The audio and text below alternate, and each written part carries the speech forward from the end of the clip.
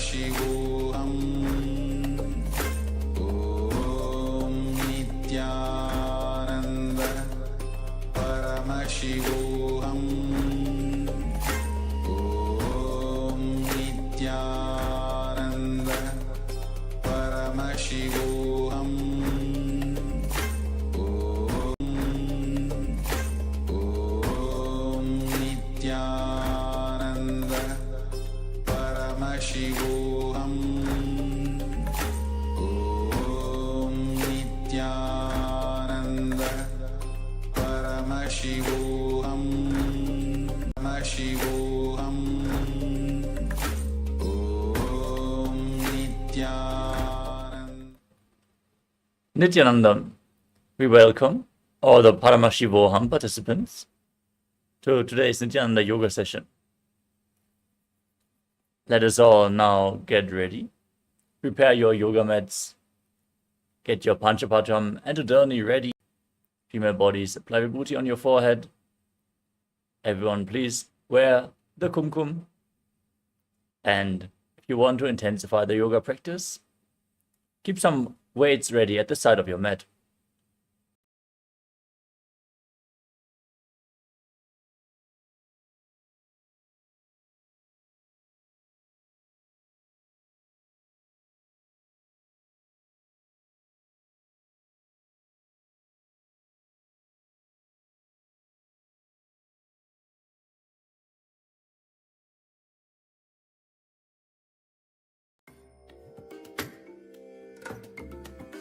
Om Nithyananda. Paramashivoham. Om Nithyananda. Paramashivoham. Namaskara mudra in front of the heart center. Close your eyes, take a deep breath. Visualize Swamiji in your inner space as we open this session with the Sadguru Vandanam.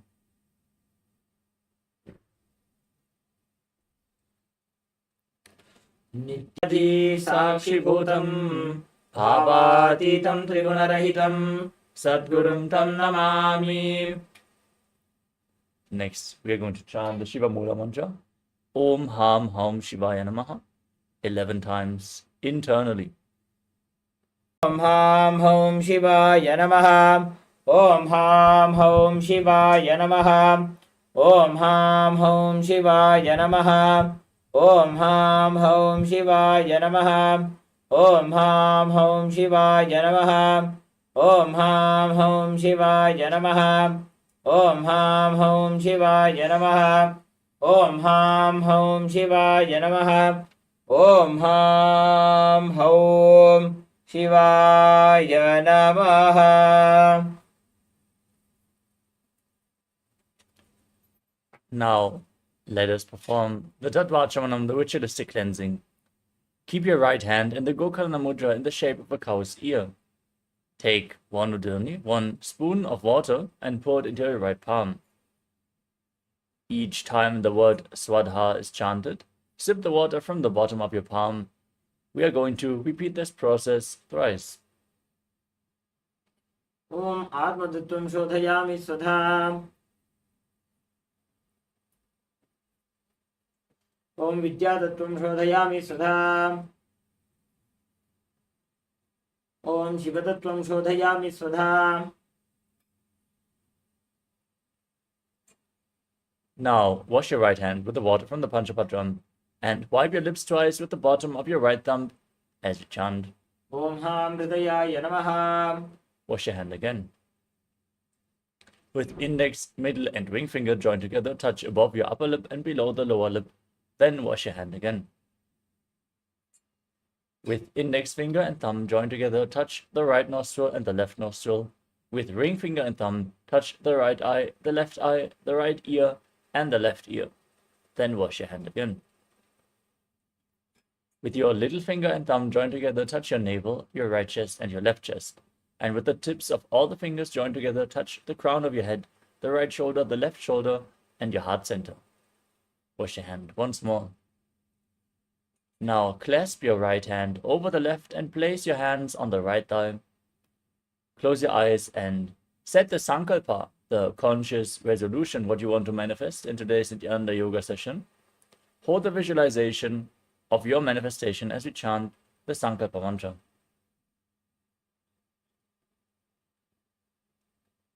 Om Mamopatta Samasta Duridakshayadvara Bhagavat Shri Nithyananda Paramashiva Prityartam Shri Nithyanandeshwari Paramashiva Shakti Sameta Shri Nithyanandeshwara Paramashiva Prityartam Adya Purvakta Evam Guna Visheshena Vishishtayam Asyam Shubhdito Purna Arogya Yukta Dridagatra Yoga Sharira Siddhyartam Paramashiva Shakti Avishkaranartham Nithyananda Yoga Abhyasam Karishye. Now wash your right hand once more as we chant. Om Avaupasprishyam. Please keep the Panchapatram and the Dhoni aside, out of harm's way, so we can safely enter into the yoga practice. Let us briefly cover the 12 components of KAILASA Nithyananda Yoga. The first component is asana, the physical postures, aligning your physical body to the cosmic geometry, aligning your body to Paramashiva.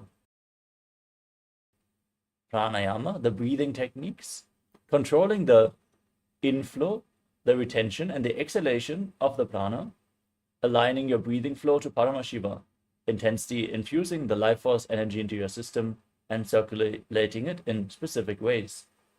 Mudra, the energy circuits performed by aligning your fingers, your limbs, and various other body parts, depending on the mudra, awakening the non-mechanical parts of the brain and preventing the retained prana from seeping out of the system.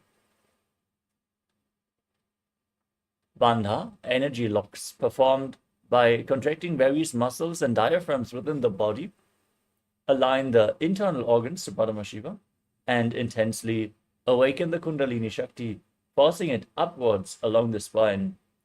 The bandhas we are going to perform are of three kinds. The Mula Bandha, the root lock, where you contract your perineal floor and pull it up. The Uddiyana Bandha, the stomach lock, contracting the stomach muscles above and below the navel and pulling it in and up towards the spine. And the Jalandhara Bandha, the throat lock, where you tuck your chin to the chest and internally lock your throat muscles, thus locking the throat. Together performed, they make Mahamudra Bandha. You can see the bandhas projected at the side, on the left side, in various different colors, respective of the bandhas. Karanas are the sacred dance postures as preserved in the various temples throughout India, carved in stone, frozen in time. Performing karanas, the synchronous movements of the limbs, awakens an intense breathing flow, intensifying the prana uptake, and aligning your body movements to the cosmic body movements. Visualization is where you align your thinking to Paramashiva by visualizing various animals, sages, gods, and other living beings, which will make you manifest the essence of the asanas more intensely and manifest the power of Mano Shakti, the power of thought. Japa is the internal repetition of certain mantras. We are going to project japas in the bottom left corner of the screen. Please internally repeat the japa again and again and visualize the japa rotating around your throat in a circular way throughout the yoga practice. Chanting, the external chanting of mantras, is going to be performed by our Acharya, who is going to chant the scripture references for all the asanas, giving the Sanskrit instructions and providing the high energy space for all the participants. As your aura opens up during the yoga practice, we are holding your bodies in the highest possible energy space by chanting the words of Mahadeva himself. Weightlifting. Bodybuilding is a spiritual practice as per the Supreme Pontiff of Hinduism. So we included weightlifting into KAILASA Nithyananda Yoga, intensely awakening the Kundalini Shakti and intensifying the yoga practice whenever required. So keep some weights at the side, and whenever you feel ready, lift the weights during the yoga practice. The next component is mandala, the visual representation of the gods and goddesses. In the background of our acharyas, you can see the Shri Yantra being projected, which is a representation of all the gods and goddesses. If you gaze at the yantra intensely, but gently, like you would look at a rose, you reflect the cosmic energies into your system and intensely awaken your Kundalini Shakti. Abharana, the sacred Rudraksha jewelry, functions as a spiritual battery. Once charged up, it keeps you in the high energy space for a long time. So make sure you're wearing Rudraksha beads on your physical body at any given time. Finally, there is Aushadha, the sacred alchemy products and plant medicines. Applied on your skin or ingested, they infuse prana into your system externally. We are applying the vibhuti, like you can see on our acharyas, on 16 places all over the body if you're a male body, and on your forehead if you're a female body. In this place, you want to remind all the male participants to please remove your upper cloth, for yoga is a ritual, so all the male bodies are required to remove their upper cloth. With all the components covered, let us now enter into the first asana of the sequence, which is Sukhasana. Now, sit straight with your head, neck, and spine in a straight line. Keep your hands in Bindu Mudra, index fingers and thumbs together. Place them on top of both the knees. Visualize Lord Shiva in your inner space as you perform the Samana Kumbhaka. Inhale deeply into your stomach. Hold your breath and visualize fire being kindled in your stomach, rising up your spine. Perform Mahamudra Bandha. Engage the root lock, the stomach lock, and the throat lock, or the three locks together. As you internally repeat the japa Soham while visualizing it rotating around your throat.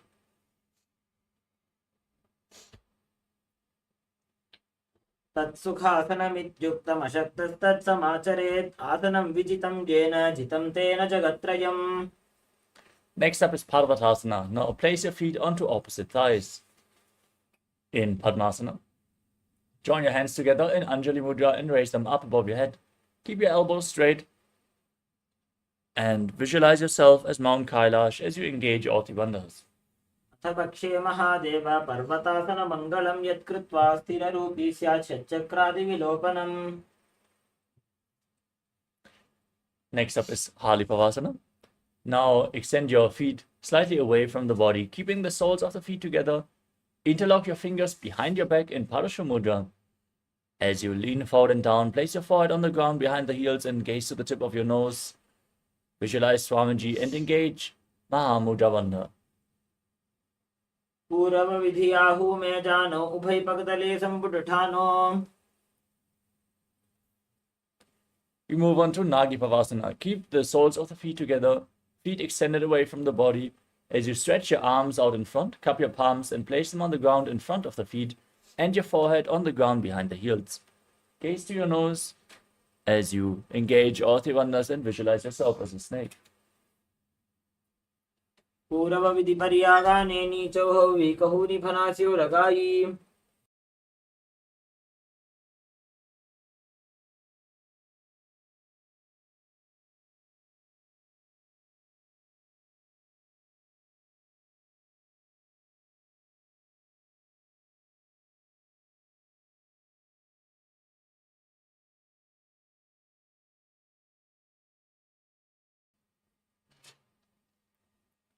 The next asana is Kokilasana.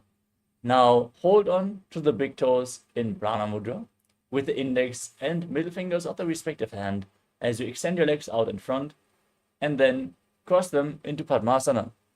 Keep holding onto the toes, lean forward and down and place your elbows on the ground as you engage all three bandhas, Mahamudra Bandha, and visualize yourself as a bird. अथान्यदासनं वक्ष्ये येन सिद्धो भवेन्नरः अकस्मात् वायुसञ्चारं कोकिलाख्यासनेन च. We move on to Nithyananda. Now stack your knees and ankles and Hold opposite elbows in front of your body as you rotate your arms in a circular motion. Engage all the bandhas, gaze to your nose, visualize Swamiji, and after some time change the direction of the movement. घोड़ा बावा बाद की आशमा हिले सोय दक्ष चरण को बार लोता परिकुल्फ समोय. We move on to Gajasana. Now place your hands flat on the mat and push your hips up high. Then scoop your head and chest forward and down again and again as you engage the stomach lock, Uddiyana Bandha, and the root lock, Mula Bandha, and visualize yourself as an elephant. Gaja. निब्जं पादाग्रे भूमौ कृत्वा लम्बी भुजा मस्तकाग्रे निधाय. Next up is Rikshasana. From the same posture, now raise one heel and stomp the other heel down to the ground, alternatingly again and again. As you visualize yourself as a bear, keep Uddiyana Bandha and Mula Bandha engaged.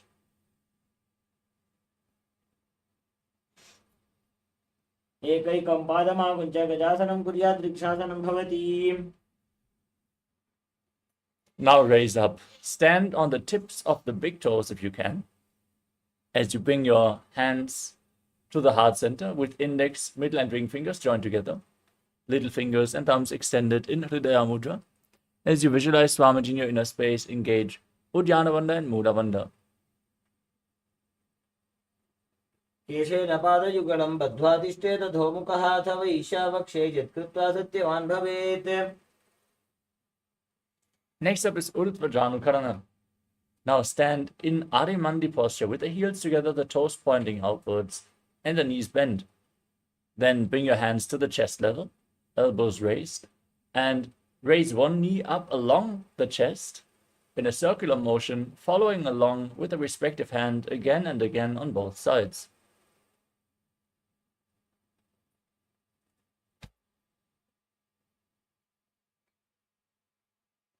The next asana is Bala Lingasana. Now interlock your fingers from the outside in Sarva Shankari Mudra. Pull one knee up towards your chest and pull it close with your hands. Engage all the bandhas and visualize yourself holding a baby.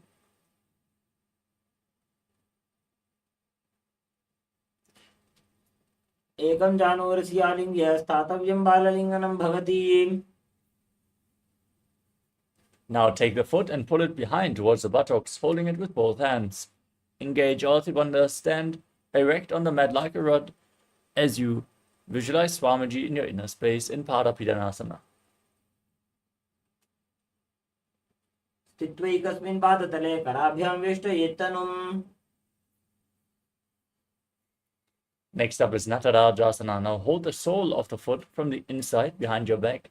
As you kick the leg back and up, lean forward and extend the front arm with the hand in Bindu Mudra, index and thumb together. Visualize yourself as Lord Nataraja as you perform the Mula Bandha, the root lock.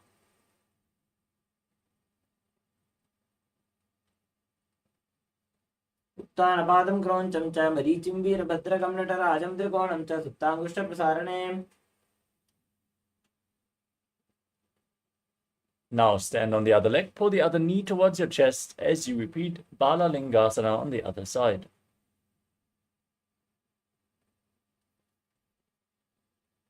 एकं जानूरस्य आलिङ्ग्य स्थातव्यं बाललिङ्गनं भवति. Now repeat Parapidanasana on the other side, pull the foot behind, stand erect on the mat, visualize Swamiji as you engage all the bandhas.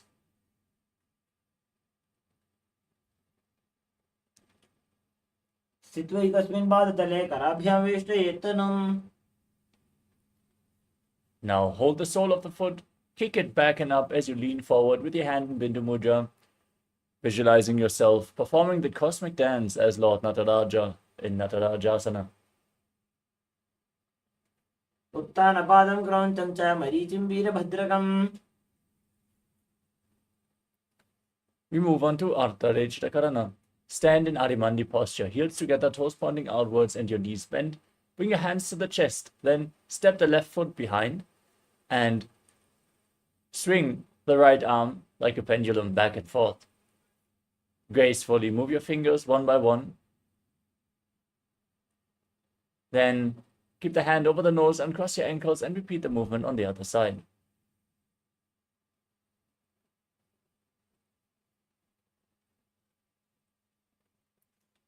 Next up is the skeleton dance. Now, visualize yourself as a skeleton as you shake your body intensely.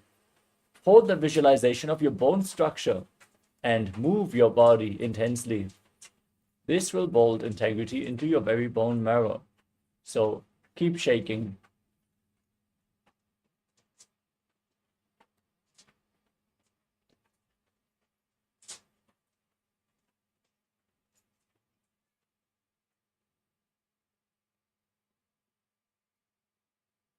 Next up is Katichinnakarana. From Adimandi position, heels together, toes pointing upward, knees bent. Raise your arms up above your head and cross them. As you open up the arms towards the side, cross them again in the center. Repeat the movement again and again.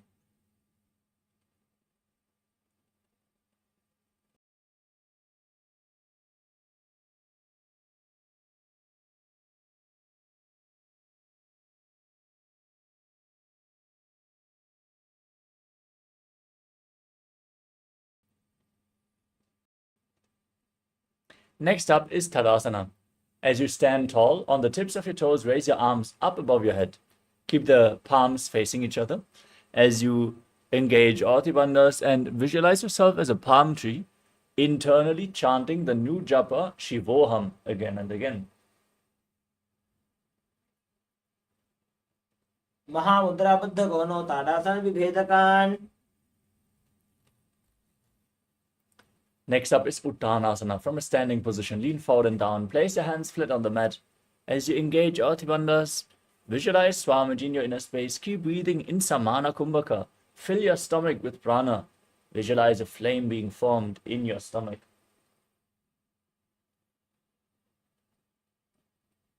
महामुद्राबद्ध कोनो ताडासन विभेदकान विनोत्तानं सदा कुर्यात् अंतर्वत्नीपतिप्रिया.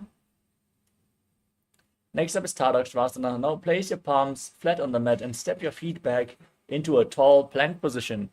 Now perform Jalandhara Bandha and Mula Bandha, throat lock and root lock, as you rotate your head from side to side and visualize Swamiji in your inner space. गजासनवस्थित्वा मस्तकं वारं वारं दक्षिणकुक्षिं सव्यकुक्षिं लजेत्. तरक्श्वासनं भवति.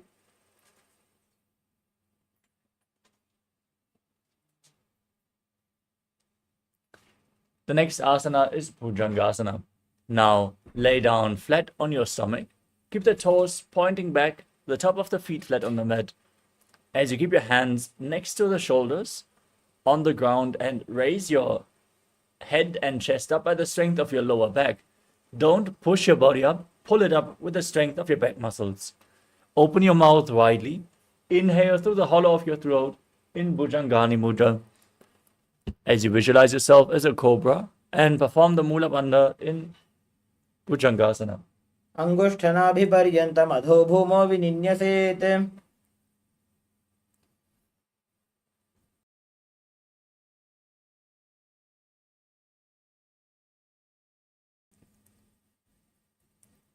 Now push your body back up into the plank position as you alternate pulling one knee in towards your chest, back and forth. Breathe calmly through your nose in Sahajra Kumbhaka. Lead the prana along the spine as you visualize Swamiji and perform the Mula Bandha in Shashasana. गजासन संस्थितो जानुद्वयमाकुञ्च्य वारं वारं कर्तव्यं शशासनं भवति.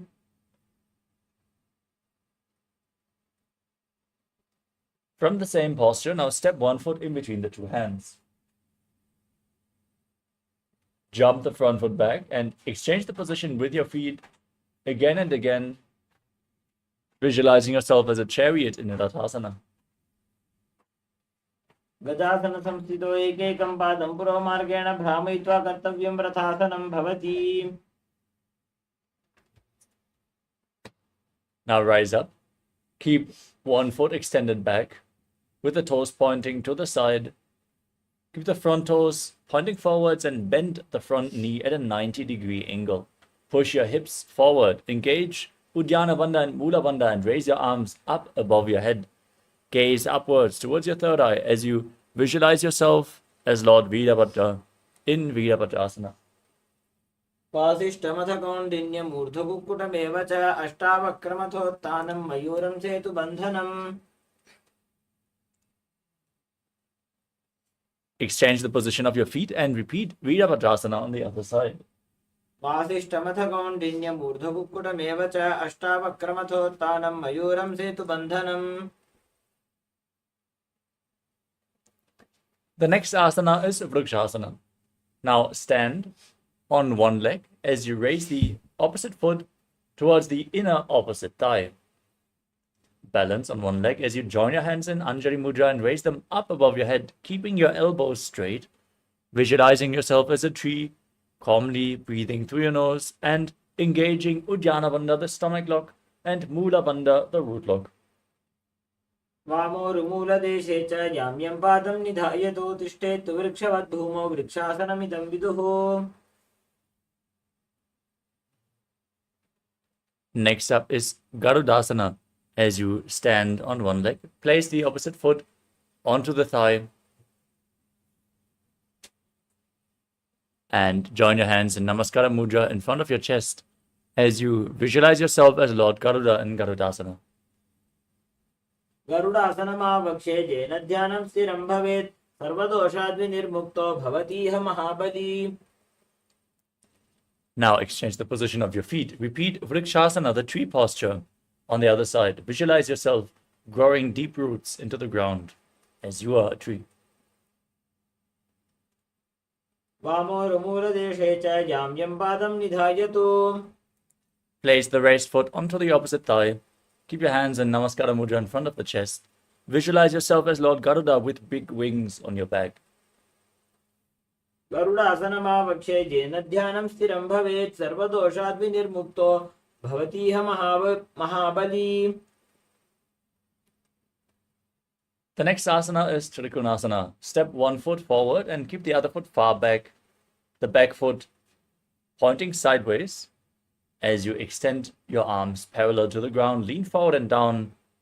Keep the hand near the foot and raise the other arm upwards. Gaze up along the arm and visualize yourself as a triangle in Trikonasana. उत्तानपादं क्रौञ्चं च मरीचिं वीरभद्रकं नटराजं त्रिकोणं च सुप्ताङ्गुष्ठप्रसारणे. Now exchange the position of your feet and repeat Trikonasana on the other side. Lean forward and down, gaze upwards, visualize yourself as a triangle.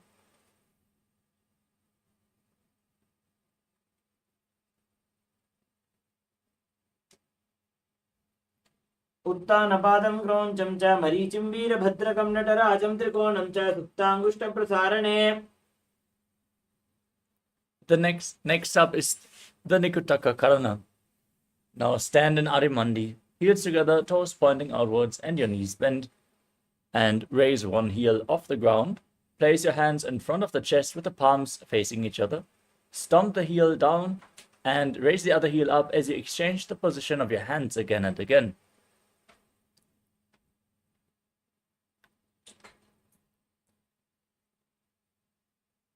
We move on to Angushtasana. Now lower your body down and sit on raised heels. Tuck your toes. Keep the knees lifted off the ground. Join together as you join your hands in Namaskara Mudra in front of your heart center. Visualize Swamiji. Engage the Mula Bandha and start buzzing like a bee on your inhalation and exhalation in Brahmari Kumbhaka as you internally chant the new japa Sadashivoham. कबन्धासनमित्याहुः गोरक्षासनमेव च अङ्गुष्ठमुष्टिकं ज्ञेयं ब्रह्मप्रासादितं तथा. From Angushtasana, extend one leg forward. Keep your hands at the side, fingertips just touching the ground with the palms facing forward in Vara Mudra. Visualize Swamiji in your inner space and keep buzzing like a bee in Saurasana. प्रसार्य एकं पादतलं संस्थाप्य त्वेकपादकम्. From Saurasana, lean forward and down, hold onto the big toe of the front foot and hold the back heel with the other hand if you can. Balance in this posture Visualize Swamiji in your inner space and perform the Mula Bandha. गुरुस्थितो पादमेकं प्रसाद्य तत्पादाग्रं संस्पृशेत् तत्करेण. Now, exchange the position of your feet, stretch the other leg forward, keep the hands at the sides, palms facing forward. Repeat Saurasana as you visualize Swamiji in your inner space. प्रसार्य एकं पादतलं संस्थाप्य त्वेकपादकम्. Lean forward and down, hold onto the big toe of the front foot and the back heel. Repeat Vidunanasana on the other side. गुरुस्थितो पादमेकं प्रसाद्य तत्पादाग्रं संस्पृशेत् तत्करेण. The next asana is Brahmajalankushasana. Step the front foot back in, sit on raised heels and keep your knees off the ground, spread wide apart.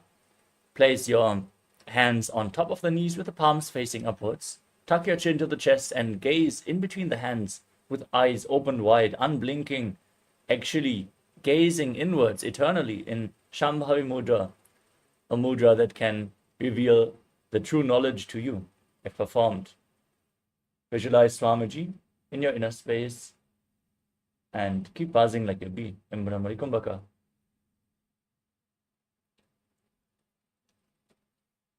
दो भरा पानी होए वैसे एड़ी दो गुदानी वैसे.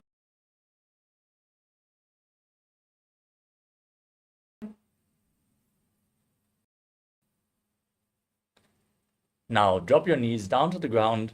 Keep the toes tucked, sit on raised heels. Keep your hands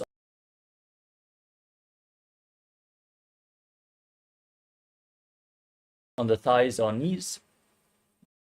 Gaze to the tip of your nose. Engage Uddiyana Bandha and Mula Bandha, stomach and root lock, as you visualize yourself as Sage Kapila Muni, the founder of the Mahanirvani Pita, in Kapilasana.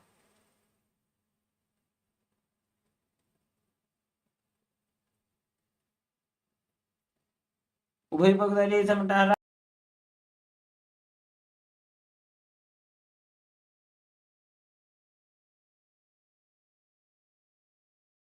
The Bandha to the Mula Bandha and your visualization to Swamiji.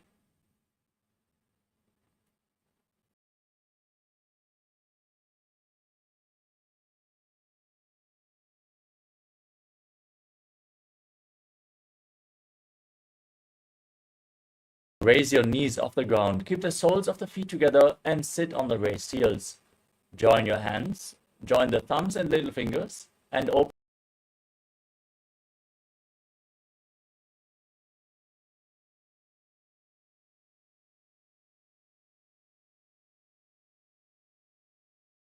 Bandha and Mula Bandha and Suryasana. एड़ी दो गुदातली.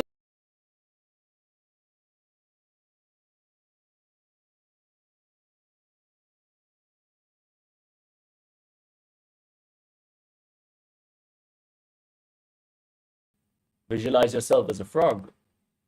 Press your frog tongue against the palate of your mouth in Manduki Mudra.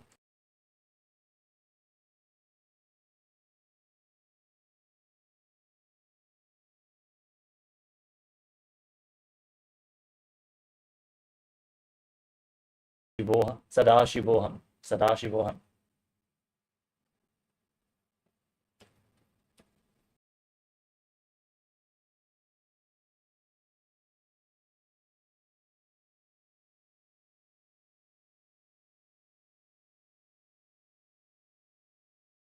Them behind your back on opposite shoulders. Keep your elbows as close to the head as possible.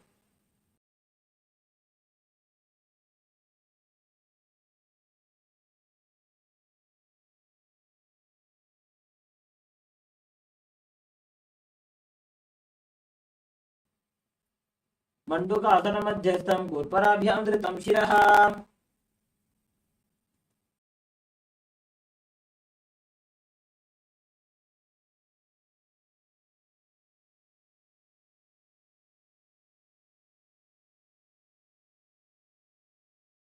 Again and again, as you visualize yourself as a fierce lion in Simhasana.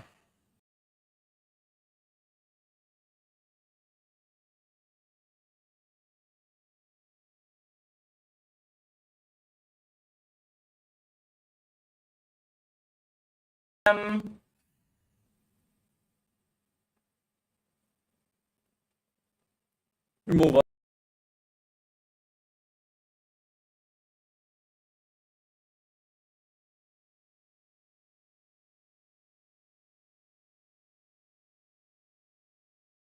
on to the big toes in Prana Mudra, index and middle fingers together.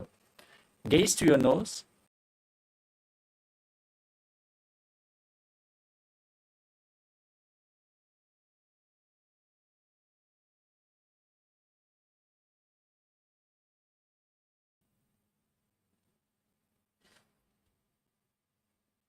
गुरुभौ चमृषणस्याधो विक्रमेण समाहि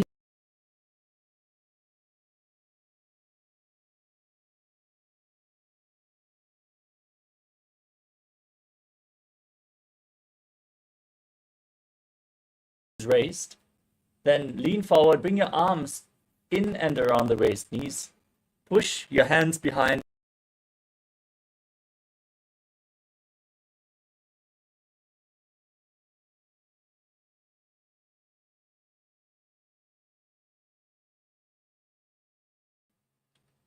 प्रथमे वेश उपगुणठाने दो हाथ पगम बीच आने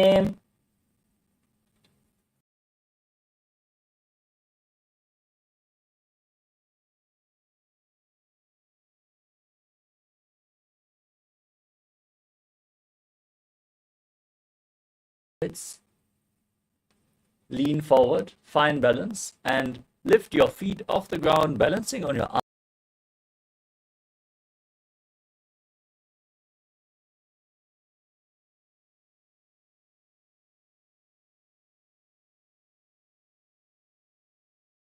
Knees on your arms, bring your forehead to the ground, then raise your legs completely.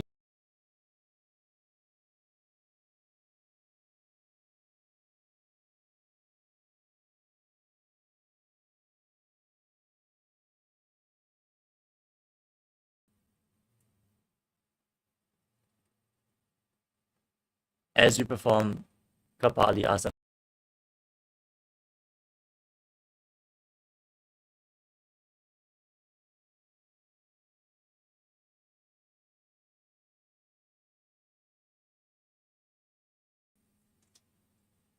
Sit in a squatting posture with your hands flat on the ground and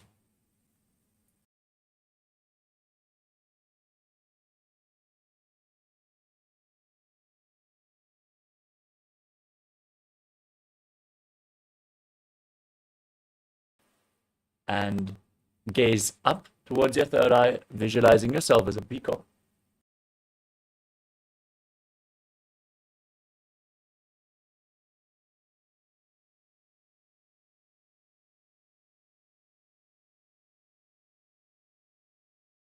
Kumbhaka, as you visualize yourself as a beautiful peacock in Parshvamayurasana on the other side.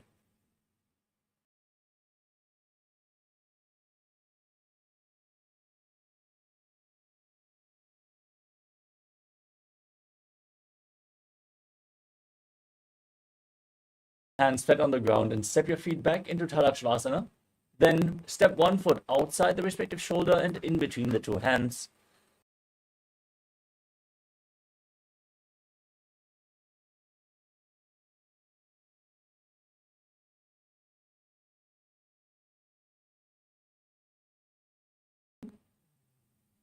Now exchange the position of your feet. Set the other foot in between the two hands. Visualize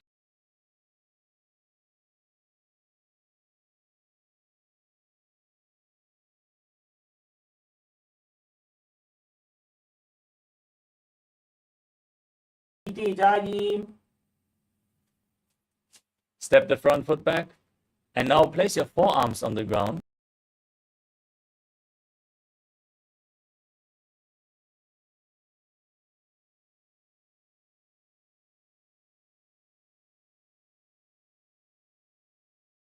Mula Bandha in Unmukha Pitasana. भून्यस्थो जानुनि हस्तो चतुष्पदमवाङ्मुखम्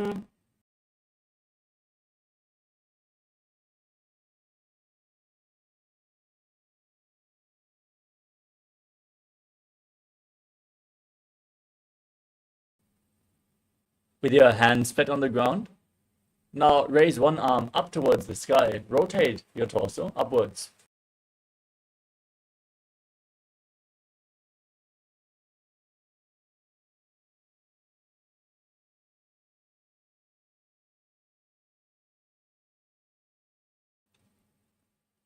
भून्यस्तौ जानुनीहस्तौ चतुष्पदमो वाङ्मुखम्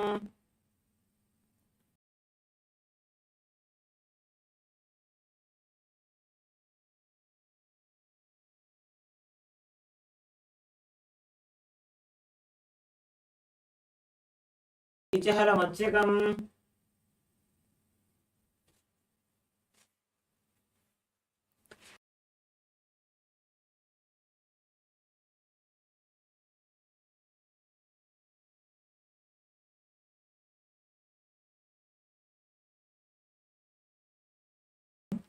Exhale all the way. Engage Jalandhara, the throat lock, and Moolavandha, the root lock.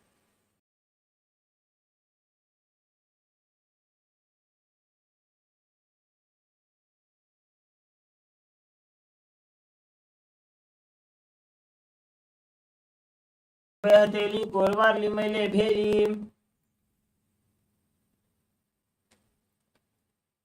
We move on to Paschimottanasana.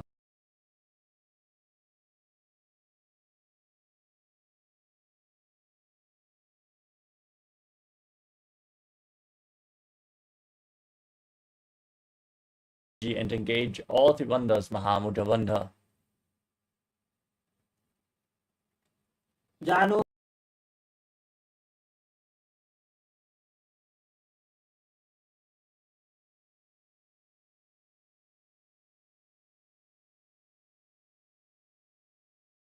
Outside of the knees as you lean forward and down as low as you can. Squeeze your body. Engage.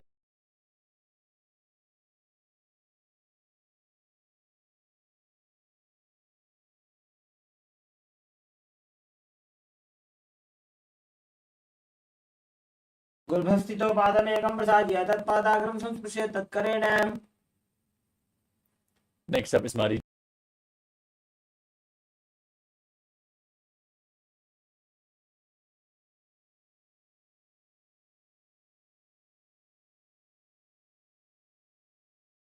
As you can as you engage the Moolavandha and visualize yourself as Sage Marichi in Marichi Asana.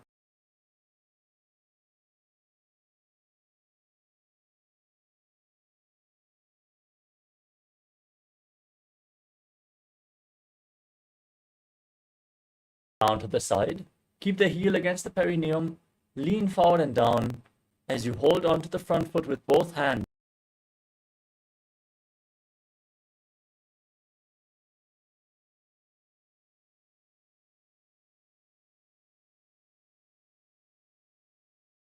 तन्त्रेऽस्मिन् मम वल्लभे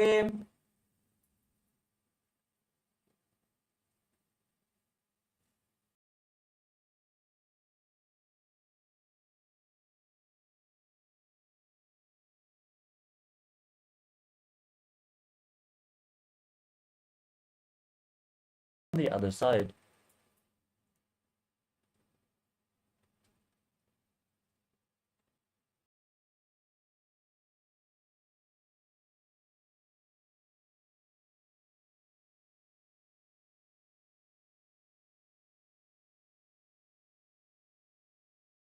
Exhale, engage all the bandhas. Visualize Swamiji in Mahamudasana.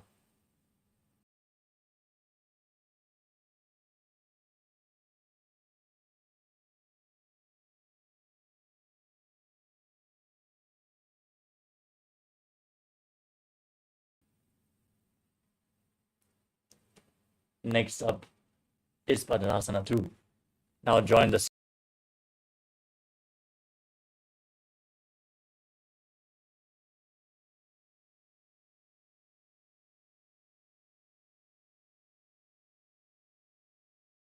visualize Swamiji and perform the Mula Bandha.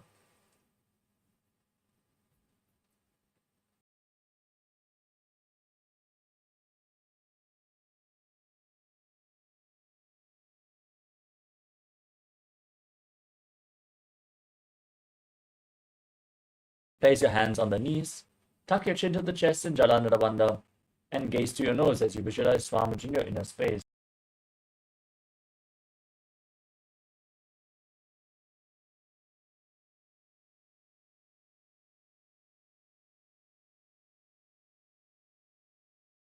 To Joni Asana. Now bring your heels back closer towards your perineum. Hold the soles of your feet and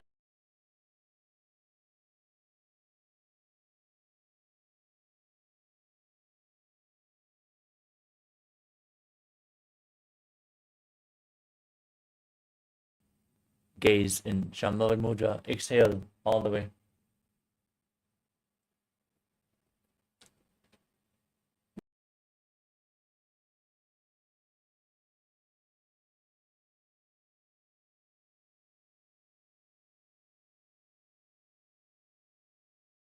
Heels together and the toes apart.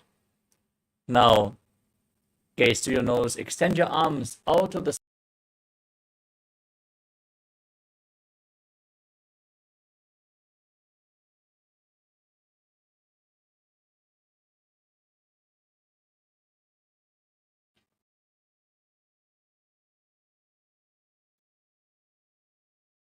ಪೂರ್ವ ವಿಧಿ ಪರಿಪಕದಲ್ಲಿ ಸಂಪುಟ ಶೋಷ ಏಡಿ milli ರಾಶಿ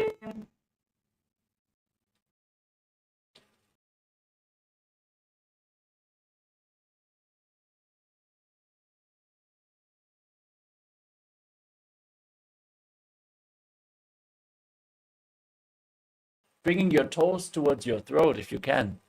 Gaze to your nose and visualize Lord Surya in your inner space.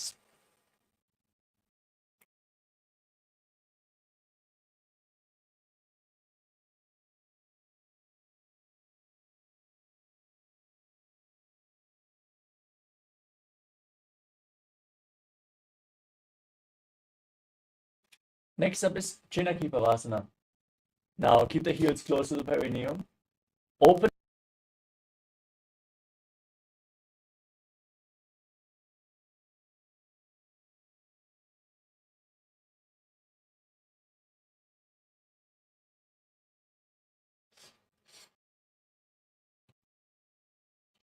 दो बगा की एड़ी धरती मगिबा में एड़े लगा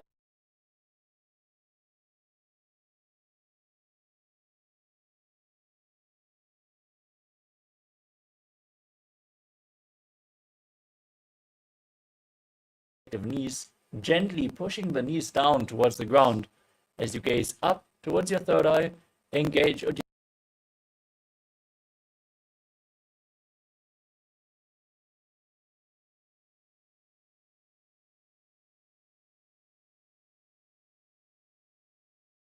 संपुट धारे आगाने करे जारे बसारे Next up is Bhairavasana.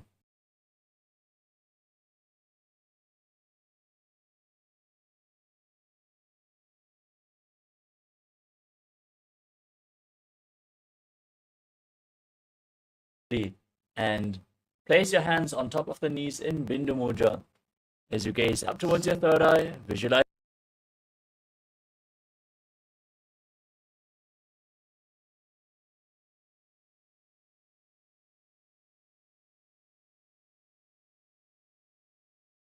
अन्योन्यं विक्रमेणोचितं शनैः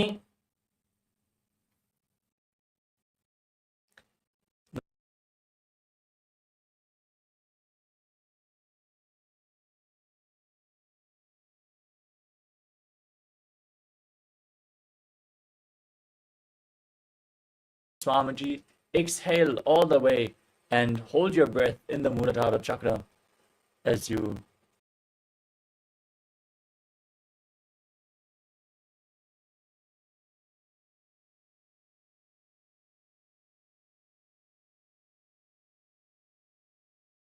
पक्षे सिद्धमन्त्रादि साधनात्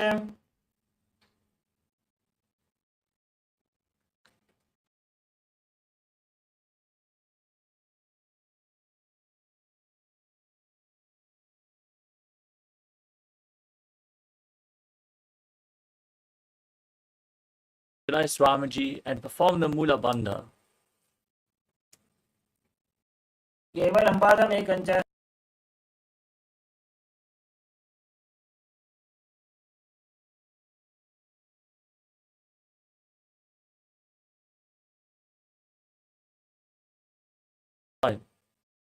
केवलं पादमेकं च स्कन्धे च आरोप्य यत्ततः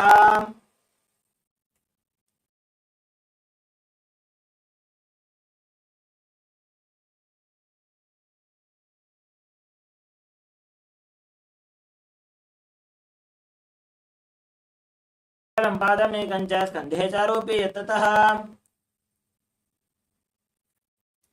Now stack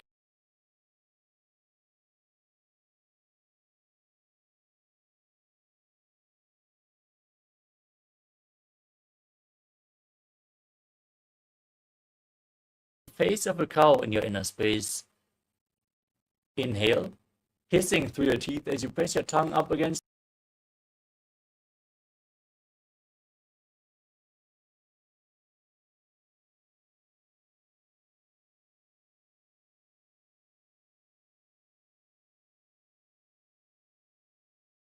संव्य दक्षिणगुल्फं तु पृष्ठपार्श्वे नियोजयेत् Maintain the same posture, but hold on to the big toes in Prana Mudra. Gaze to your nose as you visualize yourself as Rishi.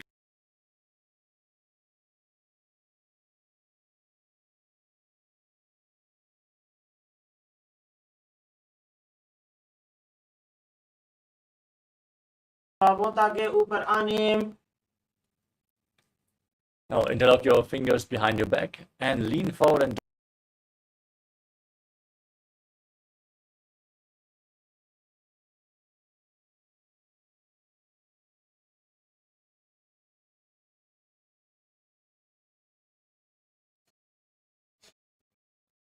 धीमना गोदा की संधि उपरीड़ा बागोड़ा की संधि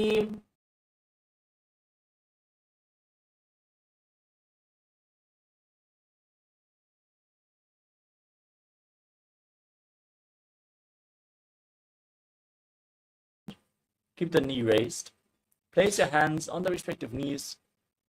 Gaze to your nose. Visualize.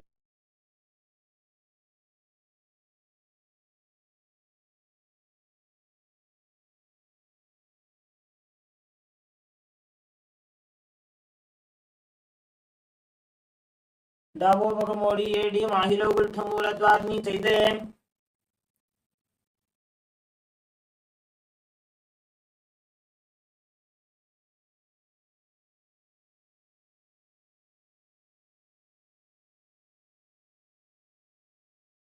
Elbows outside the raised knee. As you gaze up towards your third eye.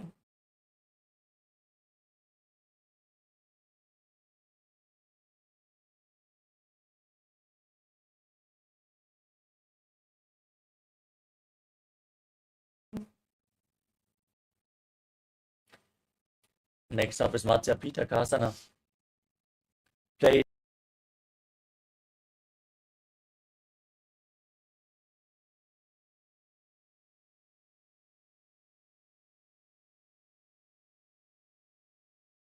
avatar of Lord Vishnu and perform the Mula Bandha.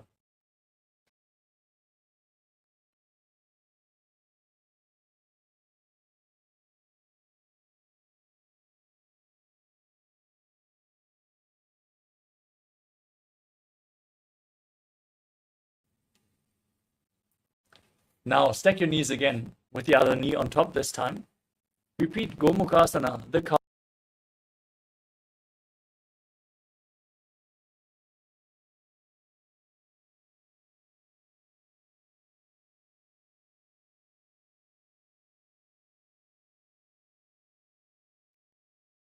संव्य दक्षिणगुल्फं तु पृष्ठपार्श्वे नियोजयेत्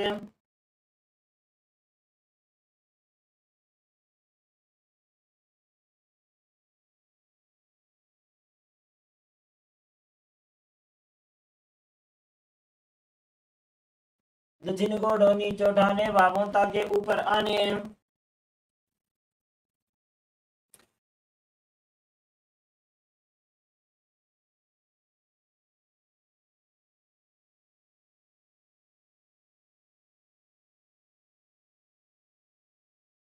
जीमना गोदा की संधि उपरीड़ा बागोड़ा की संधि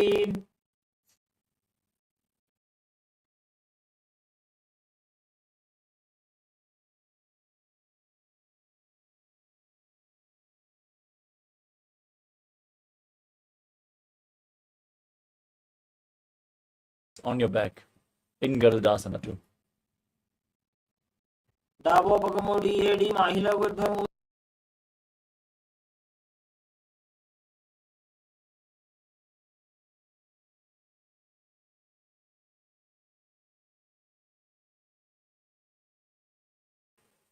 Gaze up and visualize Sage Narada in Naradasana.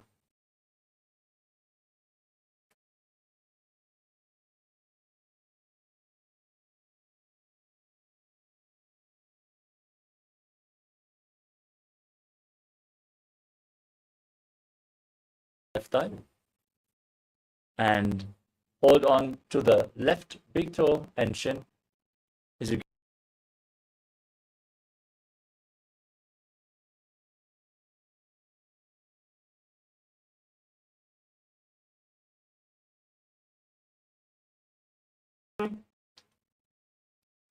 The next asana is Matsyendrasana. Now place one foot onto the opposite thigh and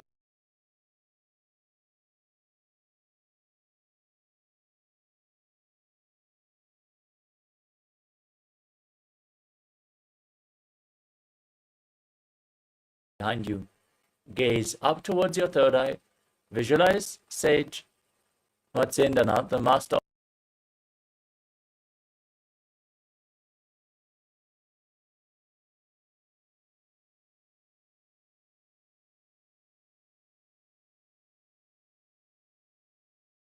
उदरं पश्चिमाभासं कृत्वा तिष्ठति यत्ततः We move on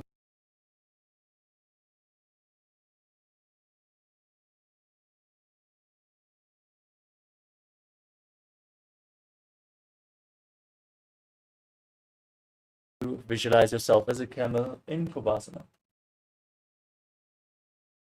आसन को गुण झोलो जाए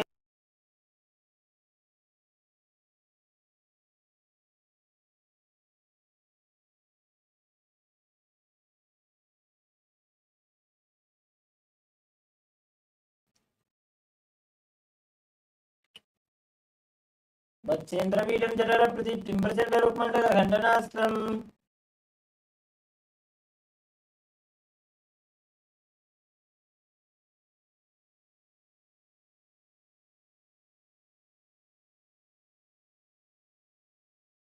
As you repeat Matsyendrasana on the other side.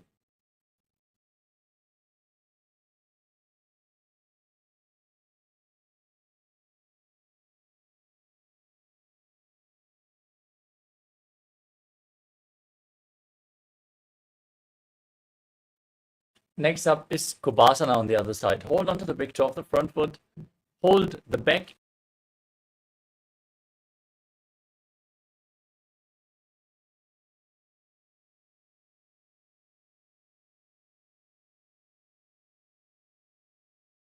body even further in Matsyendrasana 2 as you visualize Sage Matsyendranath. Gaze to your third eye as you do so.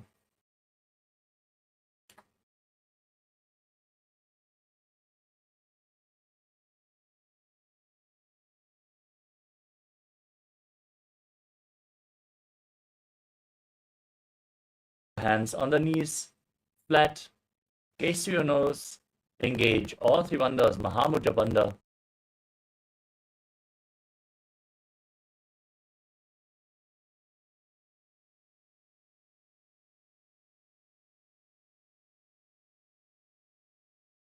Nithyananda, Mahasadashivoham. As you visualize yourself as Lord Shiva.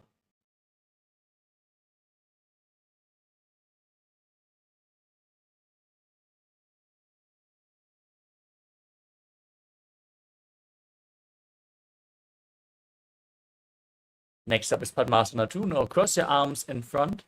Hold on to the big toes as you gaze to your nose.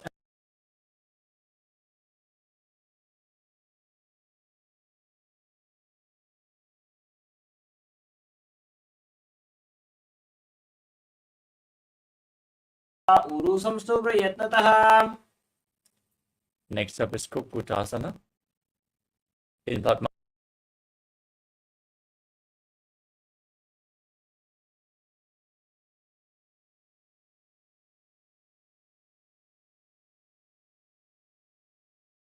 In Sahaja Kumbhaka, inhale through your nose and lead the prana along your spine as you perform the Mula Bandhan.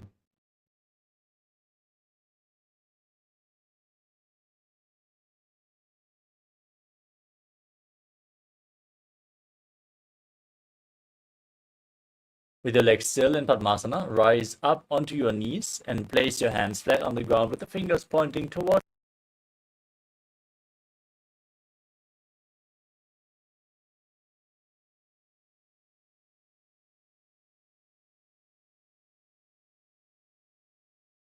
Asana. धरामोष्टमकरद्वयेन तत्कोरुपरि स्थापितानाभि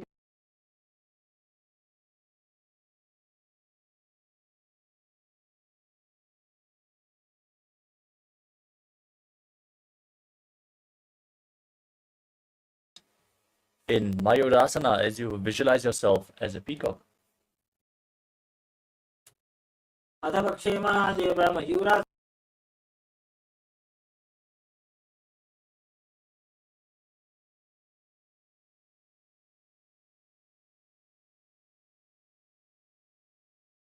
Your neck, elbows on the ground, and keep your forehead on the mat as you visualize yourself as a crocodile in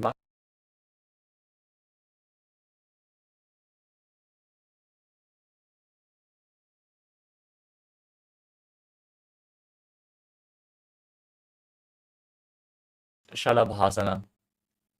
Now keep your hands next to the shoulders and raise your legs up.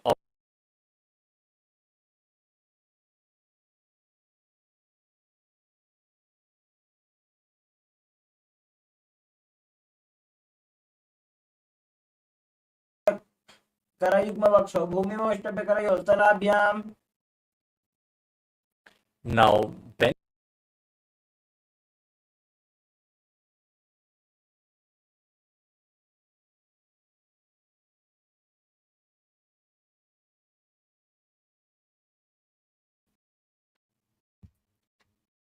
अध्यासचेते पदयुग्मव्यस्तं पृष्ठे निधायापि धृतं करा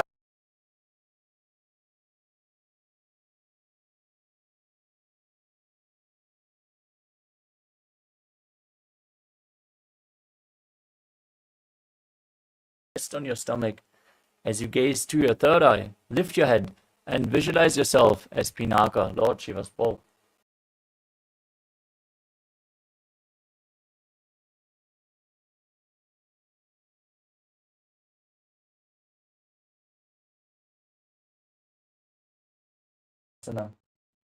Sit in a kneeling posture with your feet flat, heels outside the hip.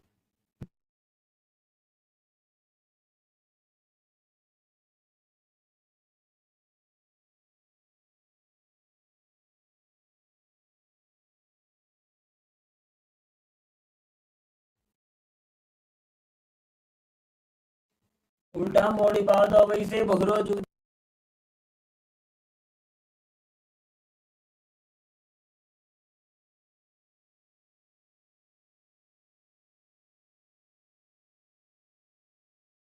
Place your head on the mat, supported with your hands. As you raise your hips, walk your feet forward, and then lift your legs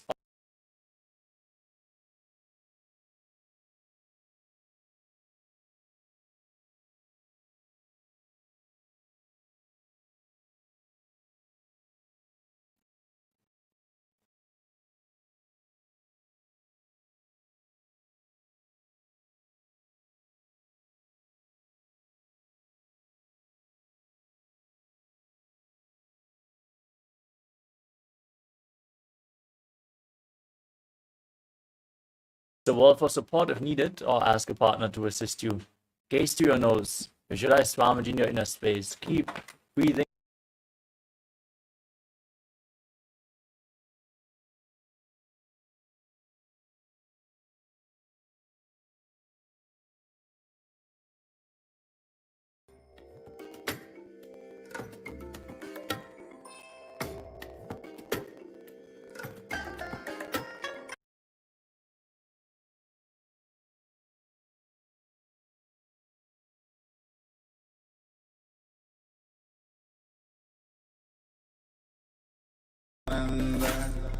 Paramashivoham. Om Nithyananda.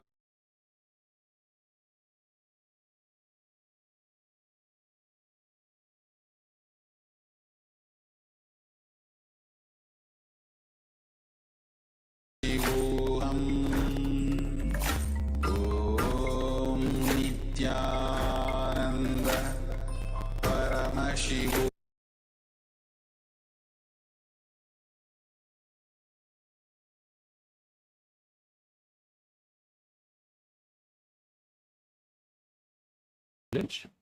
Let us now continue with the next asana of the sequence, which is Podhyasana. Sit with your legs extended forward and get ready for a sequence.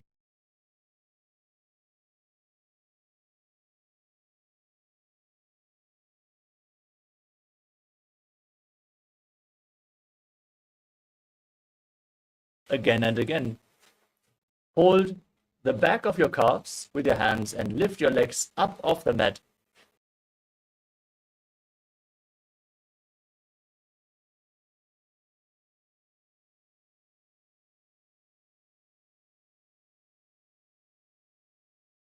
Bring your arms behind your back. Hold on to opposite shoulders as you gaze to your third eye and visualize yourself as a man.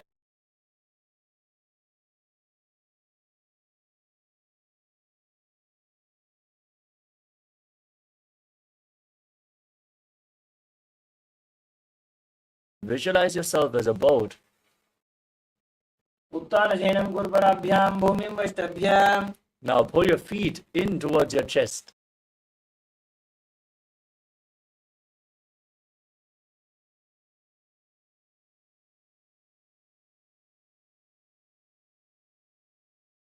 Relax. Place your feet flat on the mat and lay on your back with the knees raised. Keep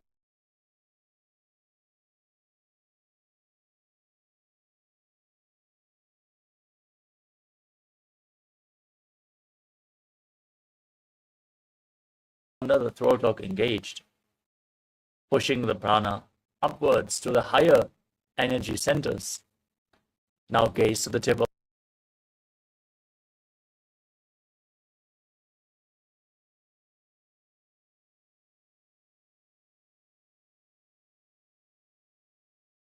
शवित्वोर्ध्वमुखं तथा उत्थाप्य हस्तौ तिष्ठेत्.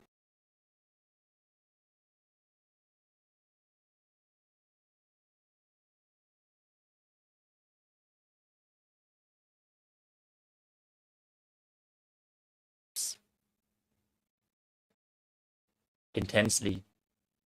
Force the Kundalini Shakti up along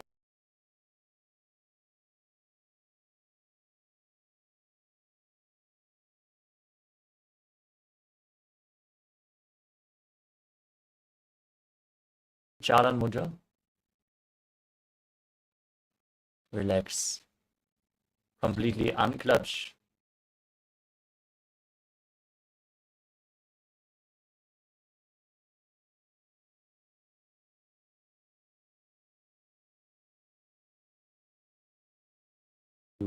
In Shivasana, as you internally chant Om Nithyananda Paramashivoham.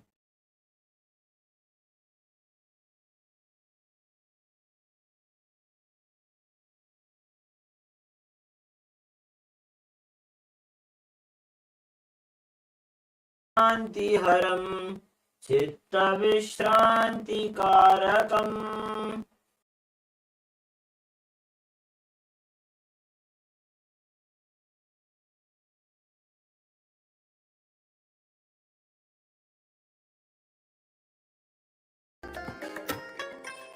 I bless you all.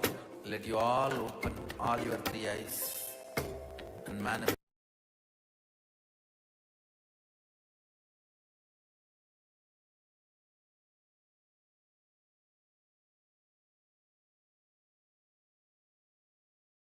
Om Nithyananda Paramashivoham.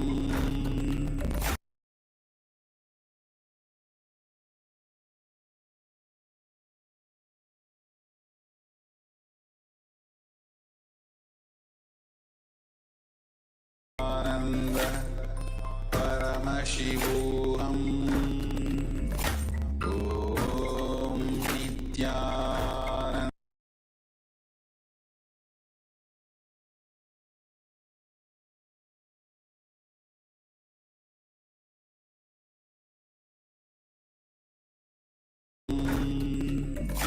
Om Nithyananda.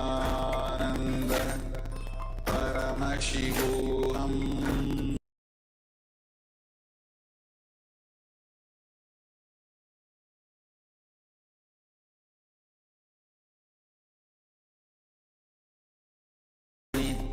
Nithyananda. Paramashivoham.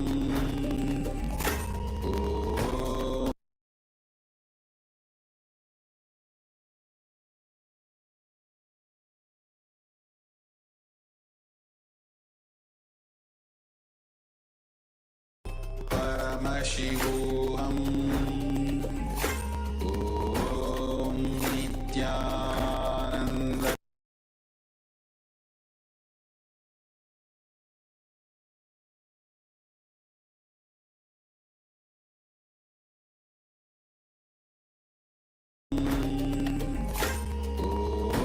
Om Nithyananda.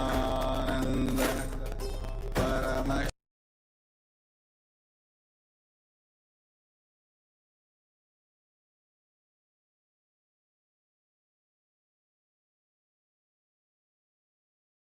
Om Nithyananda.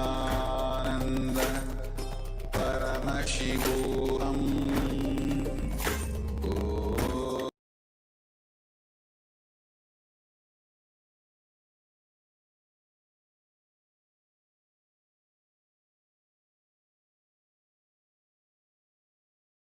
Paramashivoham. Om Nithyananda.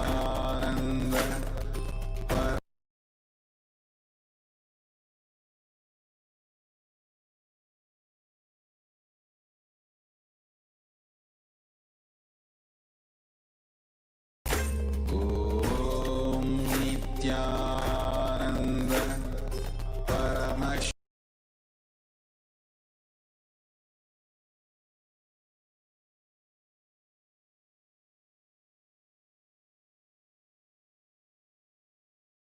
Om Nithyananda. Paramashivoham.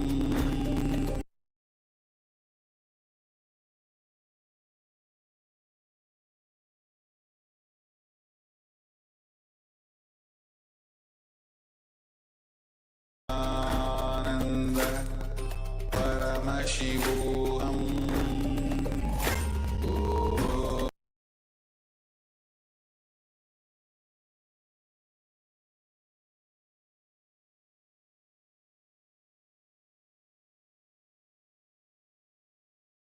Paramashivoham. Om Nithyananda.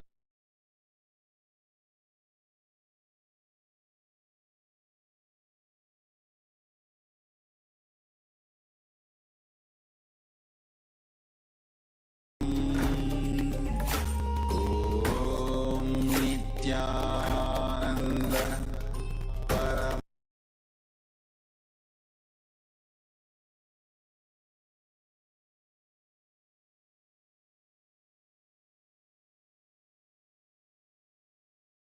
Om Nithyananda. Paramashivoham.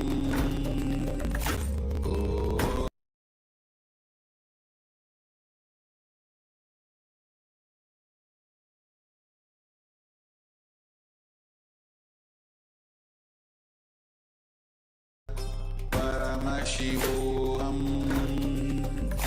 Om Nithyananda.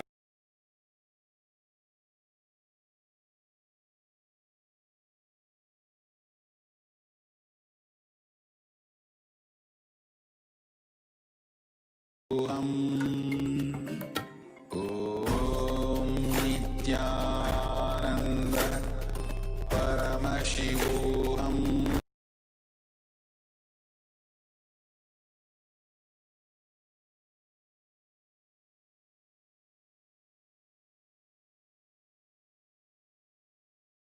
Nithyananda Paramashivoham. Now, slowly return.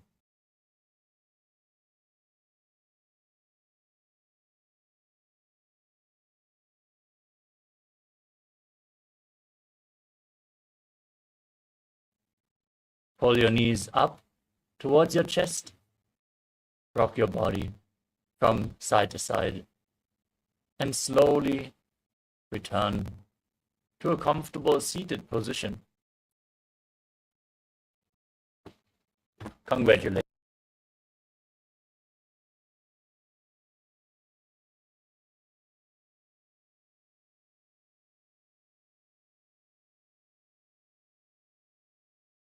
Session for the Paramashivoham level 1 participants. The next session is going to start immediately, so stay tuned.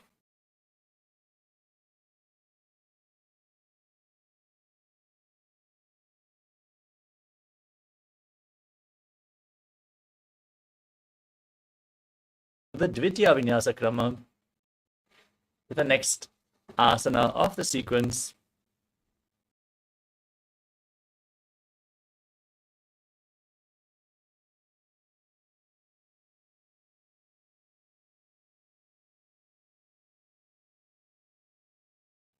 As long as it leads you to a comfortable space, keep your hands on top of the knees in Bindu Mudra.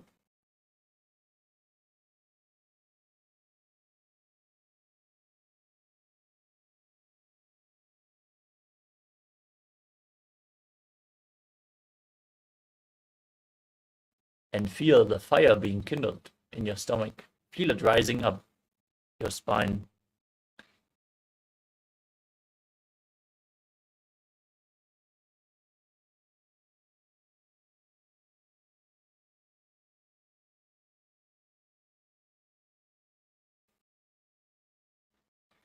पर्यङ्कं तत्समाख्यातं यतसंस्थं यथा स्थितिः. Next up is Samasana.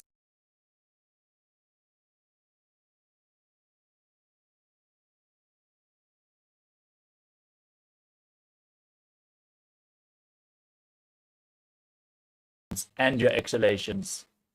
Keep breathing deeply as you visualize Swamiji in your inner space.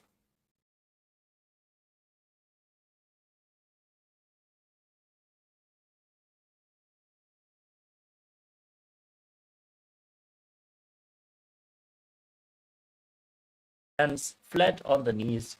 Gaze to your nose and visualize yourself as a sage liberated by the Supreme Pontiff of Hinduism.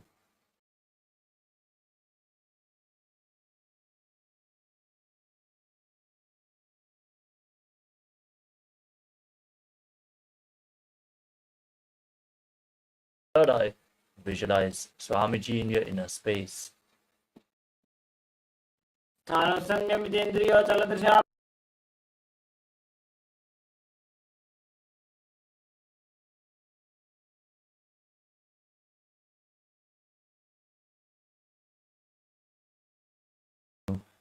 Visualize Swamiji in your inner space.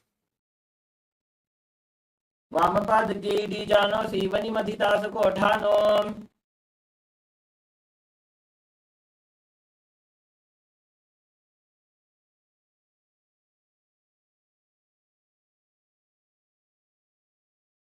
Visualize yourself as Lord Rudra. वामचरण परिदक्षिण राखे एक.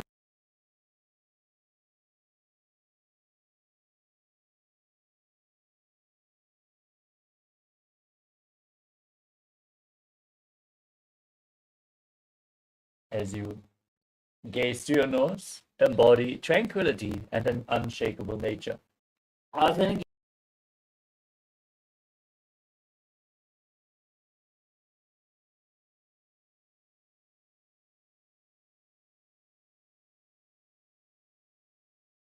Mudra resembling a closed lotus flower. As you visualize Swamiji in your inner space, keep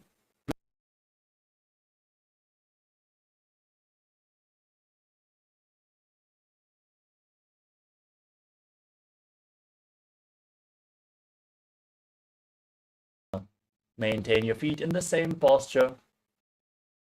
Set the sankalpa to manifest through the root.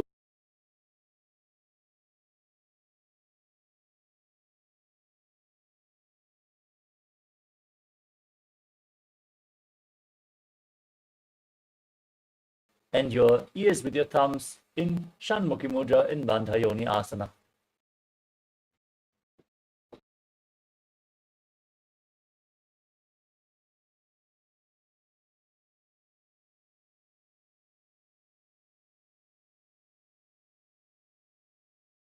Keep your hands on the knees in Bindu Mudra and embody the state and space of bravery in Virasana.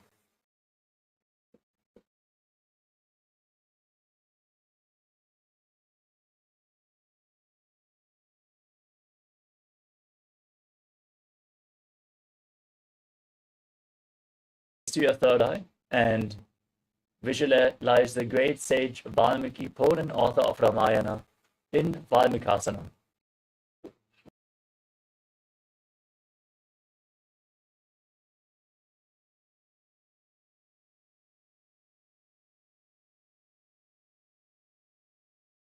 Joni Mudrasana. Now rotate your hands on top of the knees, keep them flat.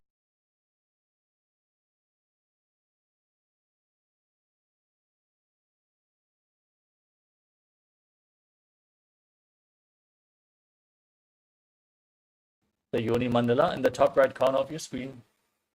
Form the Mula Bandha. Breathe deeply into your stomach.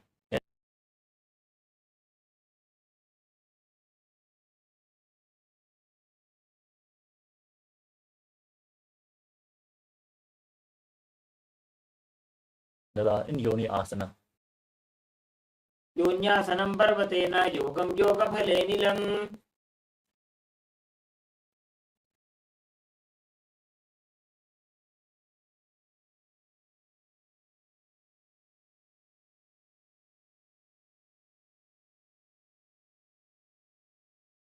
As you push your knees down to the ground, gaze to your nose and visualize Lord Virabhadra in your inner space.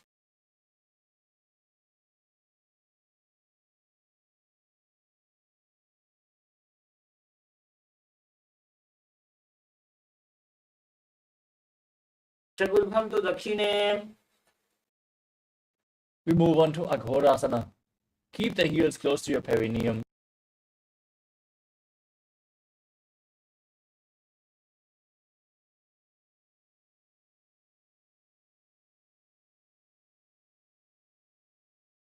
Exhale through the left nostril and inverse the breathing flow in Abhyantara.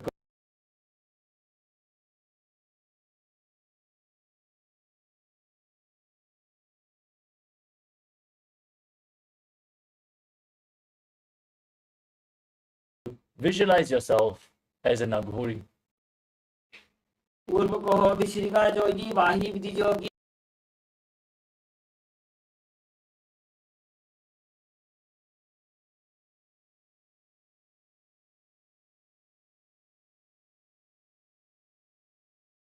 Chin on your hands, gaze to your nose, perform Uddiyana Bandha and Mula Bandha.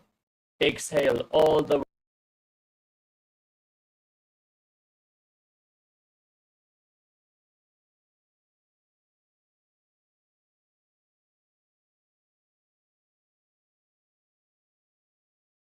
Next up is Padasana. Now sit with your knees raised, bring your arms in between the legs and interlock your fingers in front.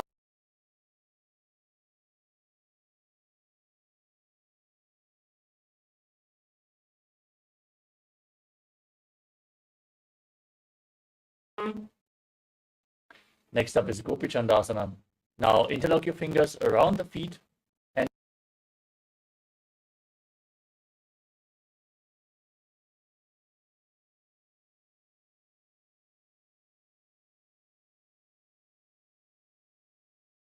उठा कंठ को पराशे. next up is Uddarasana. Now bring your arms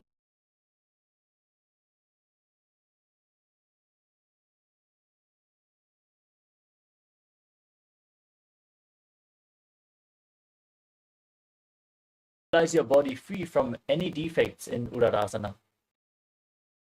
दो पगदली संपटटाने उभय हस्त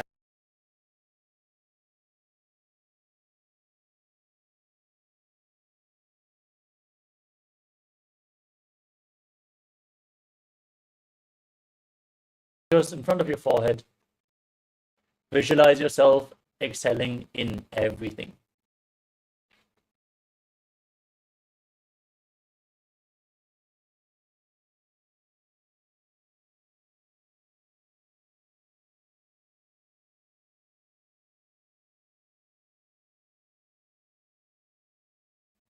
The next asana is Bhujasana.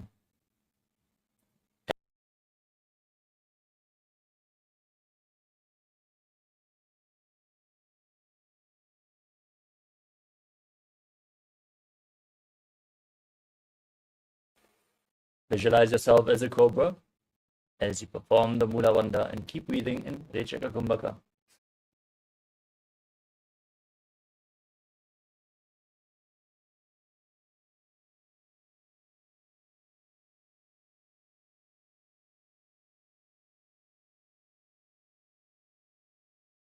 Next up is Kalyanasana.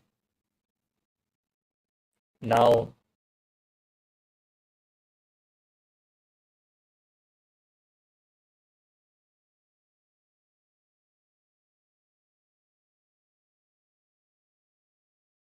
visualize yourself as a beautiful, auspicious goddess in Kalyanasana. दो हाथ पगों नीचे आने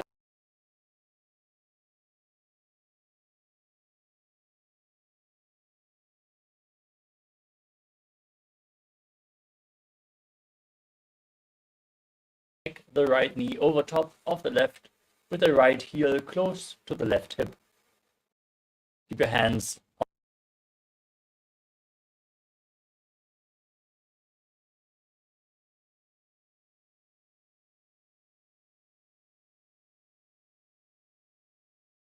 Now make an ocean-like sound with your mouth as you perform the Mula Bandha in Sankatasana.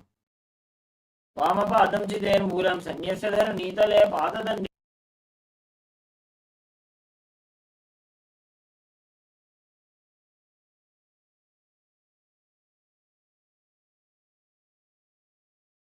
Place both hands on the top knee. As you visualize a cow in your inner space, perform Uddiyana Bandha and Mula Bandha.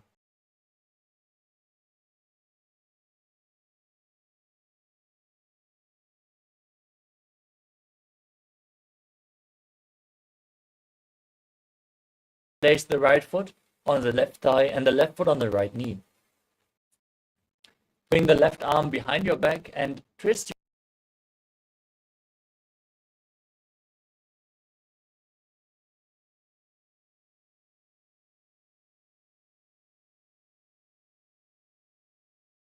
वामजङ्गबलदक्षिणदाने वामहस्तपिष्टीदिशाने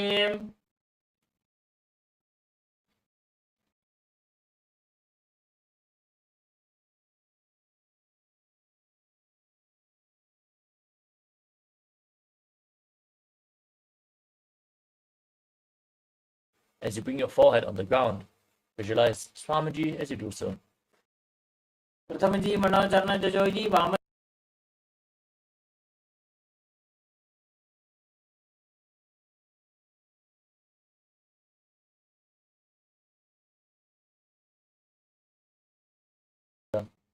As you visualize Swamiji, your Guru, in your inner space in Guru Asana. पूर्वमूले इतरपादस्य कनिष्ठिका प्रदेशकुल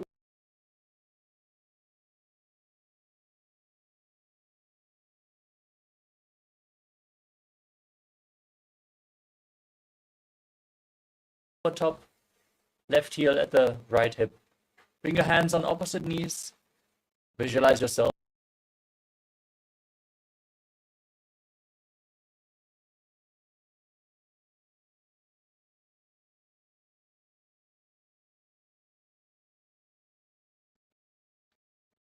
Now repeat Dhenukasana on the other side. Slide the right heel outside the hip.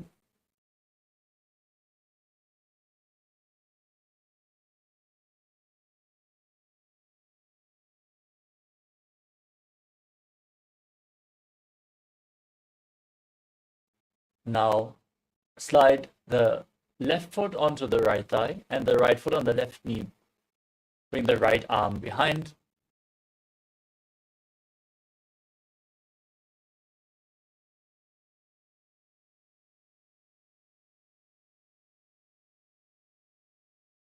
वामहस्तपिष्टेति स आने बहुरो दक्षिणपद है जोजी ताकी नलिजूप करे सोजी।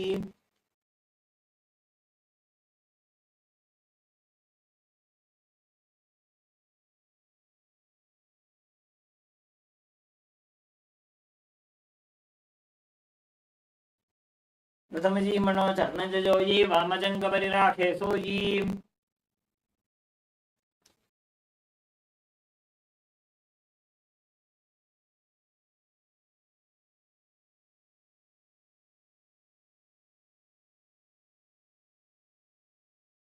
ऊर्मूलेतरपादस्य कनिष्ठिका प्रदेशगुल्फं संस्थाप्य We move on to Parshasana. Now place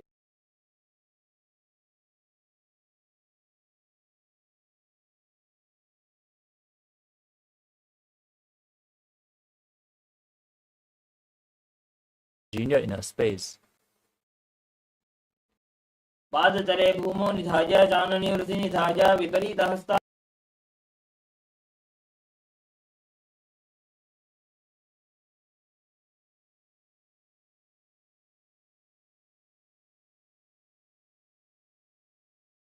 Place your chin on the knees. Keep your tongue upwards. Gaze to your nose and visualize Swamiji in your inner space.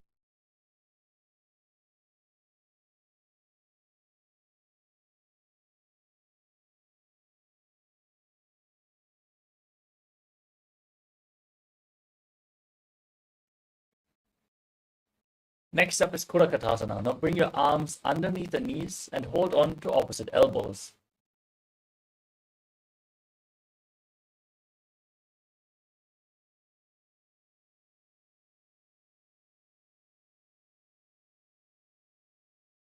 हाथ पग बाहर जावे घोड़ा नीचे ले टहरावे। Maintain the same hold.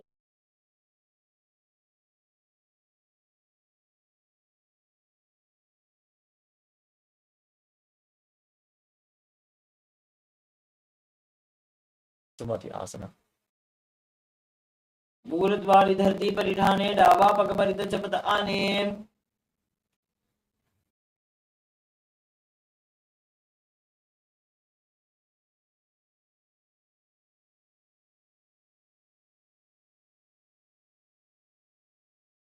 Pointing outwards. Engage all three bandhas as you gaze to your nose.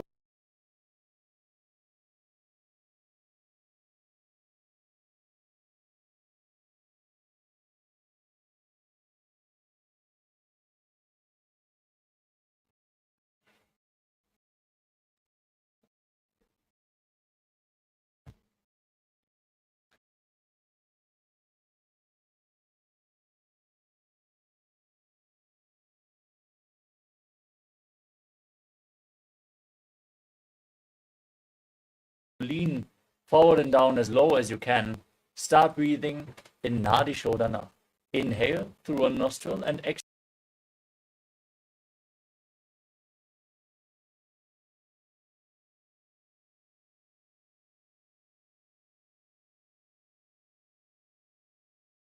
This pranayama as you visualize Swamiji in your inner space in Ardhan.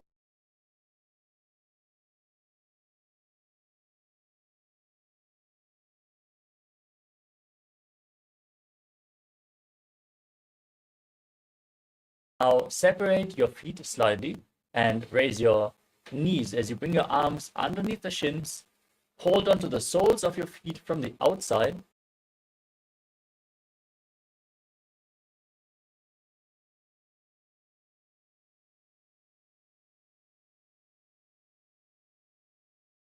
Your inhalation. प्रथम बेसी दो पाव पसारी कुछ को उर्द को बुरडो डारे।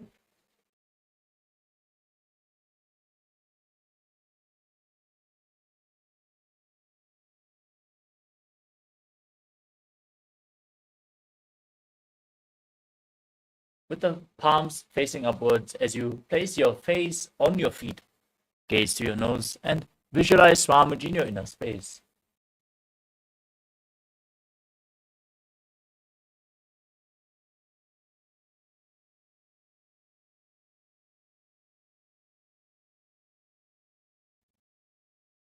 As you keep your legs extended forward, lift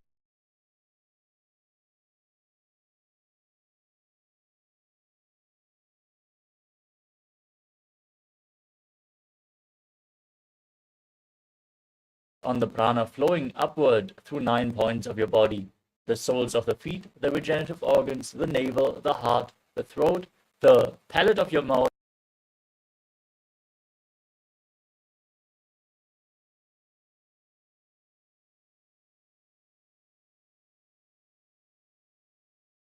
Swamiji in your inner space. पश्चिमतः नवसंस्थितिं कृत्वा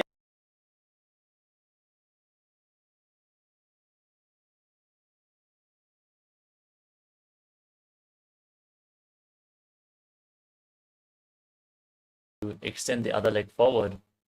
Straighten your body as you gaze to your nose and visualize yourself being infinite, endless.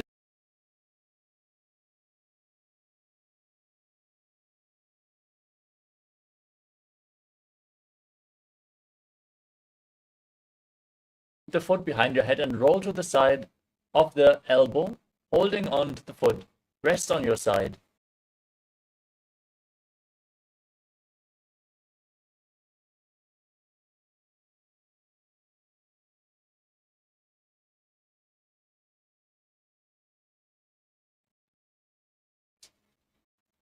Next up is Purushasana. Now lay on your back.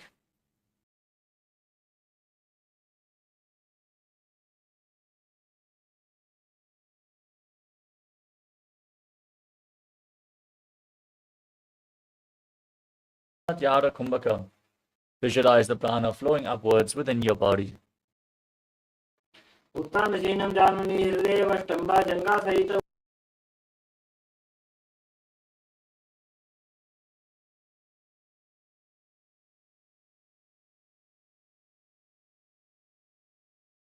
Other leg behind your neck. Lean forward and down as you hold onto the front foot. Visualize the upward flowing prana.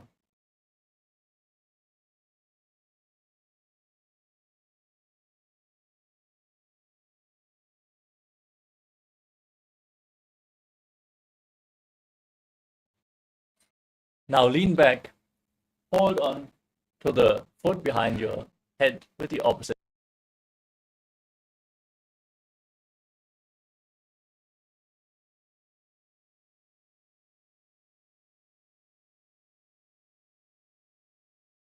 पायग्रीवाजां विन्यस्य Now roll onto the side. Rest.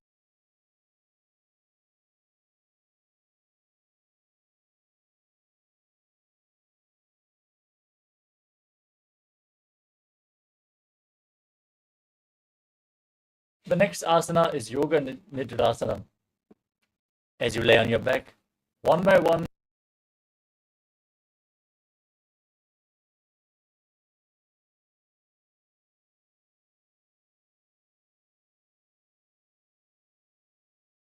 Swamiji in your inner space. पादाभ्यां वेष्टयेत् कण्ठं हस्ताभ्यां पृष्ठबन्धनं तन्मध्ये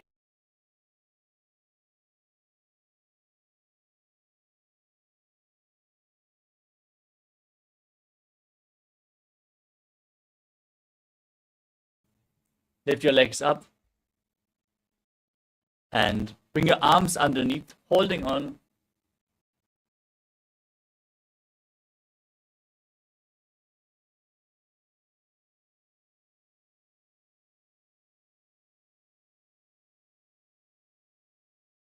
आत्माराम आसन प्रथम सूधो सोवे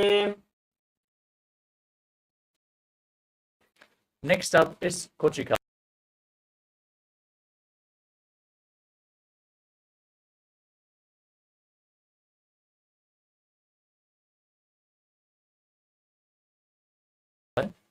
And visualize Swamiji in your inner space, still focusing on the outward flowing prana in Pratyahara Kumbhaka.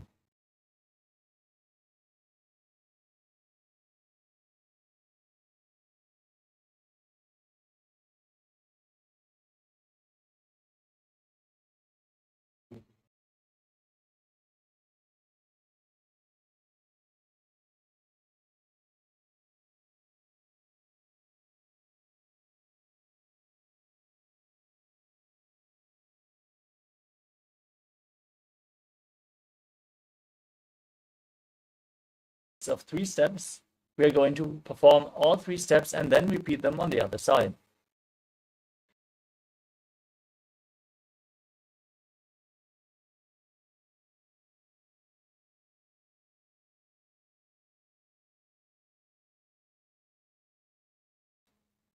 This is the neutral position. From here, drop one knee to the side and extend the other leg down.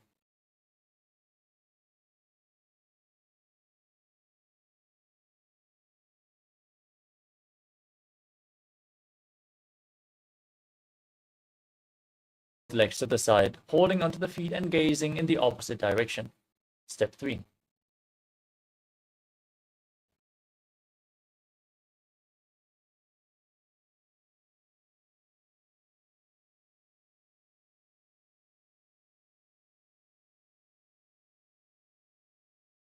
Bend both knees to the side.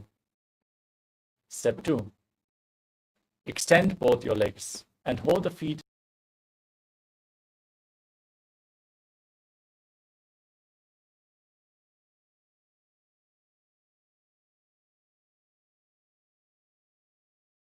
सुप्तकोणम् ऊर्ध्वकोणमथापि च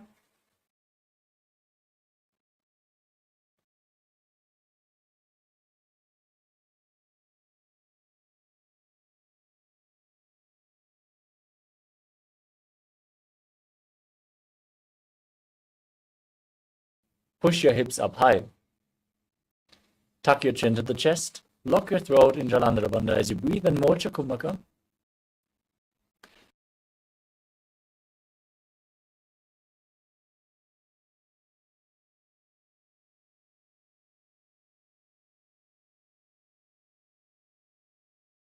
गर्भिणीनां दुर्बलानाम् इति गार्गी च गादनु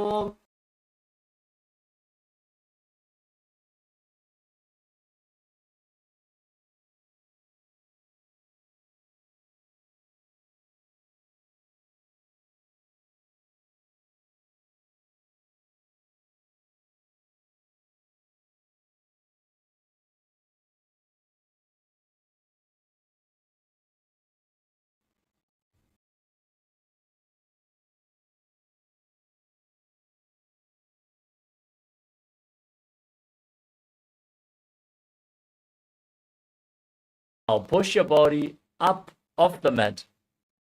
Bend your back with your hips up.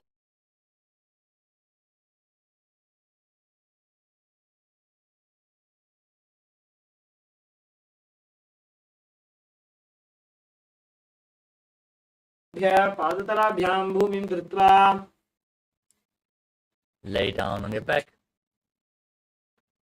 Pull your knees up towards your chest.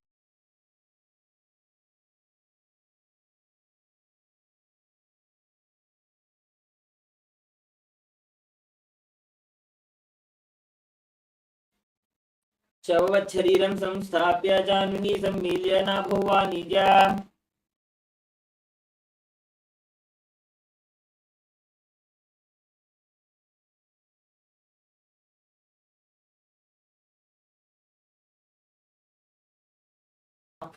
Off the ground. As you move your legs in a circular motion, visualize Swamiji in your inner space. Keep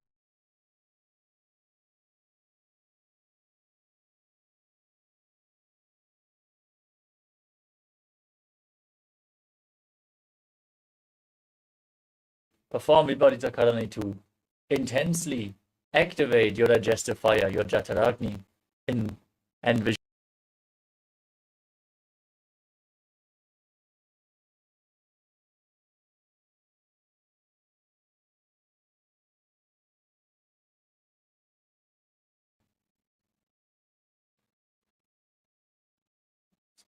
And bring your hips up to bring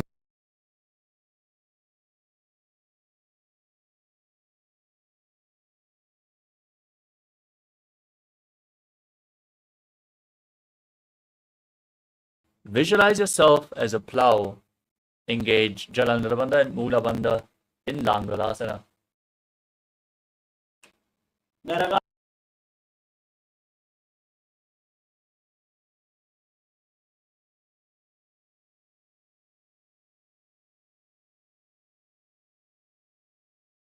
Onto your feet above your head. Maintain the same posture.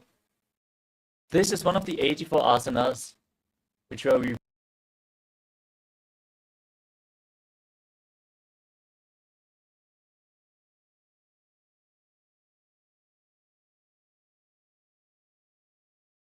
asana. तानं शयित्वात् कुर्वीत हितपश्चिमतानकम्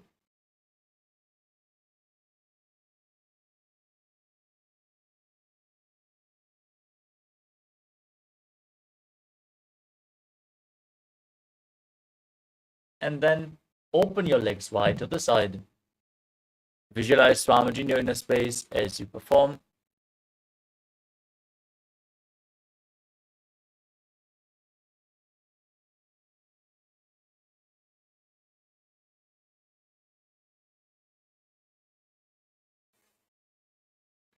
Now join your feet back together. Hold onto your ankles, keeping your arms and legs straight as you roll onto your back.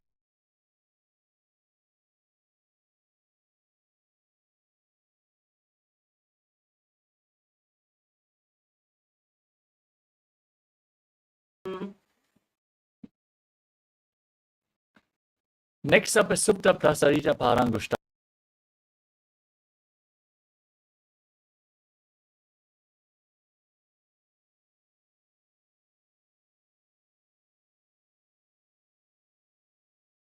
As you visualize Swamiji in your inner space, breathe in Ujjayi Pranayama.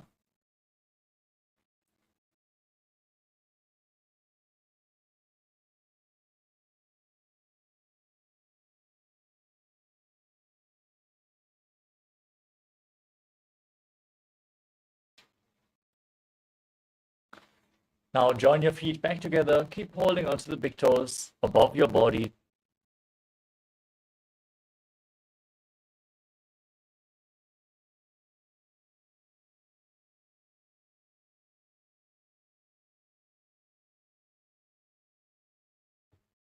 From Supta Parangushtasana, now cross your legs into Padmasana. Lay flat on your back as you raise your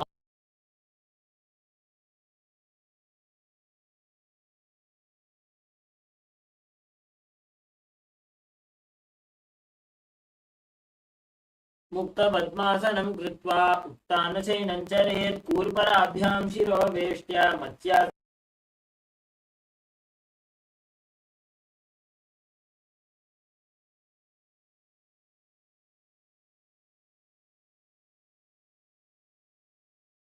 palms facing up as you gaze to your nose and visualize Lord Rama in your inner space in Parashara.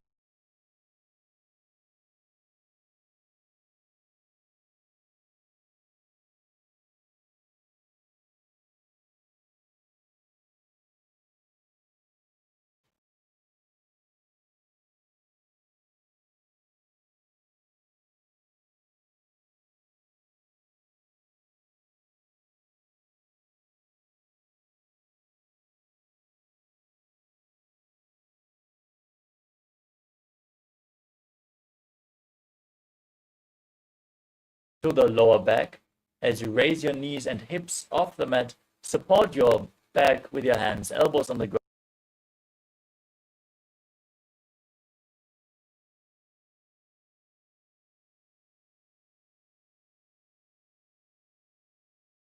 उत्तमं यत्कृत्वा योगनिपुणो विद्याभिः पण्डितो यथा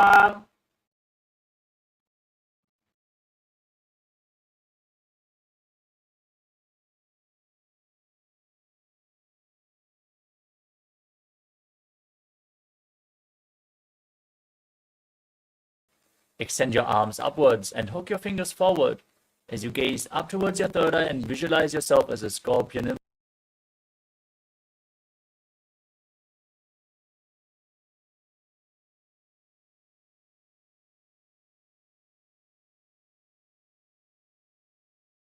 Exchange the position of your feet as you repeat Vrishikasana, the scorpion posture on the other side.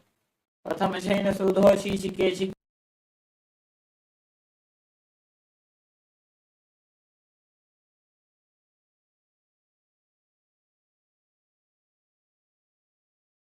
Legs off the mat and alternate, pulling one knee in towards your chest back and forth in Vrishaparakshipa.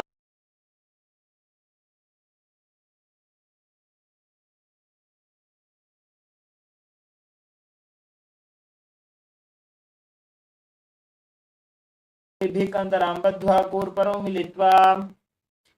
Next up is Maruttanasana. Place your palms on the ground next to your hips as you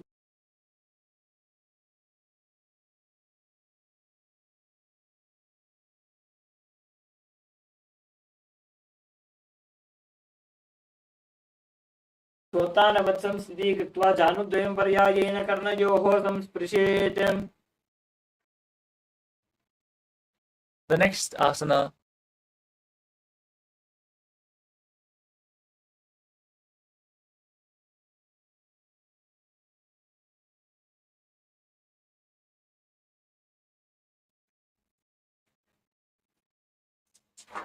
अथ उत्तानशयनं कृत्वा पादतलाभ्यां भूमिं धृत्वा उत्तिष्ठेत्. वृकासनं भवति.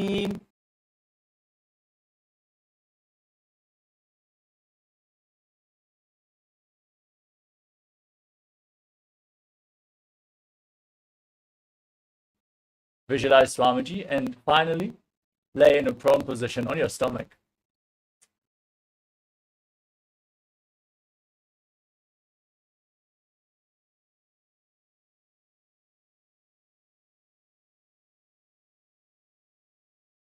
Keep your hands next to the shoulders and contract your lips, make a whistling sound while inhaling.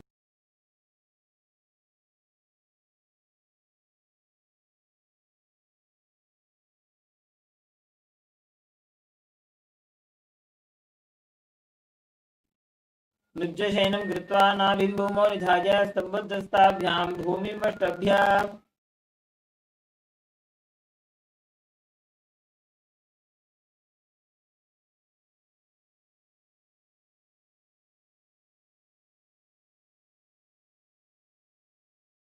Jump your feet in between the hands back and forth. Breathe in Sahadra Kumbhaka and visualize yourself transcend.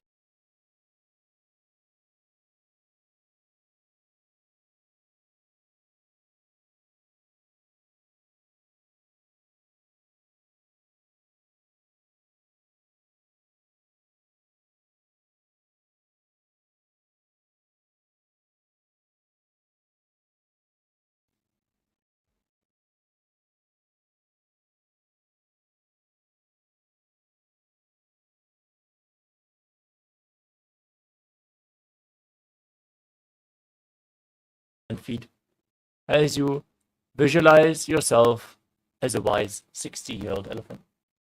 अथ च अत्यासनं वक्षे येन च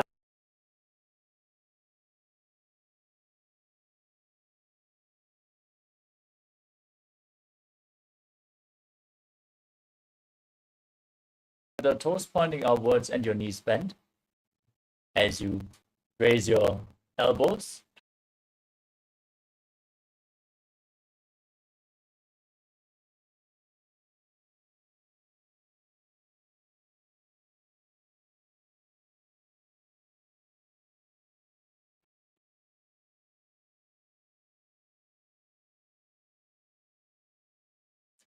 The next asana is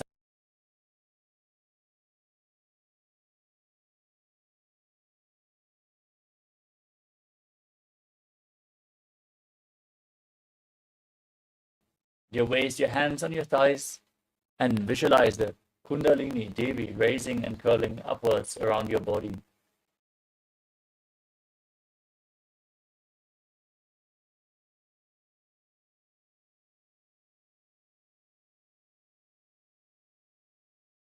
शरीरं दण्डवत् तिष्ठेत् रज्जुबन्धस्तु पादयोः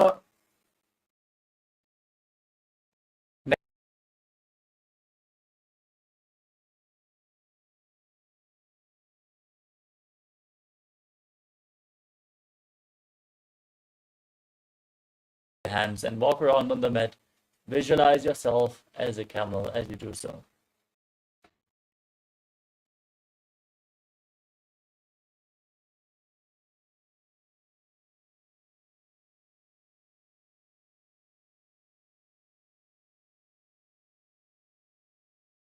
Hold your toes from the side. Walk around on the mat and visualize yourself as a horse.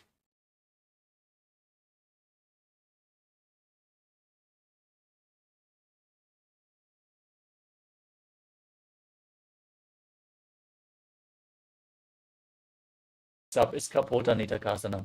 Now keep your feet together, interlock your fingers behind in Paramashivoham Mudra, and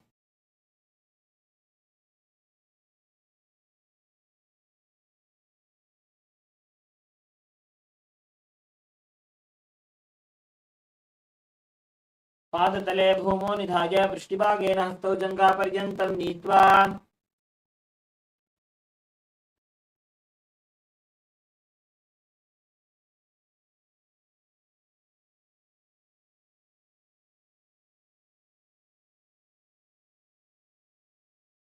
of your heart center. Bow down to one side as you open up your palms and raise the respective heel off the ground. Repeat the movement again and again.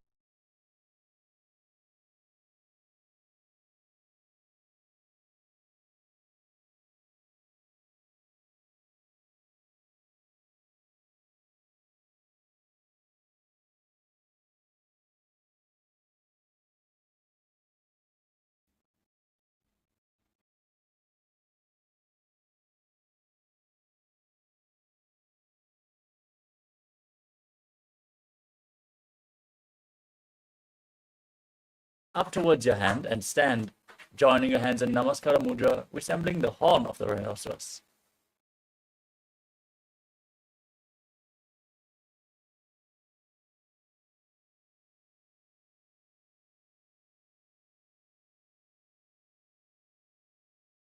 As you sit down on the ground or as low as you can, and stand back up again and again, gaze to your nose and visualize Swamiji in your inner space.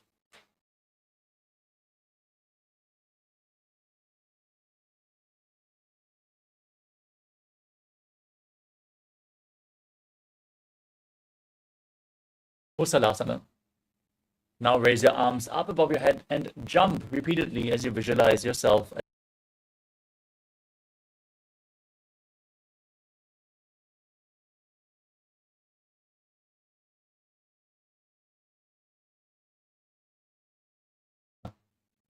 Now take one foot and pull it up towards your chest as you sit down and stand back up on the other leg. Repeat the movement on both sides.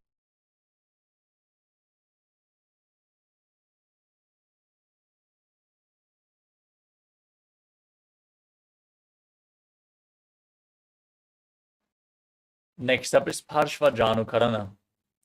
Now keep one foot pointing outward with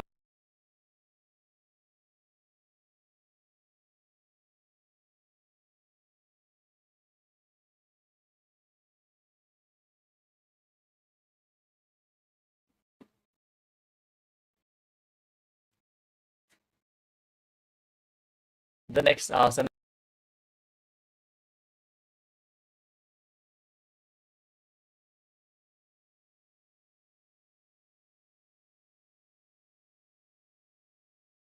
Yourself fiercely dancing as Lord Shiva. Sit down and stand back up.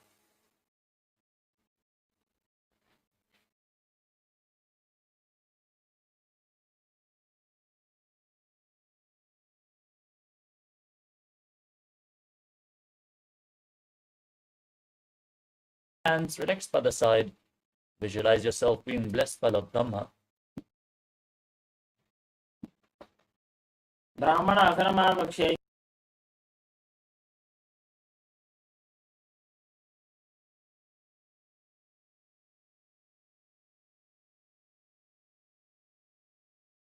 toes behind. Bring the left arm below the right and then join your hands in Namaskara Mudra as you visualize yourself as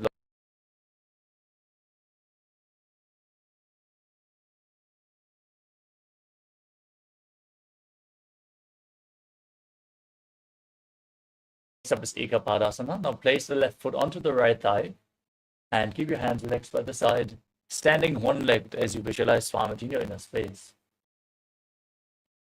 दक्षाङ्घ्रिं वामपादस्य जङ्घो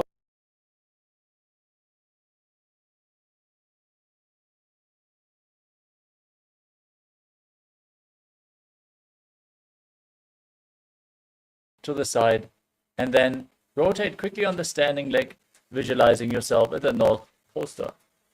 ग्रीवायां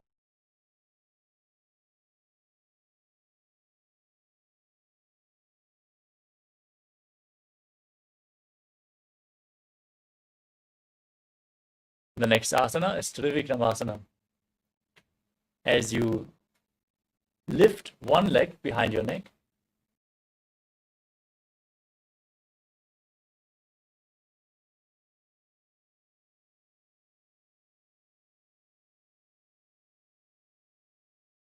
त्रिविक्रमासनं भवति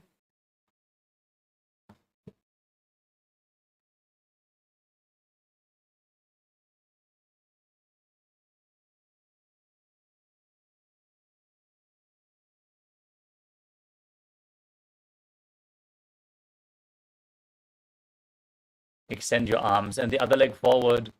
Sit down and stand back up as you visualize yourself fiercely dancing as Lord Shiva in Tandavasana.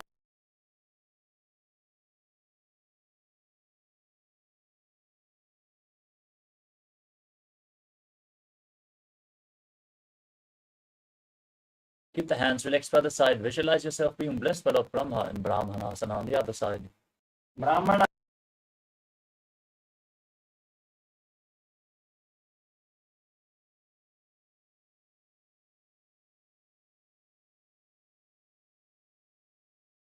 Garudasana 3 as you visualize yourself as Lord Garuda. उत्तानकूर्मपीठं च सिंहगारुडमेव च वातायनं गोमुखं च Bhardwaj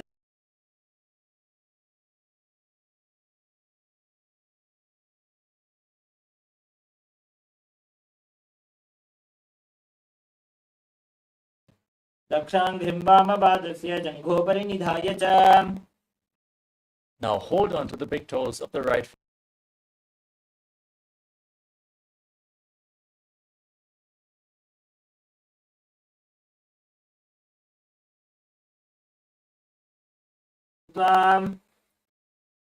Now bring the other leg behind your neck, sit down and stand back up.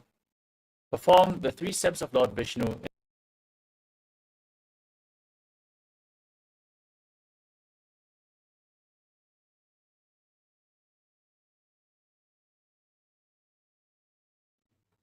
Keep your heels together. Stand relaxed on the mat.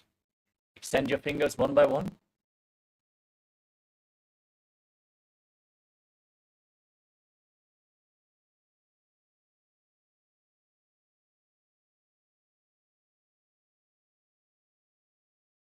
Sequence. Starting off with Gorak Anjali Asana. Now,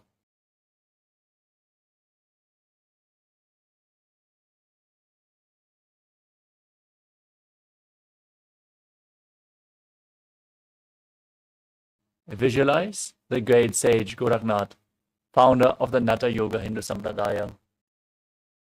Breathe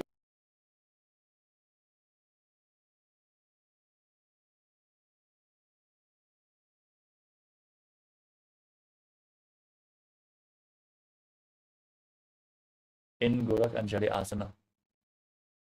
प्रथमहि उपोहोये बाहुरी नीचो निहोवे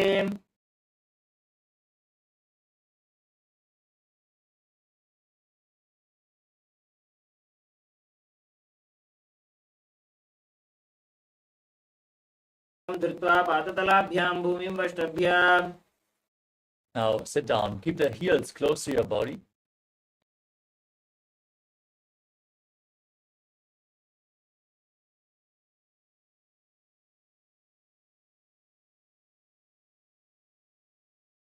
की माहिली core मिलाजी फना पानी उकड़ वैसे.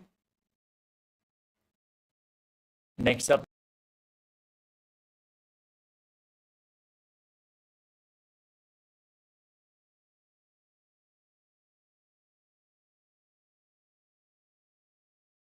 and visualize yourself as Varaha, the boar avatar of Lord Vishnu. पागदली की माहिली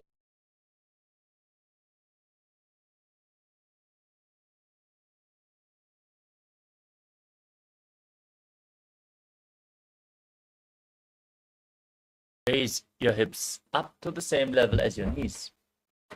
Now, visualize Swamiji in your inner space.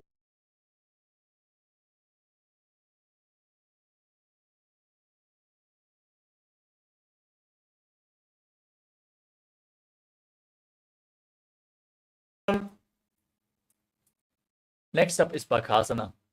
Place your hands flat on the mat, shoulder width apart. Bring your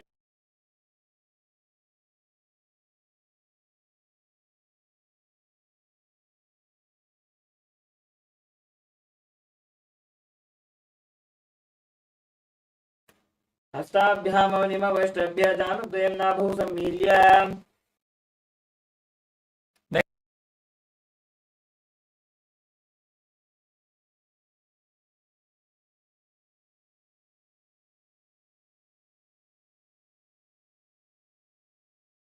up and cross them into Padmasana. Gaze towards the tip of your nose. Visualize Swamiji in your inner space.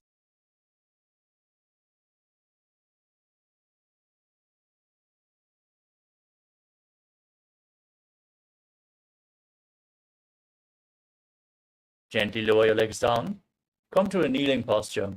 Keep your heels outside the hips, the toes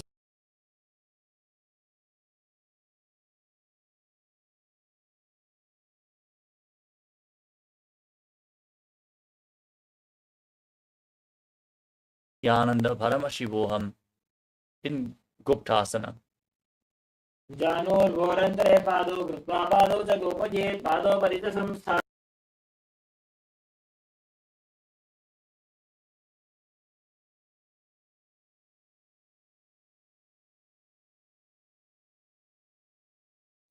Lean against a wall or ask a partner to aid you. Everyone should perform this asana.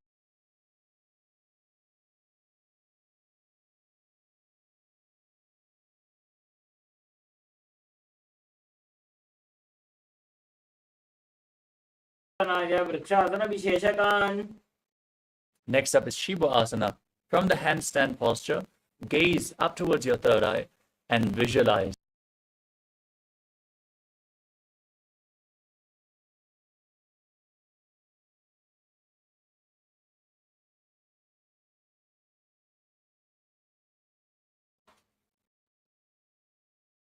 Now place your hands flat on the mat, shoulder width apart.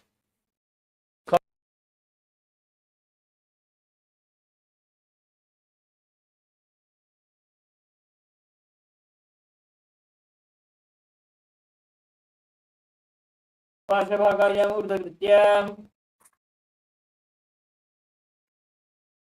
Lay down flat on your stomach.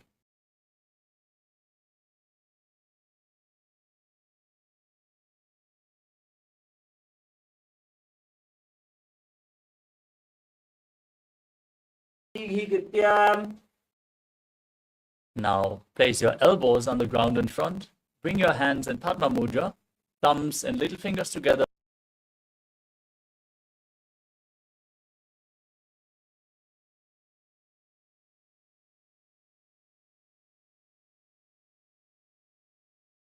In Niralambanasana. कराभ्यां पंकजं कृत्वा तिष्ठेत् कुर्बरया सुधीः मुखं नमन्.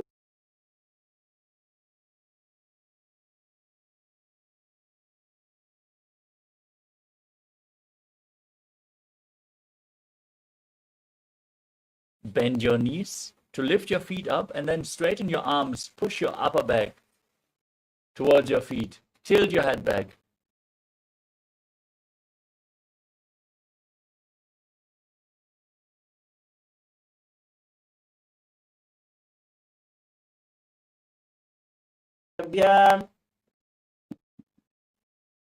Next up is Vajrasana.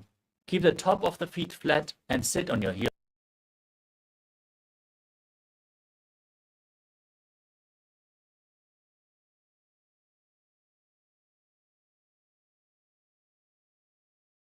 Of Indra, symbolizing your indestructibility. इदानीं गर्भिणीनां yoga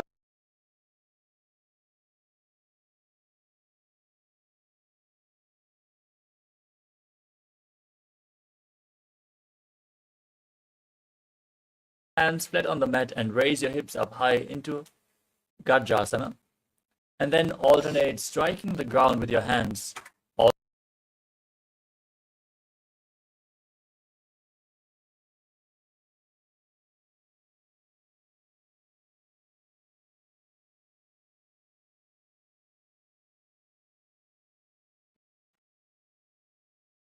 The next asana is Ajasana from Gajasana.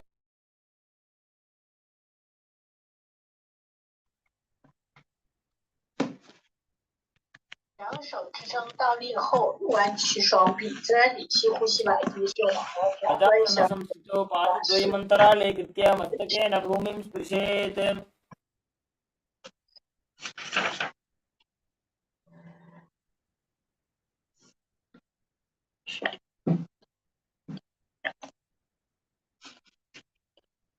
Posture. And hold your big toes, pulling them behind towards your perineum. Then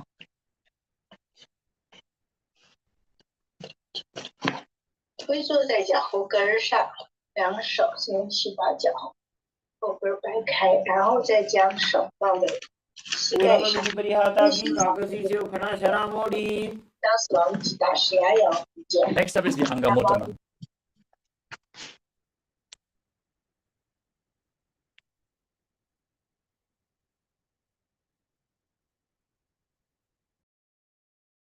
Joints and muscles of your body. Then repeat the movement behind. Visualize Swamiji perform the Mula Bandha. Breathe.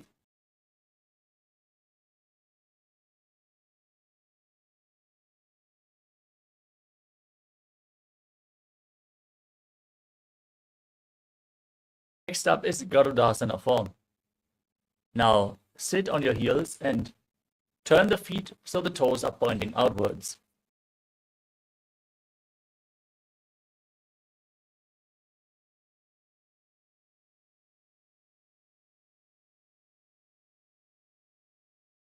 जानु न जानु परिकरद्वन्द्वा गरुडासनमुच्यते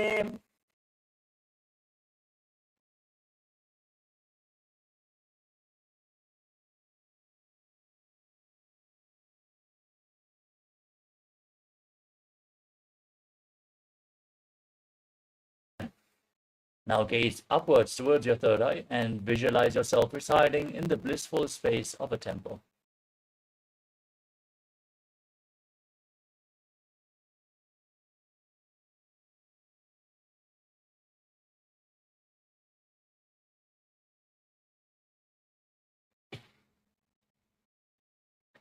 Next up is Mandukasana 2. Now overlap your feet and sit on your heels.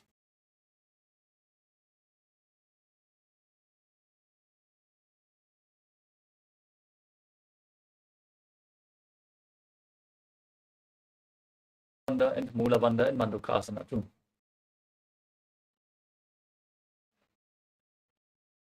कृष्णं संपीड्य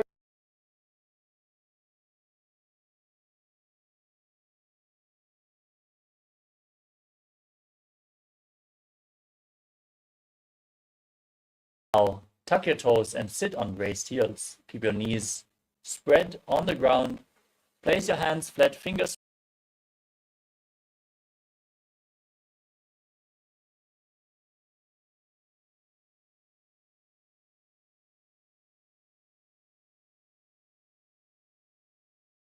दोबु फनापानी होए वैसे AD Mailer गुदानी वैसे समशरीर काट हरावे नाका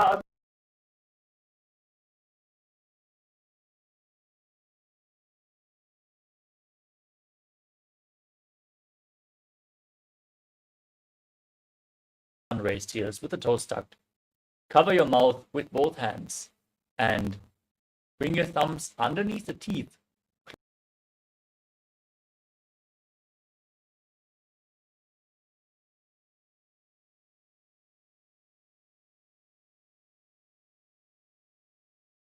This.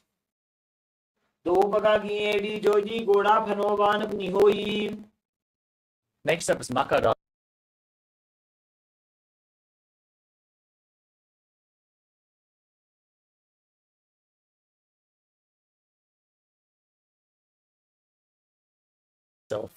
As you gaze to your third eye and visualize yourself as a playful monkey.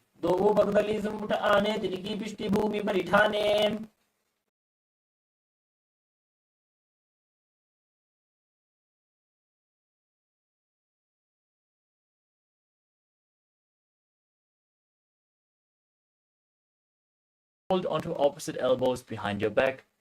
Gaze to the tip of your nose.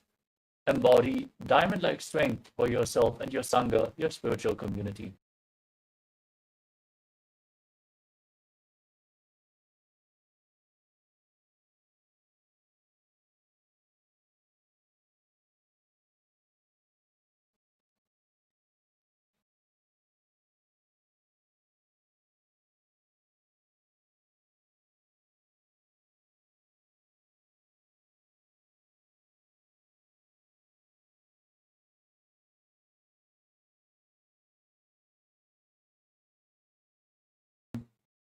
Gaze to your nose, engage Uddiyana Bandha and Mula Bandha, and visualize perfect health beyond any and all.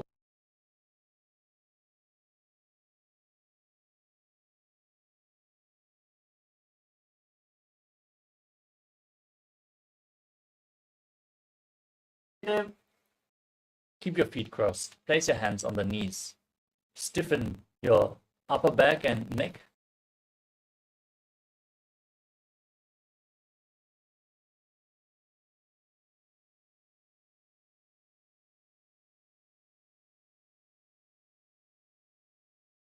गुल्भौतवृषणस्याधो व्युत्क्रमेण समाहितौ ऋजुकाय शिरोग्रीवं कूर्मासनमिदीरितम्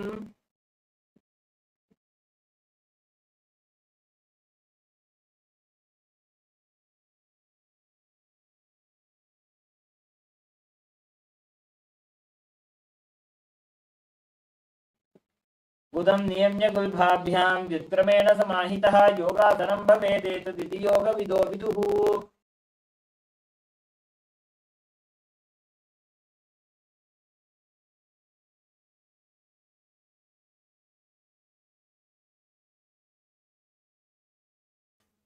Then hold onto your calves with your hands, fingers inside and the thumbs outside.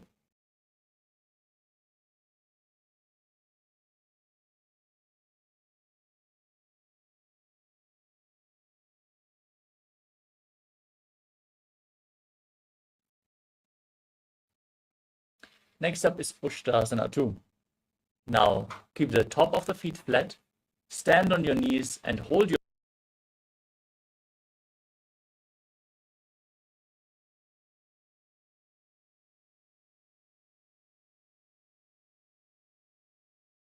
संविपादय शुप्पुमान् कपोतो उष्ट्रासनाभ्यासं कुर्यान्वितहिताशनः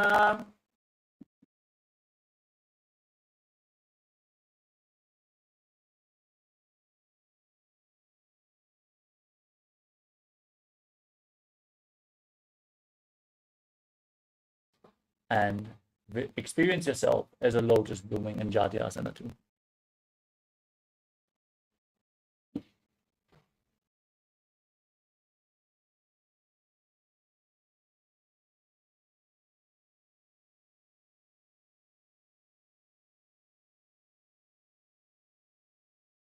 Let your back drop on the ground and raise back up. Gaze to your nose and visualize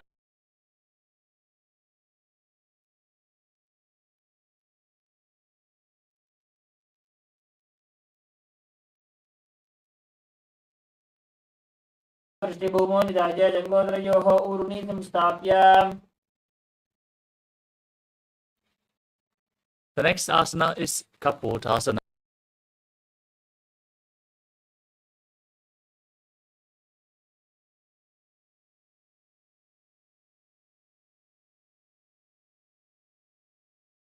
and place your elbows on the mat. Bring your head in between the feet if you can.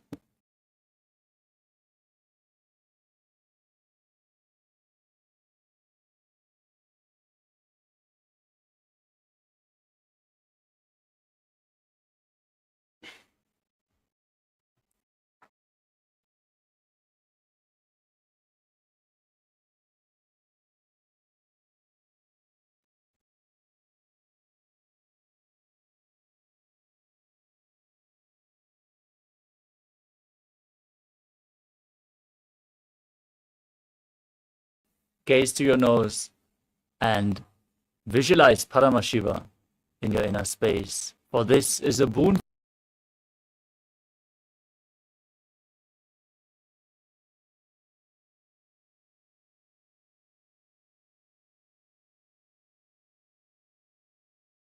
जानुनी भूमौ संस्थाप्य हस्ताभ्यां बाहु परस्परं धृत्वा सरलं पृष्ठे द्वारासनं भवति.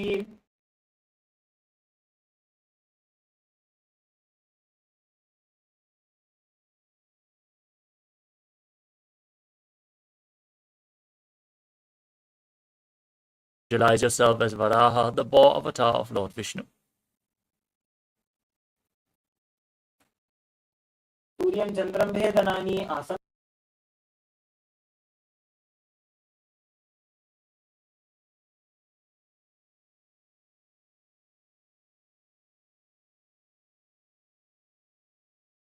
Interlock your fingers, place your head on the mat, support it with your hands, raise your hips, walk your feet forward.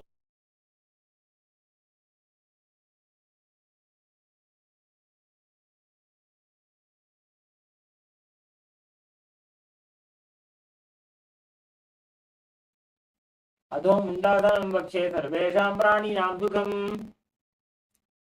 Gently lower your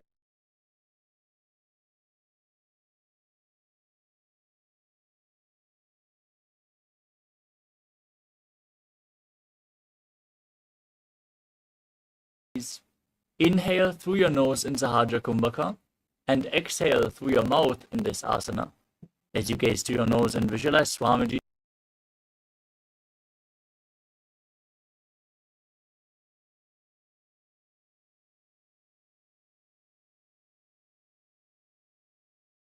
Next up is Viparita Shalabhasana. Lay down on your stomach and extend your arms up above your head. Hold on to weights if you want to intensify.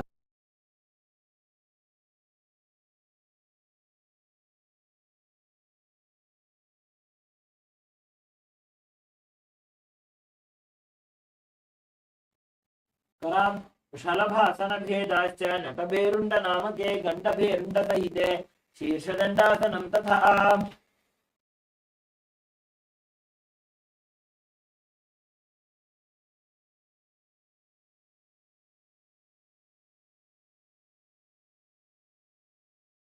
Visualize the skull representing the mind with purified thoughts and the strong will to attain light.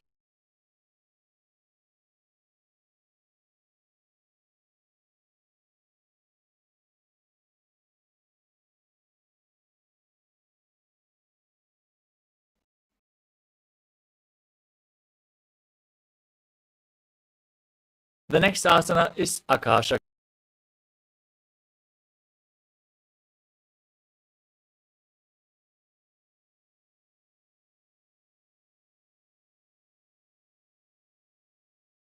As you visualize yourself as a free and open dove in Akasha Kapotasana.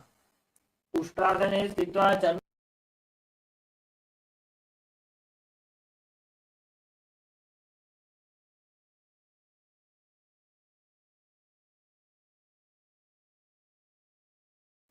Now, sit in a kneeling posture and place your forearms on the ground as you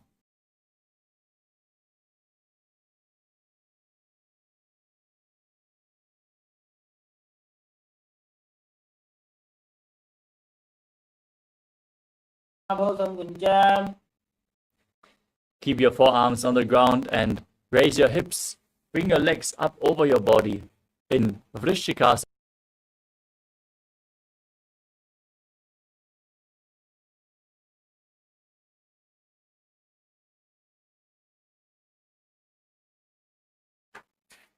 come to a kneeling posture. Place your perineum onto the right heel as you bring the left foot outside the hip.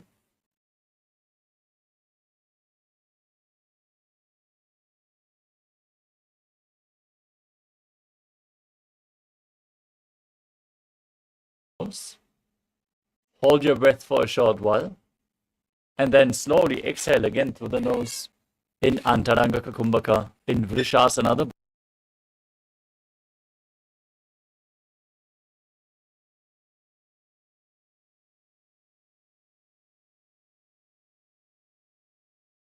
keep your hands on the ground in front of your knees and then lift your knees off the mat. Cross the toes of the left foot over the right as you balance on the mat.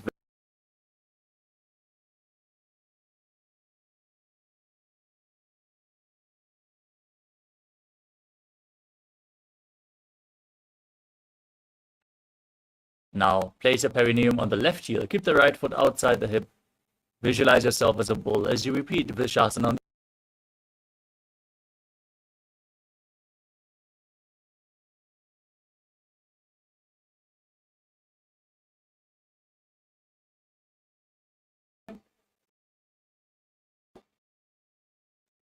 Next up is Bala Gunasana. Now, tuck the toes.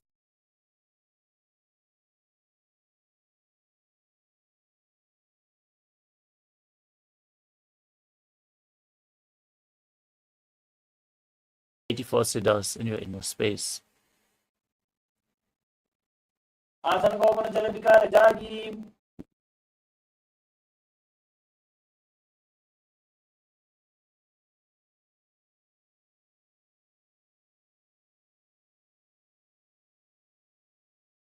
Out, holding on to your ankles from the outside.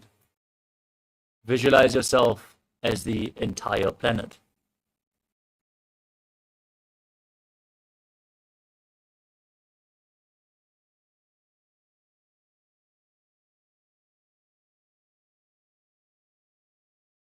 Right heel, repeat Bala Gunasana on the other side.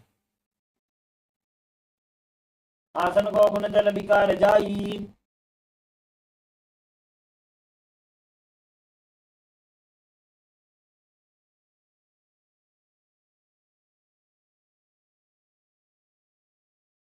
Asana. As you visualize Swamiji in your inner space in Utkatasana. विजास विजस्ति यद ऊर्वजान यत्रासने वाद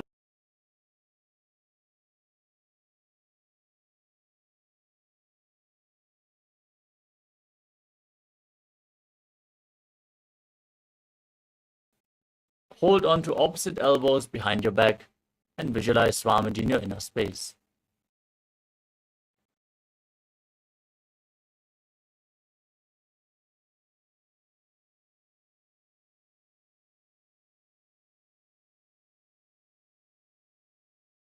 Palms on the mat. Step your heels onto the back of your hands and then straighten your arms, squatting down all the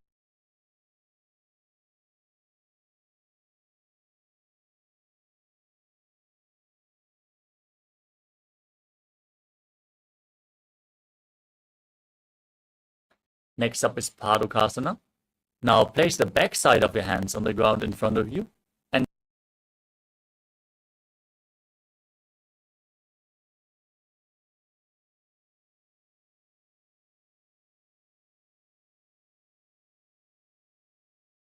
हस्ततलयोः पादतले कृत्वाधिष्ठेत् गच्छेत् पादुकासनं भवति next up is Kukkutodhanasana.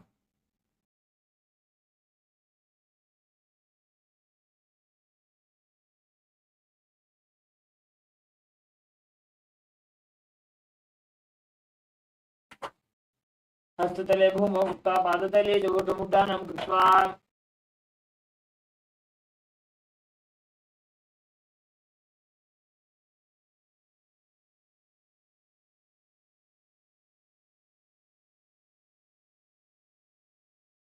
Feel yourself become free of all inhibitions.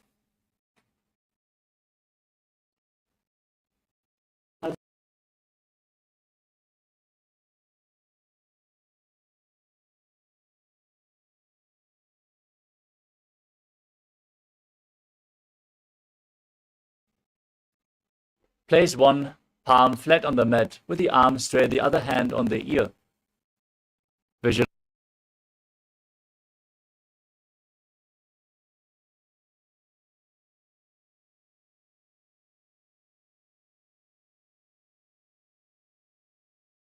Mahadev कुञ्जरासनमुत्तमम्.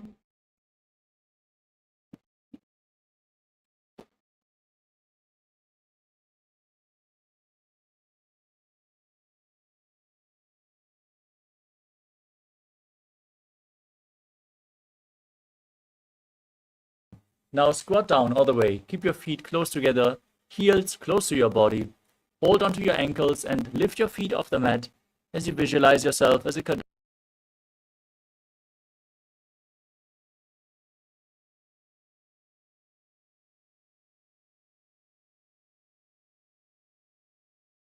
गुल्भौ धृत्वा तिष्ठेत् कदम्ब भवति.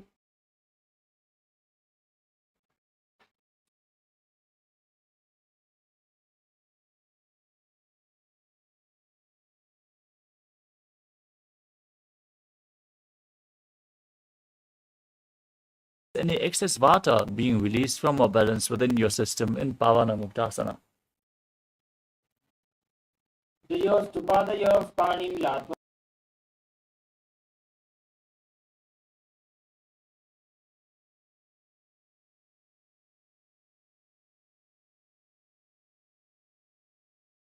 Place your hands flat on the mat to the sides for balance.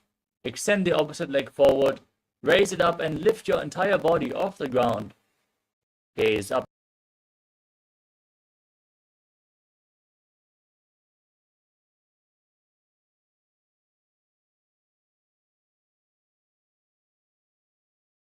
चतुष्पादपीठं वज्रासनं तथा चकोरक्रौञ्च शरभभुजङ्गमपि वृश्चिकम्.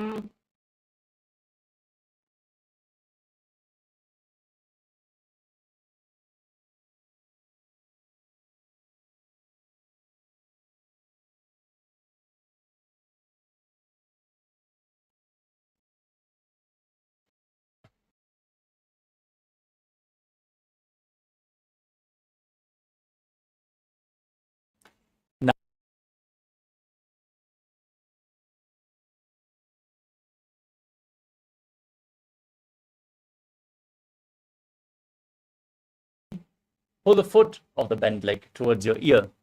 Visualize yourself as a bow in Dhanurasana too.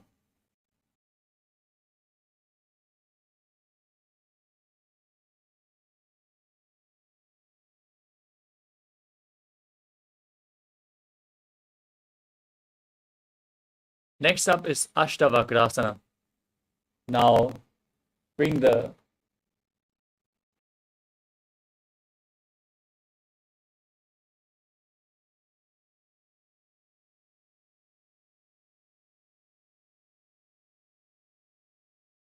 as a flying crane. वासिष्ठमथ कौण्डिन्यम् ऊर्ध्वकुक्कुटमेव च अष्ट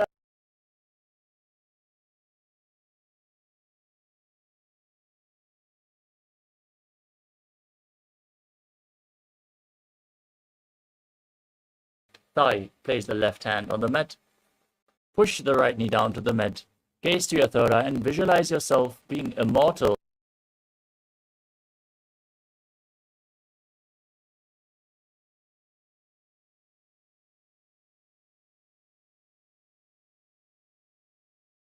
Next up is Parshvamatsyendrasana. Bring the right foot to the left hip and step the left heel over.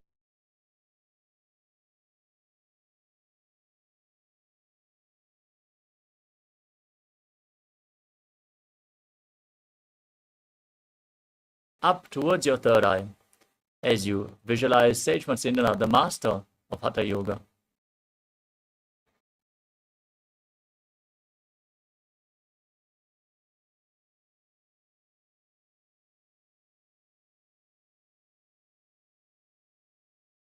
Asana on the other side. Now bring the other leg behind your neck and lift your entire body off the ground.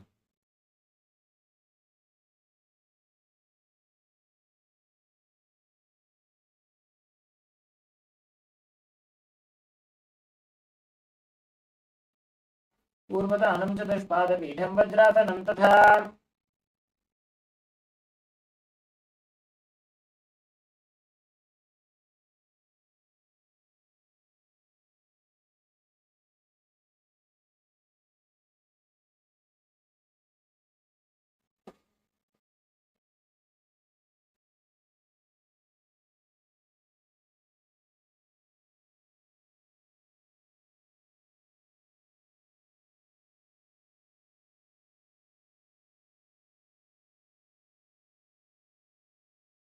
Ashtavakrasana on the other side.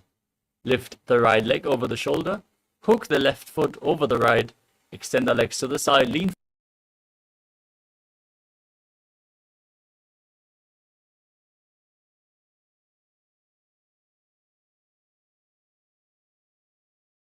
Pranasana on the other side. Now bring the left foot on the right thigh, keep the right knee raised, the right shoulder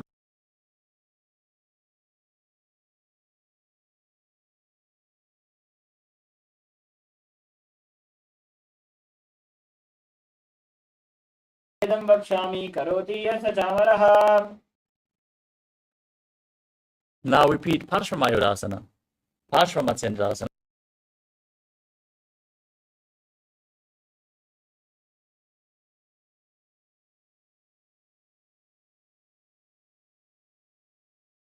Behind as you twist your spine intensely, gaze up to your third eye.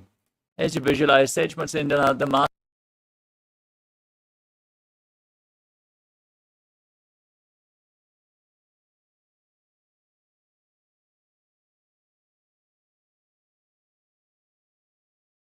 Next up is Ardha Paschimottanasana. Now, keep one heel at the perineum and the other leg extended forward.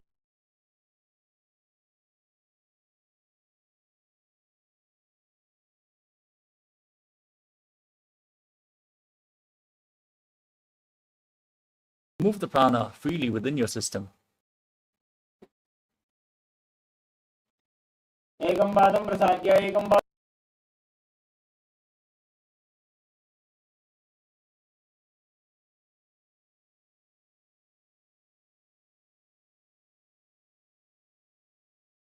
in front of your face, keeping the knee straight as you visualize yourself as a crane, Krauncha.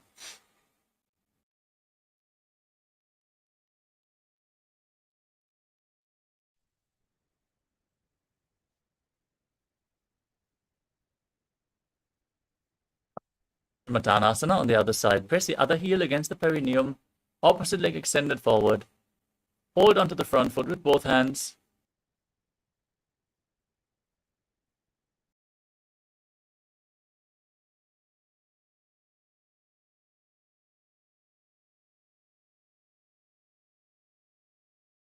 Now, bring the right foot outside the hip and extend the other leg up in front.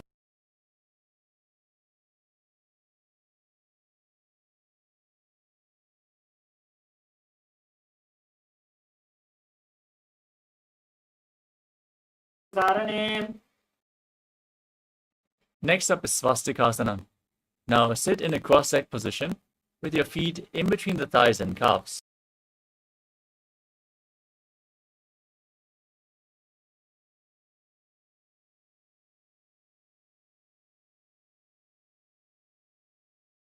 जानोर्वोरन्तरे सम्यक् कृत्वा पादतले उभे. Now maintain the same posture, cover your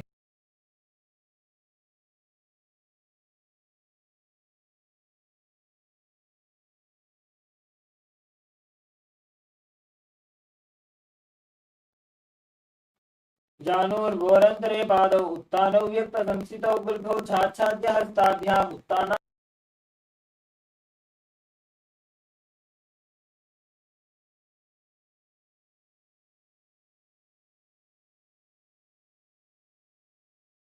meditate on Arihanta, the enlightened one, the Lord. As you inhale deeply,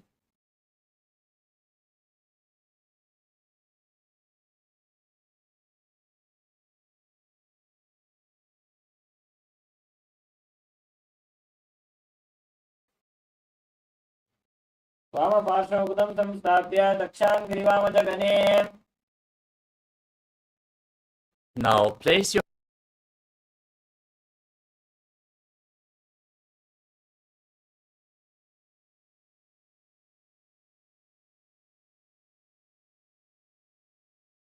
breathe in Kakachanchukumbhaka. Inhale through the rolled up tongue without touching your teeth with your tongue. Make the shape of the beak of a crow with your mouth.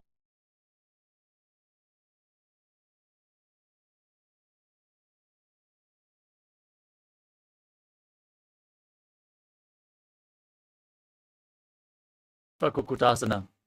Now bring your hands flat on the mat next to your body and lift your entire body off the ground as you visualize yourself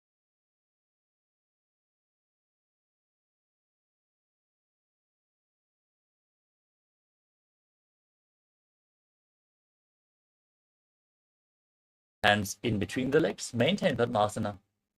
Keep them flat on the mat as you gaze through your nose.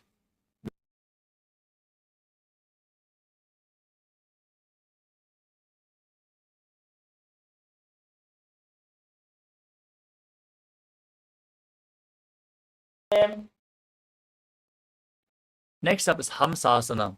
As you push your hands into the mat, lift your entire body off the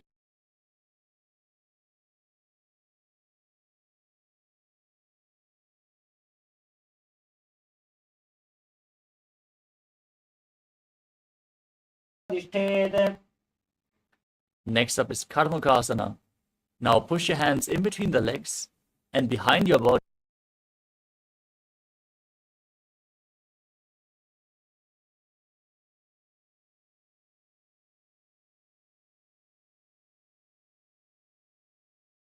प्रथम पद्मासन को करे घोड़ा संधि माही करी धरे.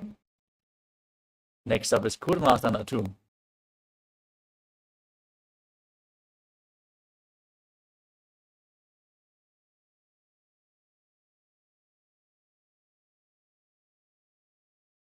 A stable body and mind to live for centuries in Kurmasana too. वाई जंग पर दक्षिण बामा दाई जंग पर बाई ल्यावा.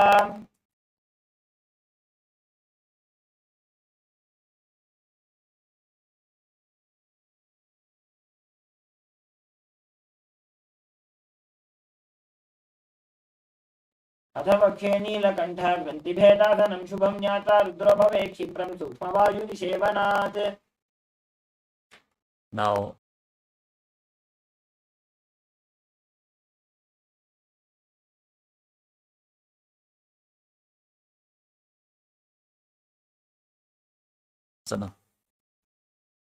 कुक्कुटासनबन्धस्थं कराभ्यां धृतकद्धरं पीठं कूर्मवदुत्थानमेतदुत्थानकूर्मकम्.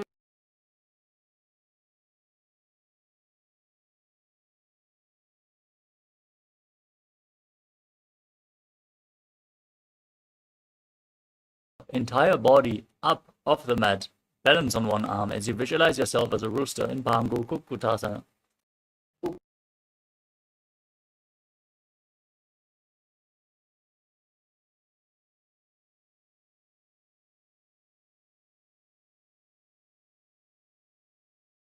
कुक्कुटासनं धृत्वा एकेन हस्तेन अन्यसमनिबन्धं धृत्वा. Now sit in Padmasana.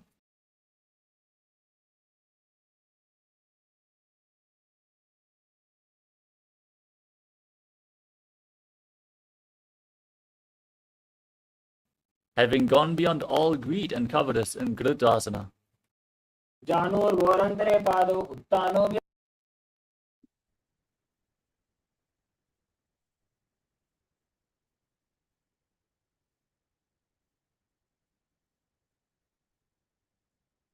Over the other, palms facing upwards.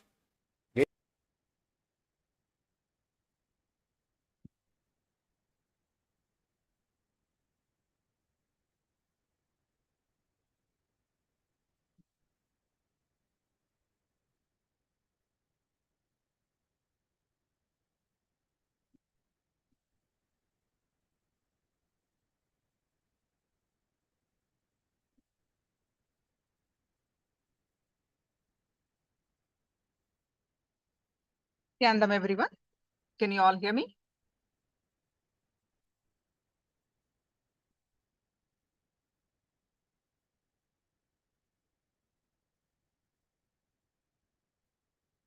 Nithyanandam. Can you all hear me?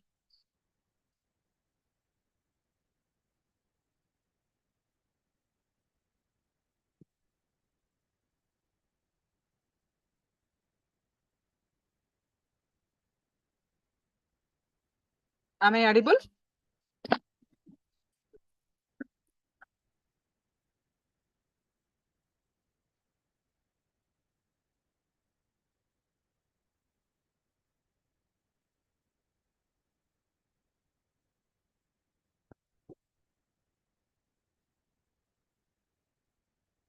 Nithyanandam.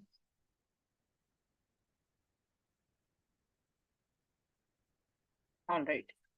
So welcome to the Paramashivoham Level 1 program. Today, we are going to learn many base level concepts, but are very important. What is karma? What are the 4 inner powers that we all have? And what is Kundalini Shakti?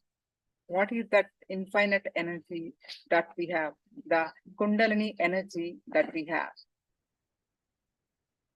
And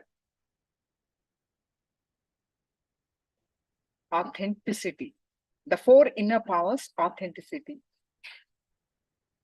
How to unlock the powers. The power of thinking, the power of feeling, the power of our words. And what is karma?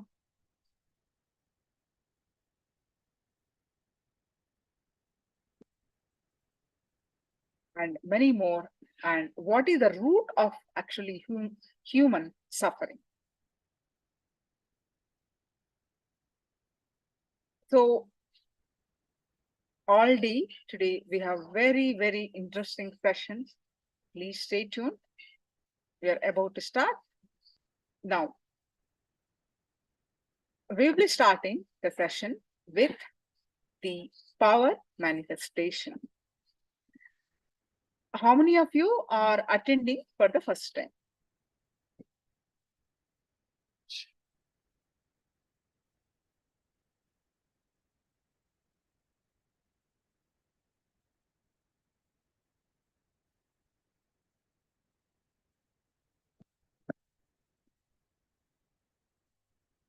Mihri, I will address that.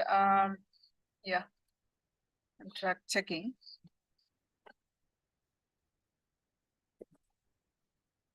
Okay, is there a better sound? Can you all hear me?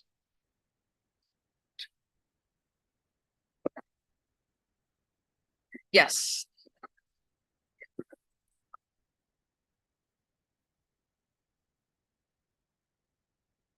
Yes. So we will be learning very interesting topics which are very, very useful for our life. So first start with the power manifestation. How many of you are attending for the first time today's sessions?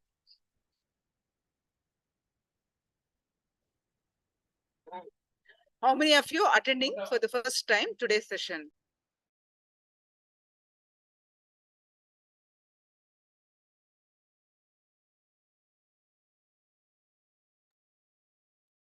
How many of you are attending for the first time to these sessions?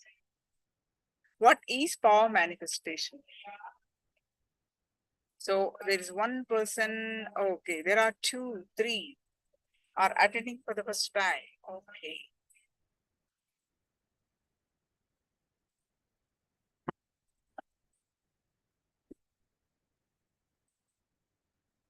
All right. So what we are going to do is when Chandrasekhar is new and there is another person also new. Okay. Let me start with how these sessions are going to help.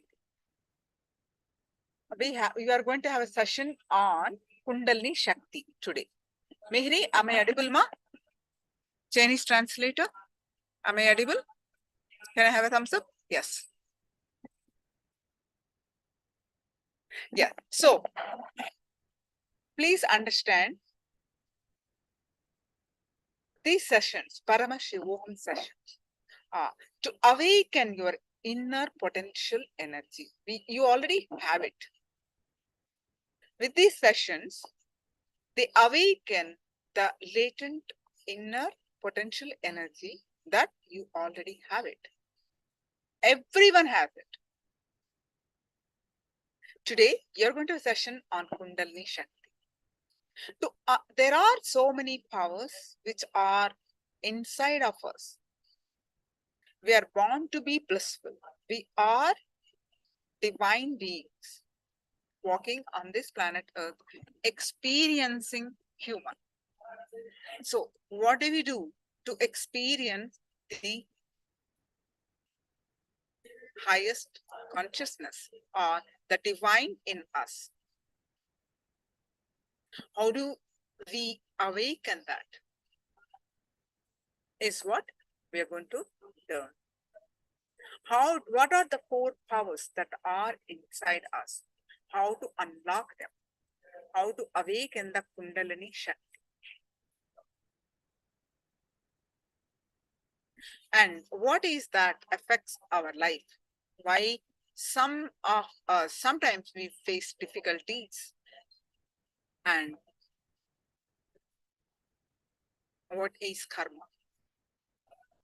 There's so many interesting topics that we are going to learn today.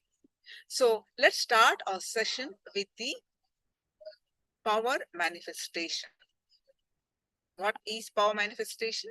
This I'm explaining briefly. We had a session on the day 1 about in detail session, but I'm explaining briefly about this session. Power manifestation is, as I explained, the latent inner potential energy that we have already, to awaken that. How? By experiencing the divinity in us, or the highest, by raising our consciousness. How? When we experience the space, the glimpse of oneness with the divine, which already has that highest divine self. When we experience one with the divine, whatever divine has, we have it. They are available at our disposal, isn't it? Whatever divine has, they are available at our disposal. So what do we need to do is, power manifestation is to experience that space of oneness. Or in other words, by experiencing the space of oneness, we manifest powers. By practicing this power practicing, it is equivalent to one power manifestation, one glimpse of the oneness is equivalent to hours and hours of meditation. Hours and hours of meditation. Lot of healing happens. So many so-called what we think as the extraordinary powers, extraordinary things, oh, some miracle happened. They become common, like a day-to-day activities, day-to-day happenings. So even though you're right away manifest the power, or you need to manifest a little bit more time, more practice, but participating in the power manifestation will does lot of good things in your system, body mind system. How many of you are with me? Are you able to understand?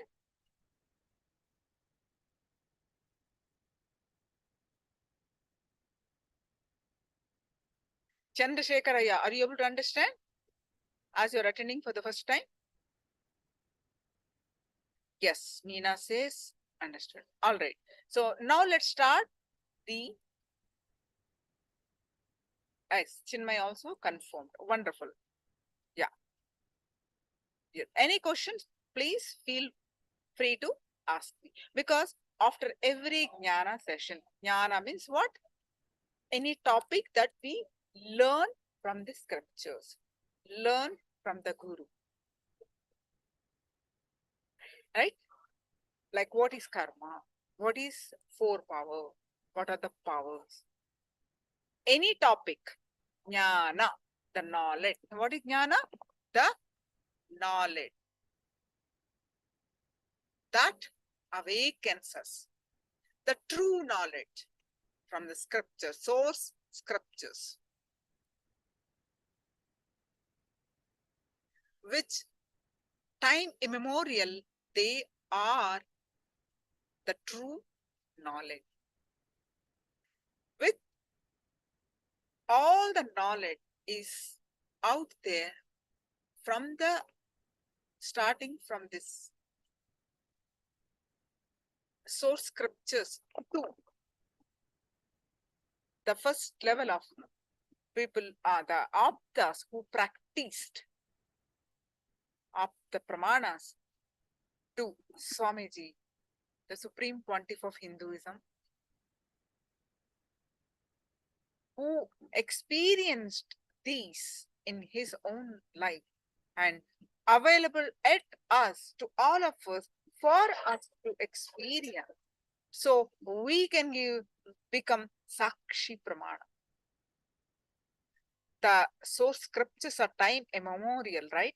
Vedas, Upanishad, from time immemorial, they are there. All the truths are available to all of us, and they are all thousands and thousands of years ago. How they are true, they are hold true for all of us. Many sages experienced, they become the original scriptures by Paramashiva and the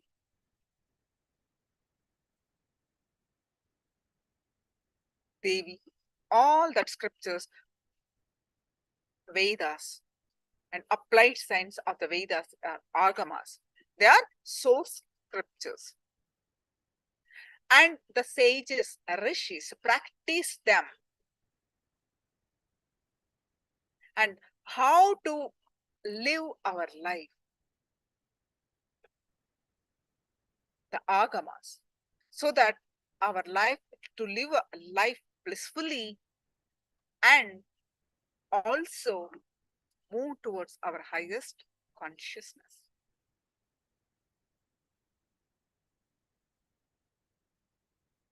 So the who experienced it and Atma Pramana, what Swamiji experienced.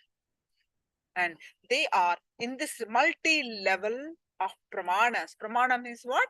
Testimony.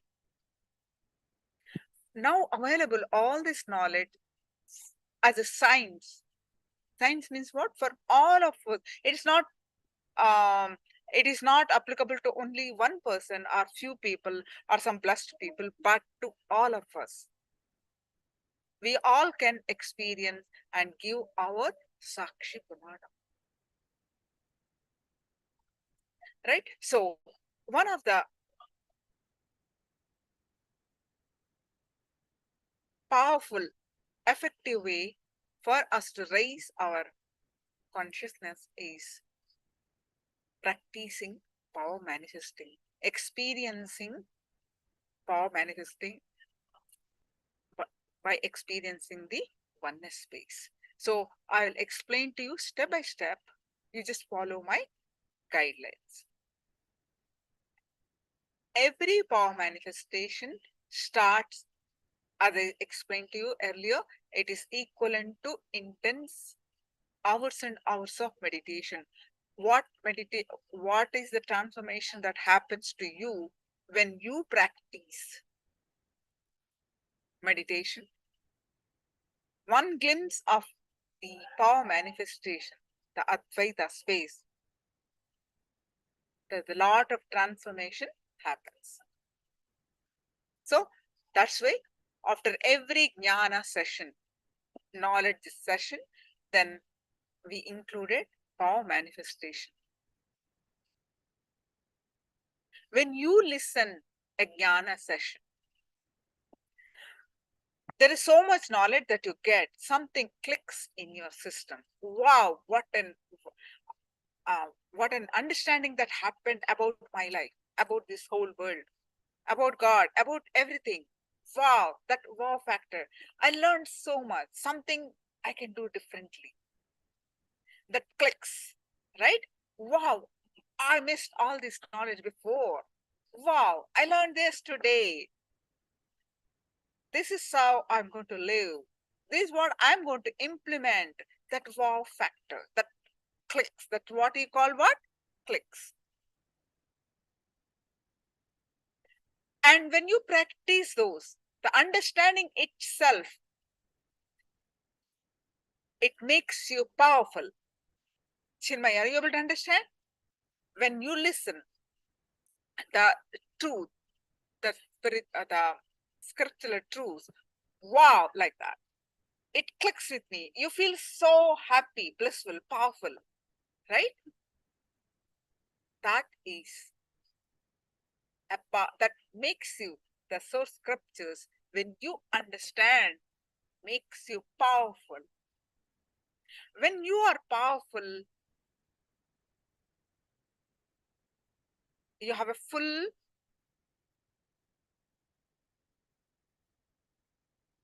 your energy level is at your peak.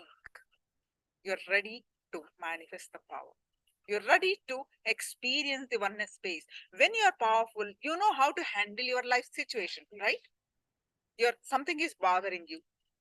You have, each one of us has certain things to bother us, right? But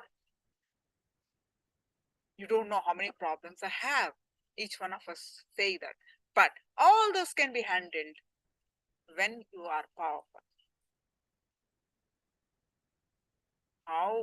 How can we, how to be powerful, how to experience the powerfulness all the time? By one of the best way is to practice power manifestation, right? So let's start without a delay, and we'll be learning so many introductory concepts in Paramashivoham level 1, which really gives, you will never be the same person after attending this sessions. If you sincerely participate and practice the power manifestation, you can write down what are all the, you say, I want in my life this to be fixed. My most concerned points of my life is this. You can write down. And end of the session, you see how much transformation happened in you. I challenge you that. You will never be the same person. But all we request you is your sincere participation. Your sincere involvement with the life. The life that is happening is this session. You have taken your valuable time. You could have gone to a movie, but you're sitting in this session. You could have played some, whatever your favorite game, but you're sitting in this session. When you involve yourself with the life that is happening here, you are in integrity, is what we learned yesterday. When you are that, when you involve yourself and fully, you will achieve many things in life. Many of you will have a listening. You hear and your mind is somewhere.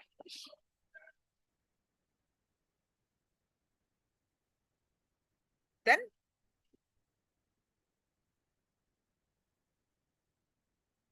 you miss the whole game, isn't it? You are here completely. Listen to the acharyas completely. Listen to Swamiji's teachings completely. Practice power manifestation. Practice the meditations. All right. So now our next acharya is here. I just gave you the introduction. Any questions? Please do let me know.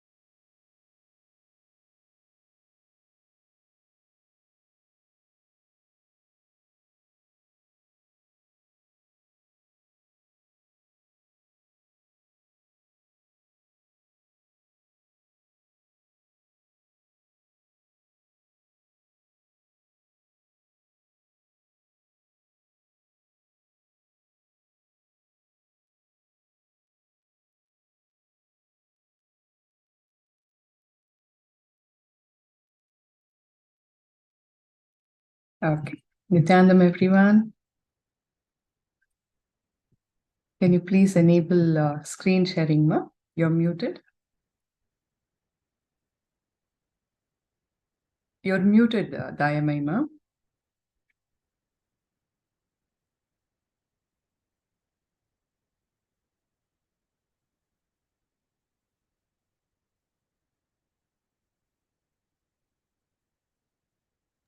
So now we're going to have a session on the 4 inner powers. The are 4 tattvas, all right? So our next acharya is here. I'm going to highlight her.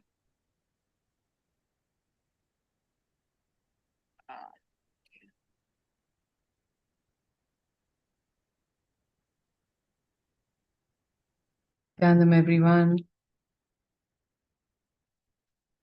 Welcoming all of you to Paramashivoham level 1. I'll be taking over from Ma Dayamai Swami now. Let's begin with the Sadguru Vandanam. Yes. Please put your hands together in Atmanjali Mudra. Nithyanandam Paramasukhadam Kevalam Gnanamurtim Dvandvatitam Gagana Sadrusham Tattvamasyadilaksham Ekam Nityam Vimalamachalam Sarvadhi Sakshi Bhutam Bhavatitam Trigunarahitam Satgurum Tam Namami.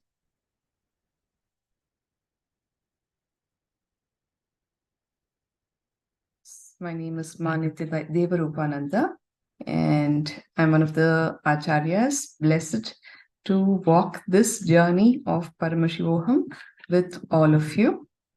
Let me just request Ma Daimai Swami, can you please enable the screen sharing?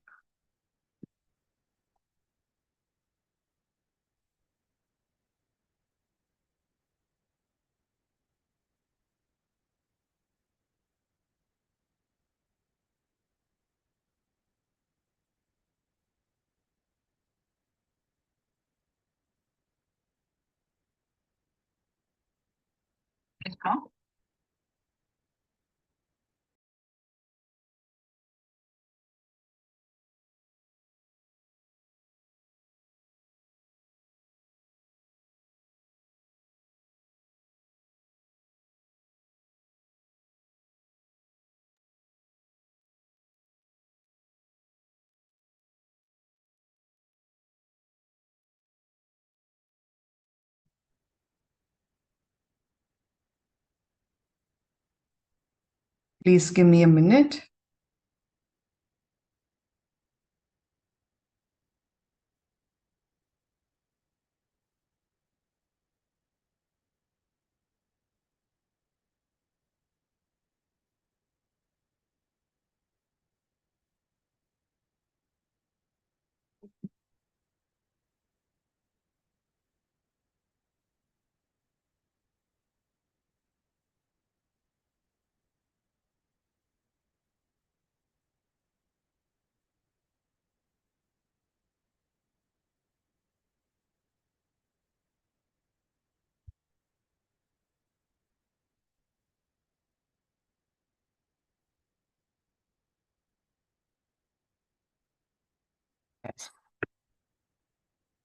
So in our journey of inner transformation, of becoming divine from human, from aham to Paramashivoham, what is it that we need to work on to dissolve the small I and establish ourselves in the big I, the Paramashiva that we truly are? All the teachings from the Supreme Pontiff of Hinduism, Jagadguru Mahasanidhanam, His Divine Holiness, Bhagavan Nithyananda Paramashivam. Swamiji says, we are all divine. Time and again he says, I'm not here to prove that I am God. I'm here to prove that you are God. He is realized. And we are seeking. We are seeking, who am I? And Swamiji is telling us, you are Paramashiva.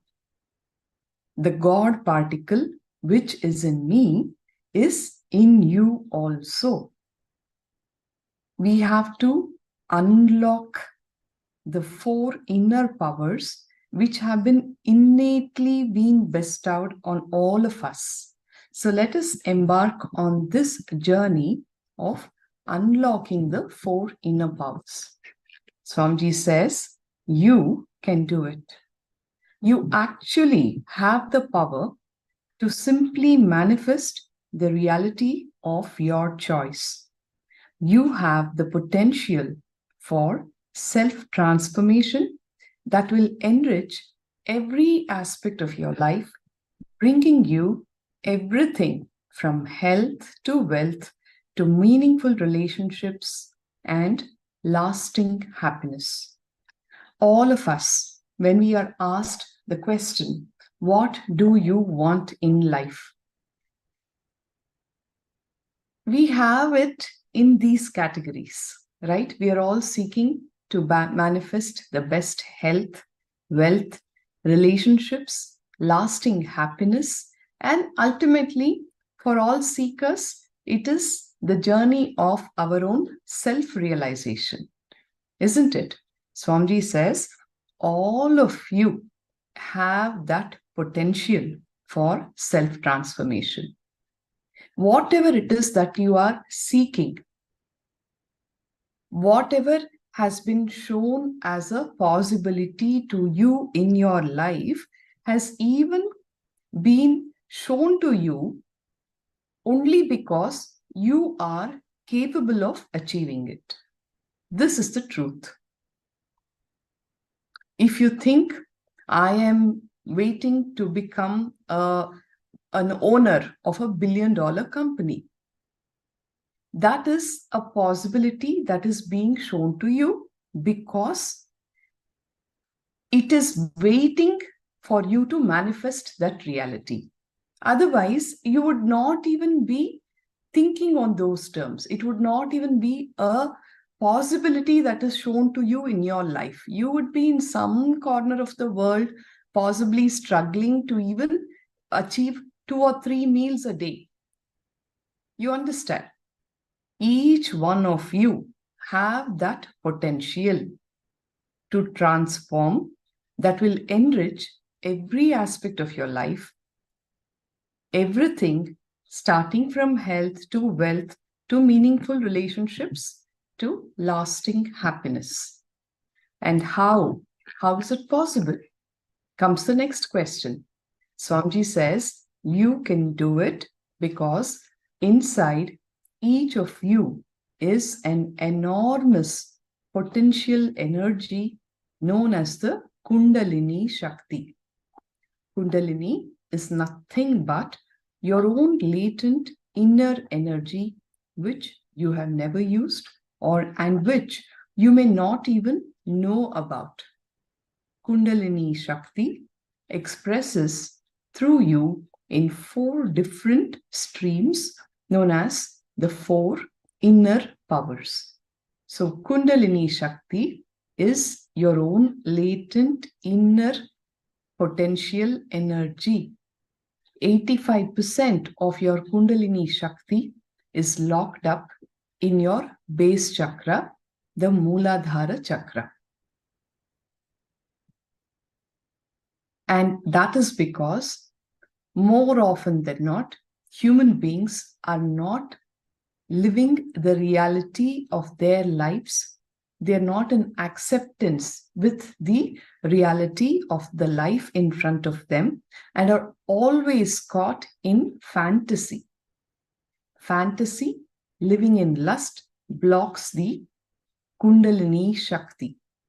And you always find yourself in a conflicting situation, not able to come in terms with what is in front of you in your life, always caught with fantasy, low energy, low intellect, all of that. So you will never actualize your potential because this energy is locked up in your base center, which is caught up with fantasies and lust.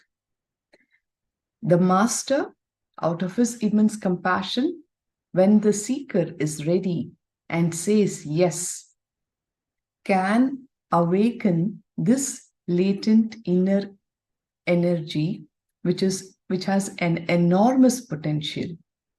The Kundalini expresses through you in 4 different streams known as the 4 inner powers.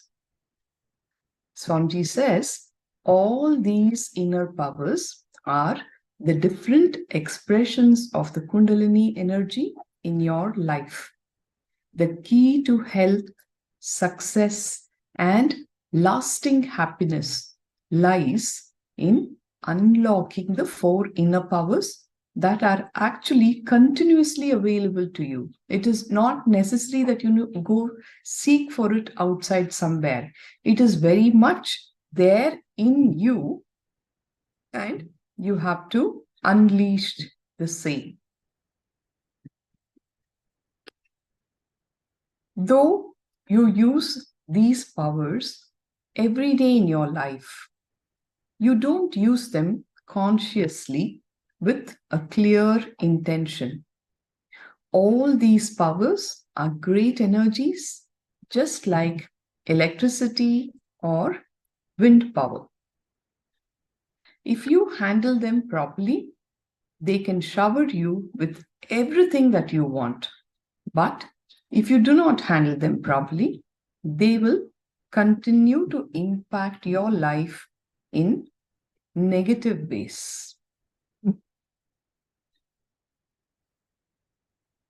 The key to create the right space inside you to express your greatest and highest possibility. When you create the right space inside you, all the events of your choice will simply flow into your life without any effort. Everything that you will do will be successful when you learn to use these powers in the right way. You will immediately transform not only your own life, but also the lives of all those who are living around you.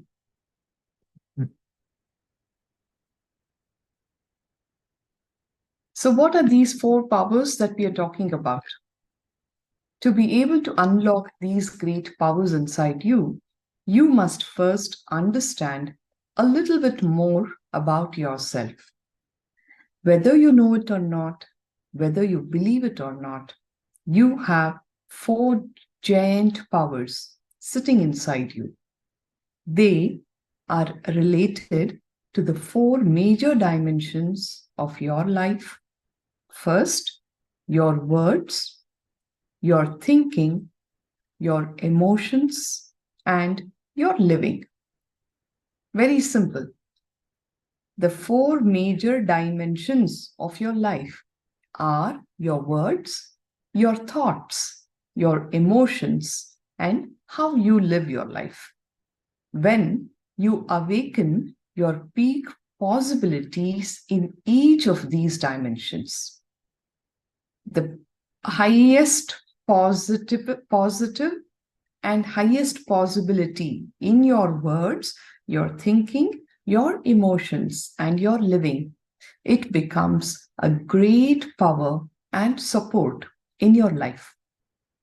Just take a few minutes and look into the words that you talk to yourself constantly, the words that you talk to others. Just take a few minutes and pen down your thoughts that are going on in your head right now. What are the nature of those words? Most of the words and the thoughts that are happening inside of us, the words that we talk to ourselves, the words that we talk to others, are usually negative, powerless. Oh no, I don't think I can do this. I'm not good enough. I'm not lucky. That is very difficult, very hard to achieve. My health always fails me. Do you see that? More often than not, these are the kind of negative, unconscious, powerless words that we keep talking to ourselves and to people around us. Your emotions. Become aware of your emotions from the time you wake up in the morning till the time you go to bed in the night. Comparison, ungratefulness, feeling jealous, always looking for attention, approval from others, anger, greed, hatred, worry, jealousy, fantasizing, putting yourself down and feeling bad all the time. Somewhere in one of these emotions is where humanity is more often than not caught. How many of you actually get up with the thought, wow, I woke up to this day? Do you do that when you wake up in the morning? Thank you, God, for giving me one more day. Oh God, I have to wake up, get out of bed, got to go to office, so much work to finish. This work is not leading me anywhere. This head continues to ache. You see, that unconscious inner words that are going on inside you. Do you even wake up with the thought of, wow, God has given me one more day. I have a body that is healthy, supporting me to live my life, to achieve my dreams. How often do we actually express gratitude to the house that we are living in, to the people whom we share our life with, to our body that is continuing to perform all its actions constantly? The heart continues to beat without your asking it to do so. Your intestines digest the food that you eat and converts your bread into blood, gives you the energy to run your life. There are so many people in our life, directly related to us and unrelated to us, who are contributing to our existence in this world. Do we take a moment to express our gratitude, at least inside of us, even if you're not going to talk it out to them? No, because we take everything for granted. So we are caught up with these lower level emotions more often than not. Look into your own living. Such selfishness, rooted in so much selfishness, so much of greed, continuously accumulating. That is where most of humanity is caught with. In these 4 dimensions, your words, your thoughts, your emotions, and your very living. Swamiji says, when you awaken your peak possibility in each of these dimensions, it becomes a great power and support in your life. As you can see below, the 4 inner powers inside you are the power of words, what we understand as Vak Shakti in Sanskrit. Second, the power of your thoughts, Mano Shakti. The power of feeling, Prema Shakti. The power of living, Atma Shakti. I repeat, Vak Shakti, Mano Shakti, Prema Shakti, and Atma Shakti. These 4 powers are inherently there in each one of us. You just need to awaken to the peak possibility of your words, thoughts, feeling, and living.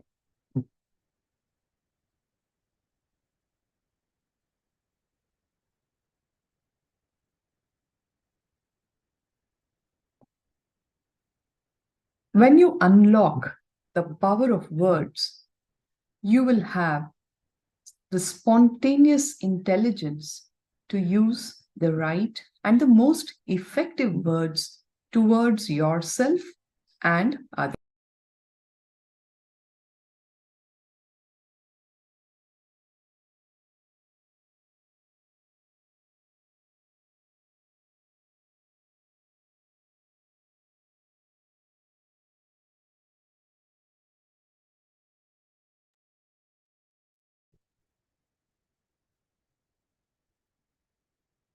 When you discover the power of thoughts, you will be able to focus your thoughts to achieve success in your job, relationships,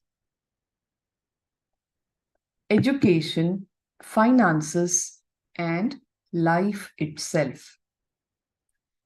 I will repeat and elaborate on these truths. The power of words, the Vak Shakti. using the right words is very, very, very necessary. You will have the spontaneous intelligence to use the right and the most effective words towards yourself and towards others. When you discover the power of thoughts, you will be able to focus your thoughts to achieve success in your job, relationships, education, finances, and even life itself.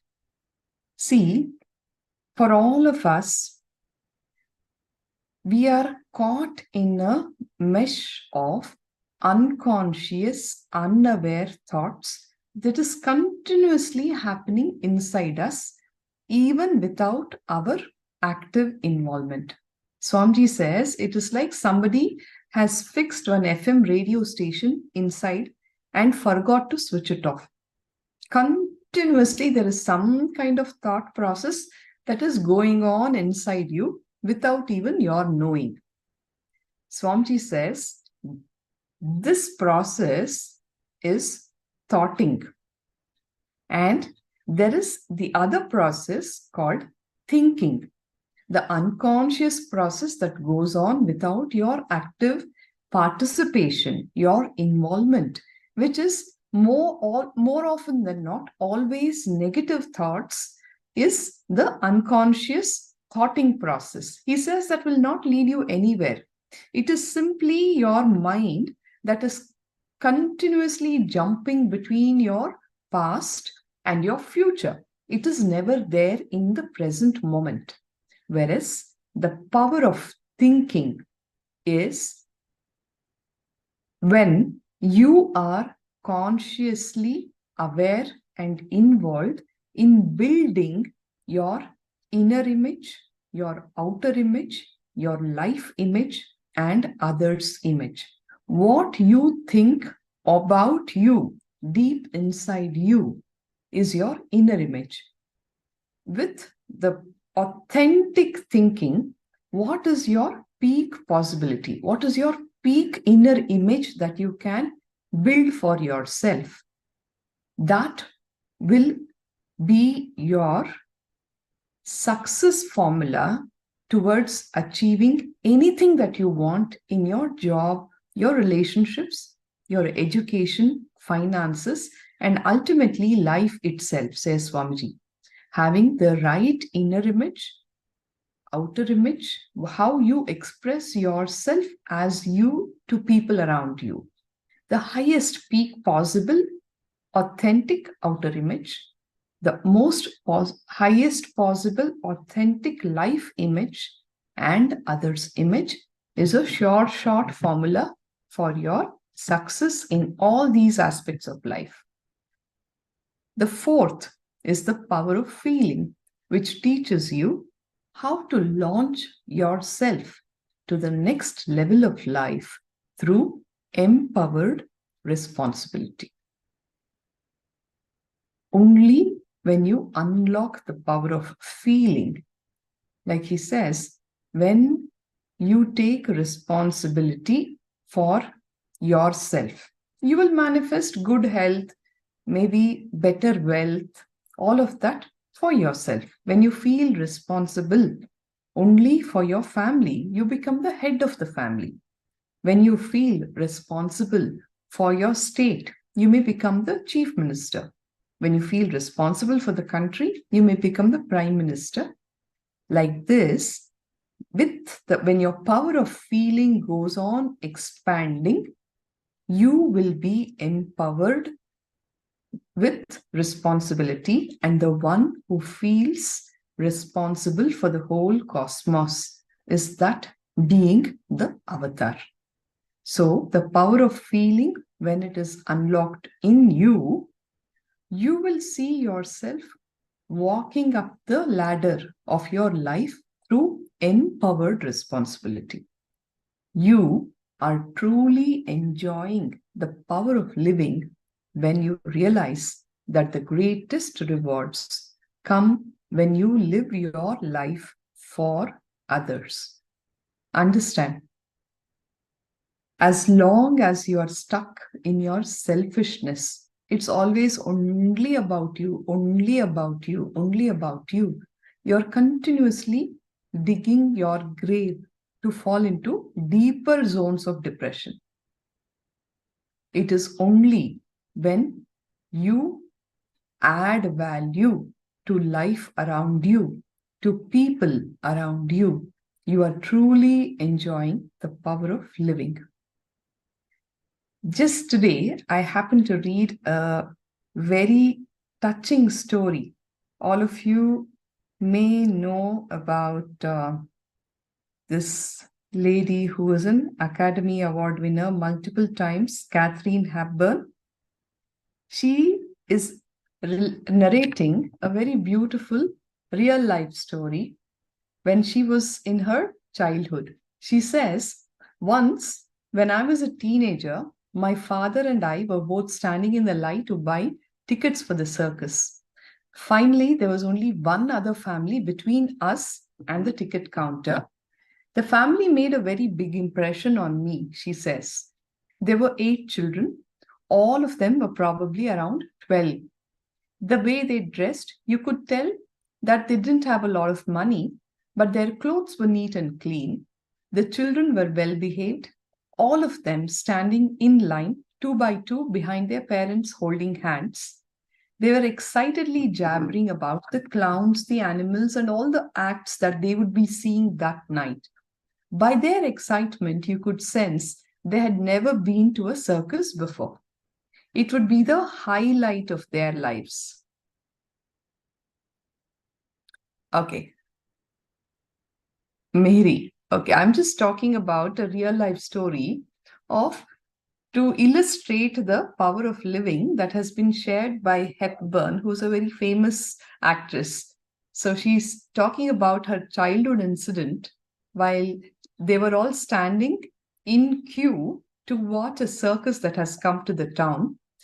And there's just one more family that is standing ahead of them before they get their tickets. And it's a family of 8 children and the parents, all of them less than 12 years of age. Very excited the kids are because this is the very first time that they're come to see a circus.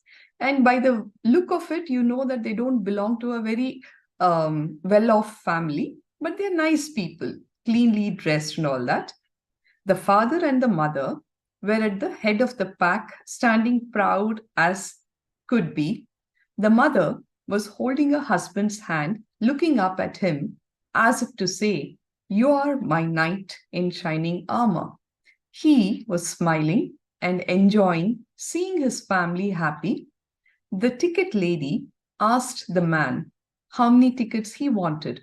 He proudly responded, "I would like to buy 8 children's tickets and 2 adult tickets so I can take my family to the circus." The ticket lady stated the price. The man's wife let go of his hand. Her head dropped. The man's lips began to quiver. Then he leaned a little closer and asked, "How much did you say?" The ticket lady again stated the price. The man did not have enough money. How was he supposed to turn and tell his 8 kids that he didn't have enough money to take them to circus? Just imagine how heartbroken they would be. Seeing what was going on, my dad reached out into his pocket, pulled out a $20 bill, and then dropped it on the ground. We were not wealthy in any sense of the word. It's not that these people are very rich, but the father, he just pulls out a $20 bill from his own pocket and he drops it on the ground. My father bent down, picked up the $20 bill, tapped the man on the shoulder and said, "Excuse me, sir, this fell out of your pocket." The man understood what was going on.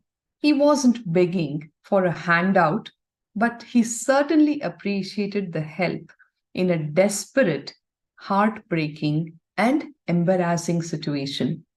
He looked straight into my dad's eyes, took my dad's hand in both of his, squeezed tightly onto the $20 bill, and with his lip quivering and a tear streaming down his cheek, he replied, "Thank you, sir.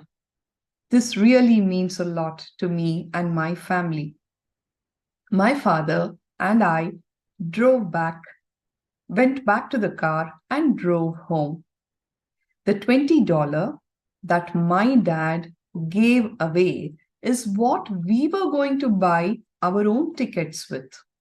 Although we didn't get to see the circus that night, we both felt a joy inside us that was far greater than seeing the circus could ever provide. That day, I learned the value to give. The giver is bigger than the receiver. If you want to be larger than life, learn to give. Love has nothing to do with what you are expecting to get. It has got to do only with what you are expecting to give. The importance of giving, blessing others can never be overemphasized, because there's always joy in giving, and learn to make someone happy by acts of giving. This is a very, very sweet, heart-touching, real-life story, which goes on to illustrate the power of living by enriching others, adding value to life around you, sharing whatever little that you have with you, and making the other person's life better. Yes. The power of words. Let us go one by one. The power of words will be available to you when you practice integrity. The power of thinking will be open to you when you practice authenticity. The power of feeling will be possible when you practice responsibility. You will have access to the power of living the moment you decide to enrich others. So, Swamiji is giving us techniques and straight truths to unlock these 4 powers. When you start living integrity, the Vak Shakti will get awakened in you. What is integrity? Integrity is honoring every word and every thought that you give to yourself and you give to others, as if it is your life. You have to honor that. When you do that, you will be in a state of completion. Honoring every thought and every word you give to yourself and you give to others, thereby experiencing Purnatva, completion, is integrity. Every word that you speak, fulfill it. Forget lying, no lies whatsoever, but whatever word that you speak, you have to fulfill it. When you do that, for some reason, if you are not able to fulfill the word, at least complete with it. Let it not be left hanging in the air incomplete. When you start living integrity, the Vak Shakti, whatever word you speak, will become the reality. It will become the truth. That power will get awakened. The power of thinking will be open to you when you practice authenticity. We spoke about authenticity earlier.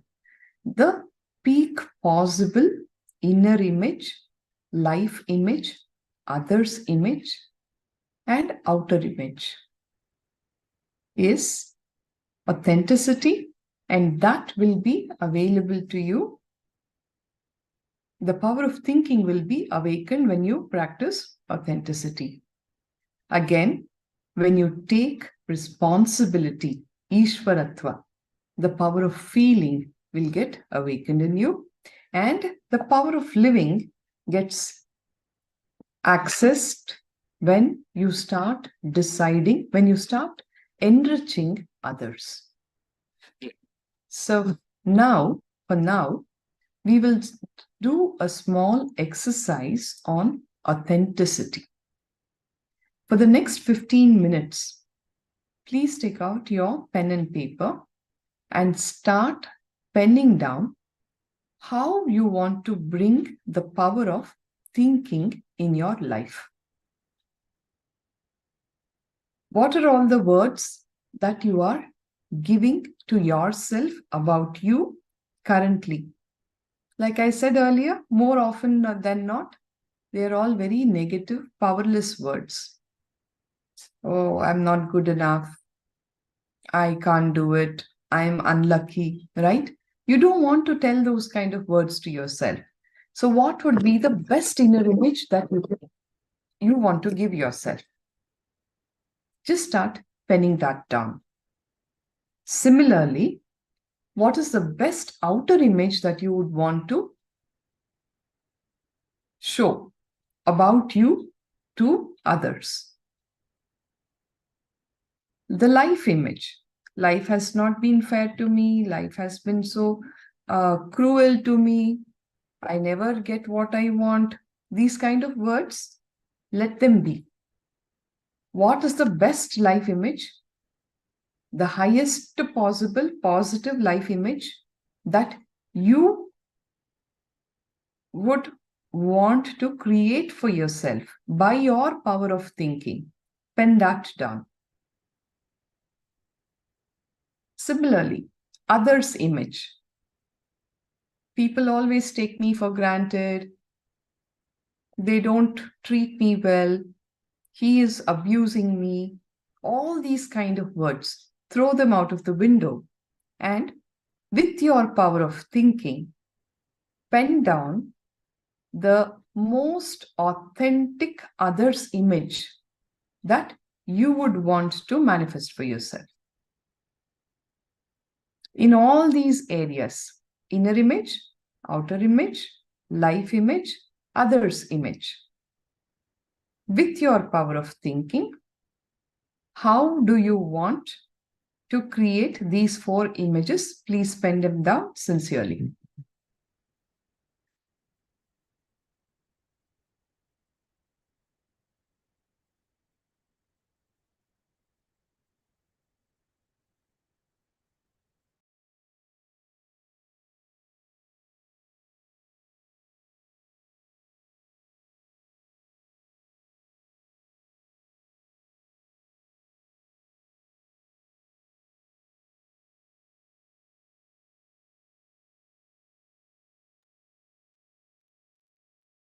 Please note down.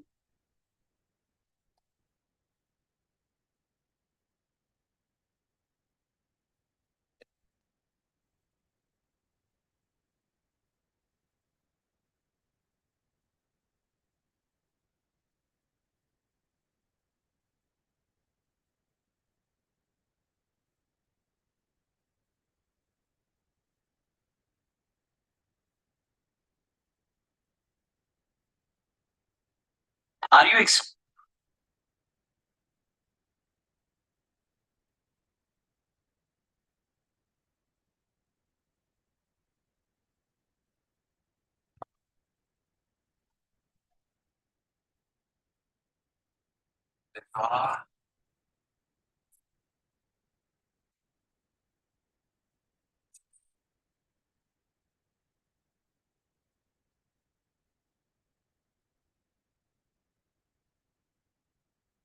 Nithyananda Paramashivoham. Om Nithyananda Paramashivoham.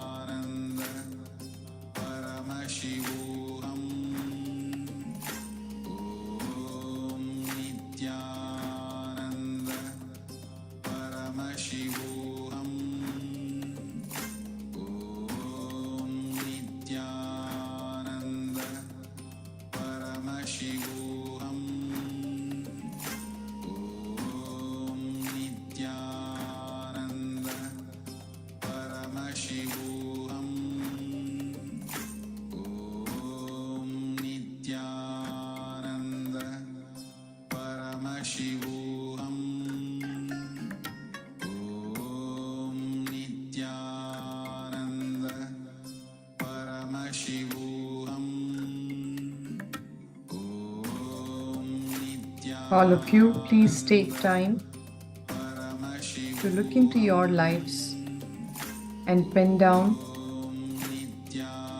how you want to bring the power of thinking into your life. What would be your best inner image? What would be your best outer image? How you show yourself to others? What should be your best life image? And what would be the best others image?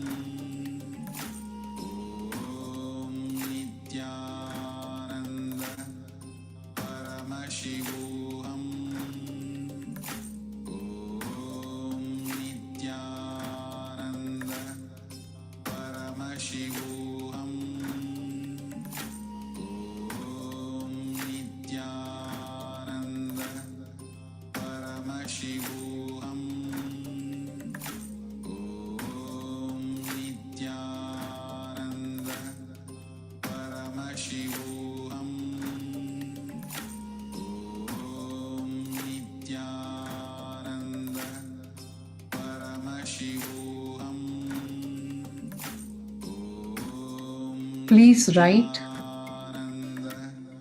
on your notepad. That is the only way there will be a connected thought process which can lead you towards authentic thinking. Otherwise, your mind will get lost here and there in that unconscious, unaware thoughting process. Put it all on the paper. It's very important to write. Otherwise, your mind will continue to sway.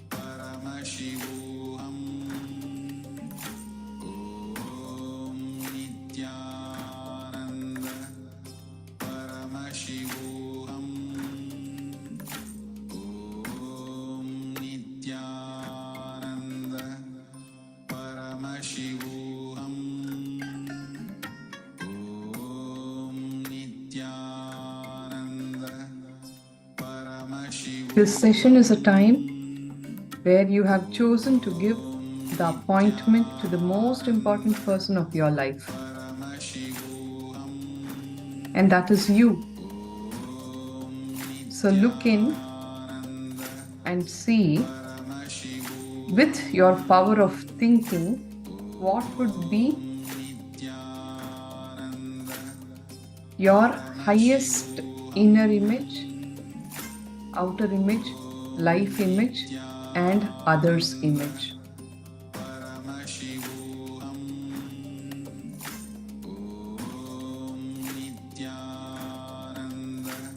In short, it would be eliminating or erasing away all the negative words that you have given to yourself, to life, to others.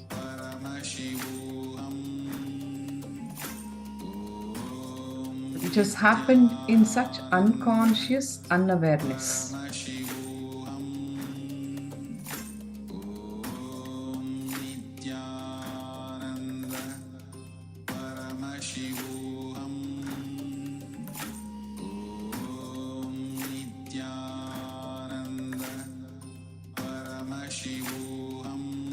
It could be in various aspects of your life, your health, your wealth, your relationships, your own spiritual journey.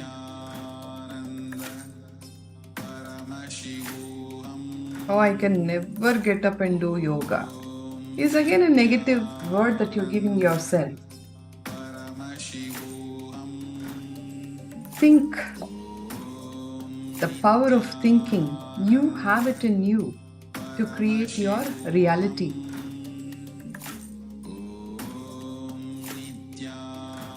At the end of your day, your thoughts become words. Your words will lead you to action. Your actions lead you to a certain reality of your life, and all of that is what becomes your life. So let us give ourselves the right thoughts to begin with.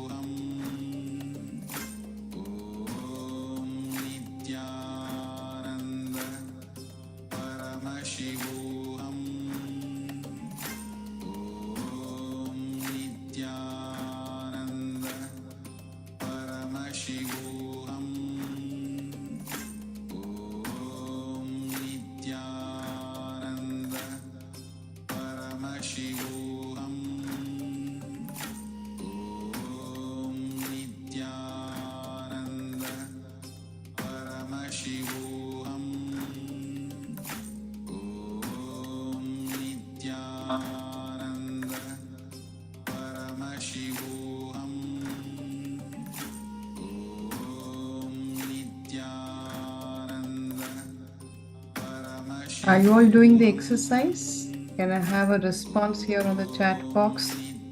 If there's any doubts that you need to ask also, you can put it up.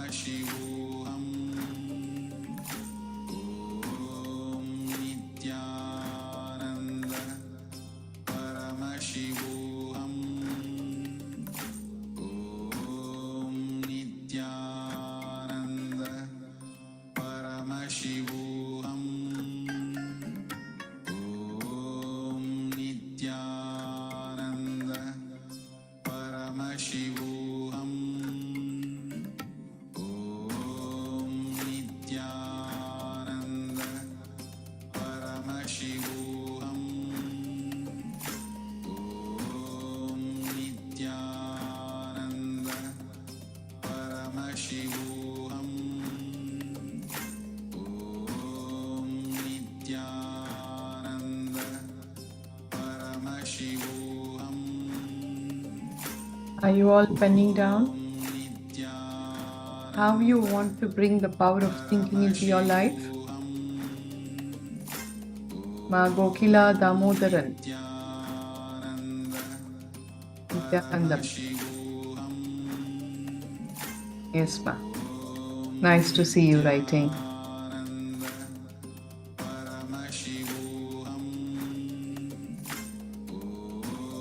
May I request the others to please come on camera? Sarthak Patil, Yoga Saraswati, Muifan,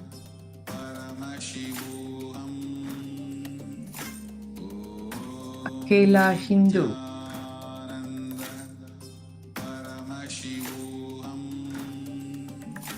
Wong Junji, Nitya Kalyana Sundari,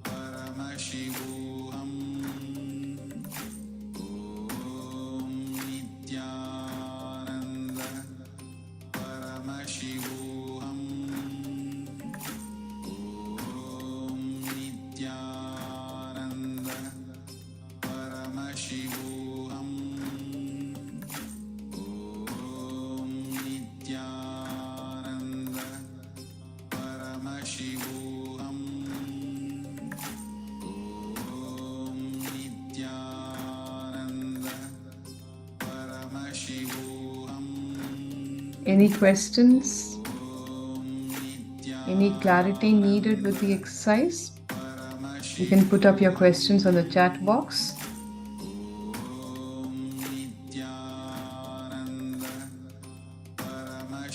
Yes, thank you, Sarthak Patil. Nice to see you. On camera.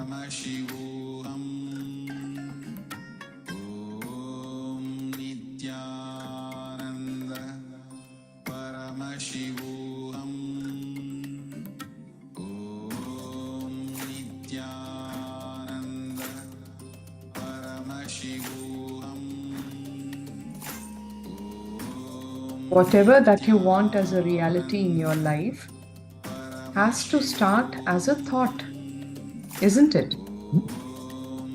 The fact that you are sitting on that chair. The chair is the reality of your life because it happened as a thought some time back. You thought about it, then you spoke about it, then you acted on procuring it. Now you're sitting on that chair. Like that, everything in your life starts as a thought. So, your thoughts are very, very, very important in creating your reality.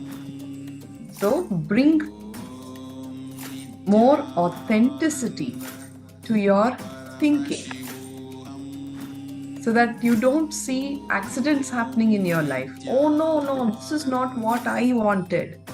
This is not how I expected it to be. Yes, how we want to think right. So something like I always speak softly, politely and respectfully to everyone all the time. Is this the right how?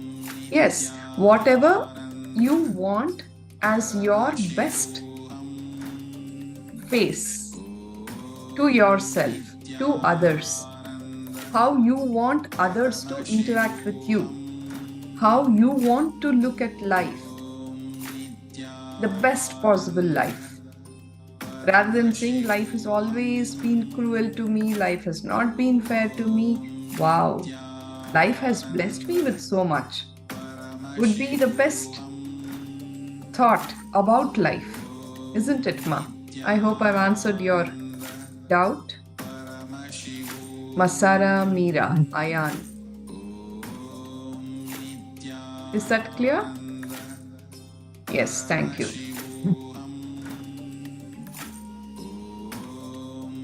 How others perceive you.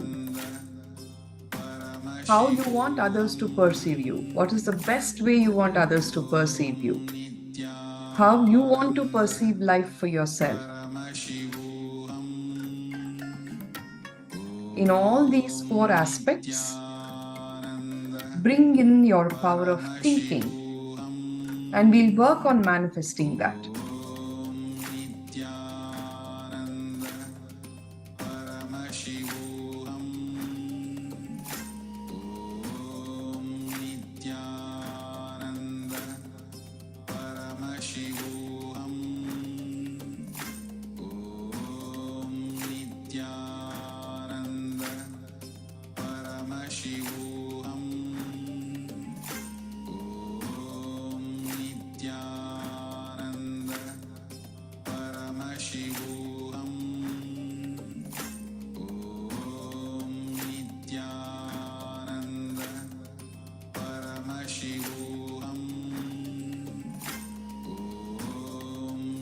Nithyananda Paramashivoham.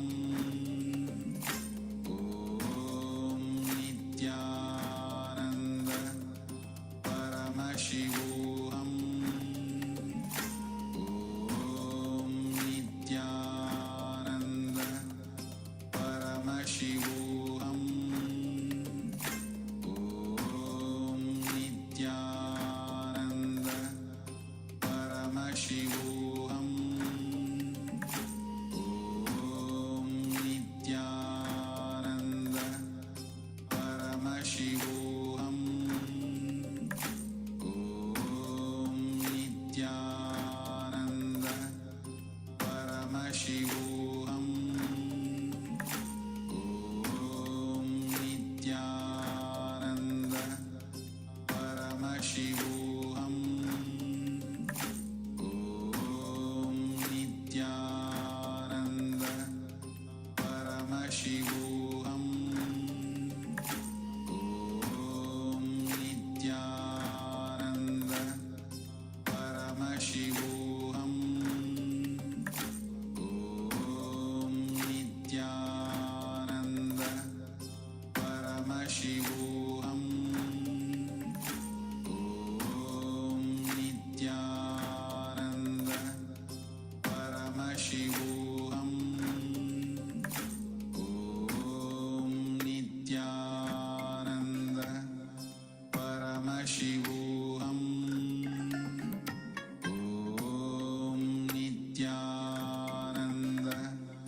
Paramashivoham. Om Nithyananda Paramashivoham. Om Nithyananda Paramashivoham. Om Nithyananda Paramashivoham. Om Nithyananda Paramashivoham. Om Are all of you done with the exercise? Paramashivoham. Can I have an acknowledgement? Nithyananda Paramashivoham. Om Nithyananda Paramashivoham. Yes. Thank you. I have a few verses showing up. Thank you. Anybody needing more time for this exercise? Nithyananda Paramashivoham. Om Nithyananda Paramashivoham. Om Nithyananda Paramashivoham. Om Nithyananda Paramashivoham. I'll just give you a couple of minutes to wrap up with this exercise so that we can move on to the next session. Om Nithyananda Paramashivoham. Om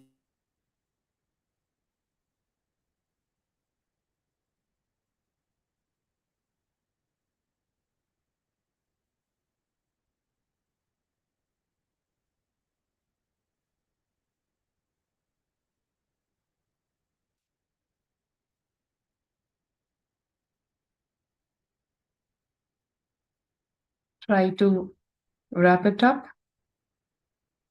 Look into each of those four aspects: your inner image, outer image, life image, and others' image. You should write it as such. If God appears in front of you right now and says, "So be it, tathastu," that will manifest for you. Don't leave behind anything. Remember, you have all been endowed with that inherent power to actualize everything and anything that you want for yourself in your life. And all of that starts with the power of thinking.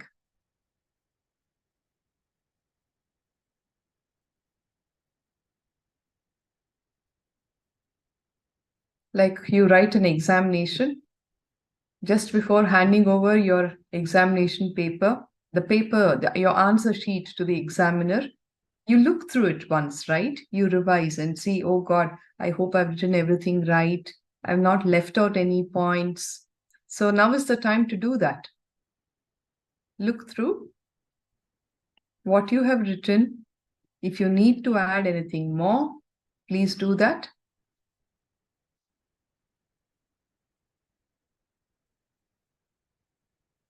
Life is all about expansion. Remember, we are all growing and maturing. What I wanted a week ago might have become redundant, irrelevant for me now. So what is it that I want now for a better me, for a better tomorrow? Look in and pen that down.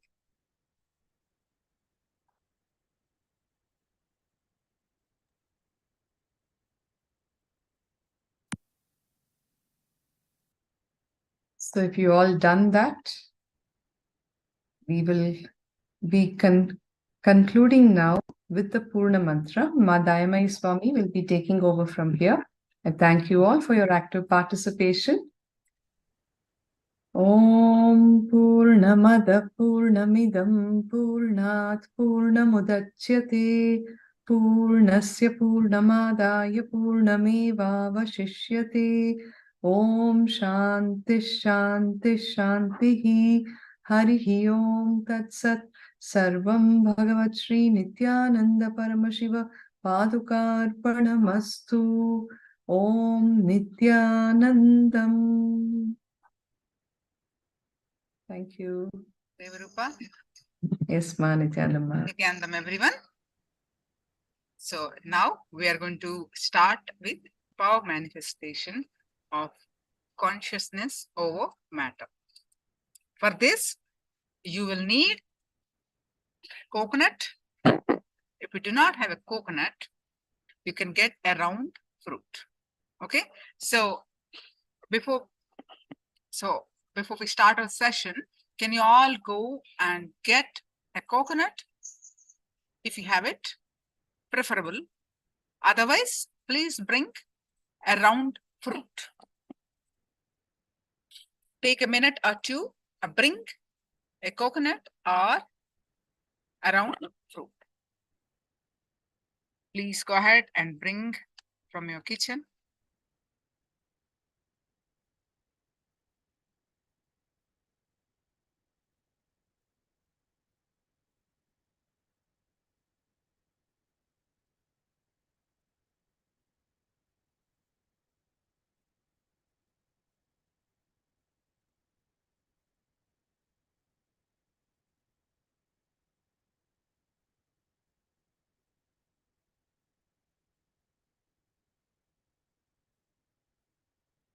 So what is the context of this power manifestation? I'll explain. So please bring the coconut.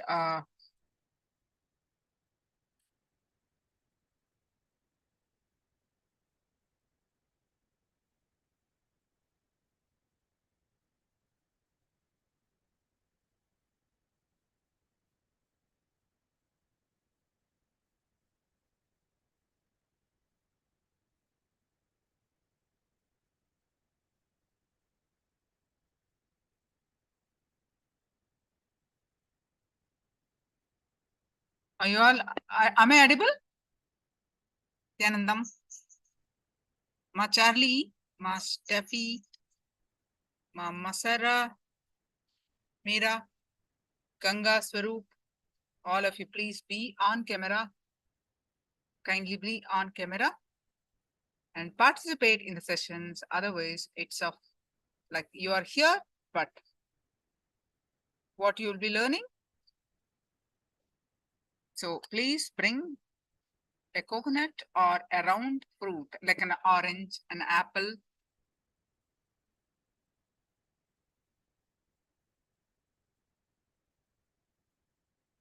Are you all ready?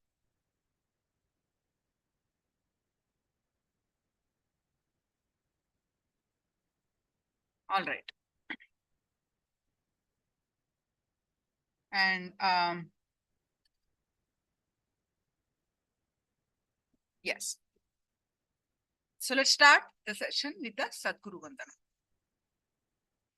Nithyanandam Paramasugadam Kevalam Jnanamurtim Dvandvatitam Gagana Sadusham Tattvamasyadilaksham Ekam Nityam Vimalamachalam Sarvadi Sakshi Bhutam Bhavatitam Trigunarahitam Sadgurum Tam Namami.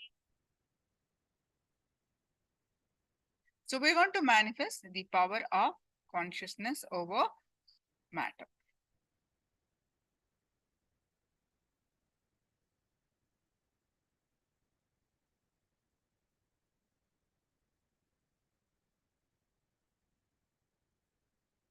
When you move, so in this power, you are going to move a coconut or a fruit. If you practice this power manifestation, if you are able to move, start practicing with a coconut, you can move in advanced level a mountain. So let's understand this extraordinary Shakti of third eye. We were practicing the third eye, right? So this is third eye power manifestation, seeing blindfolded. Now the second power is consciousness over matter.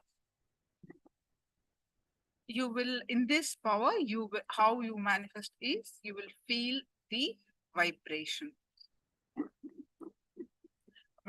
of the coconut. So the first step is, let's get started. As I explained in the previous sessions, every power manifestation starts with living enlightenment book, receiving a powerful cognition from living enlightenment book. So if you have the hard copy, please open it. And wherever your eyes fall, that is your powerful cognition. If you do not have the physical copy, we'll be posting the link in the chat of the soft copy of Living Enlightenment book.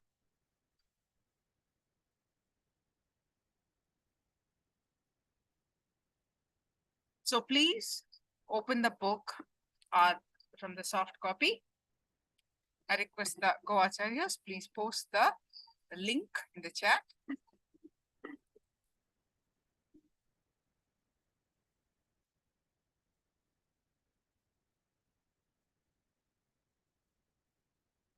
And receive the powerful cognition from the book Living Enlightenment book.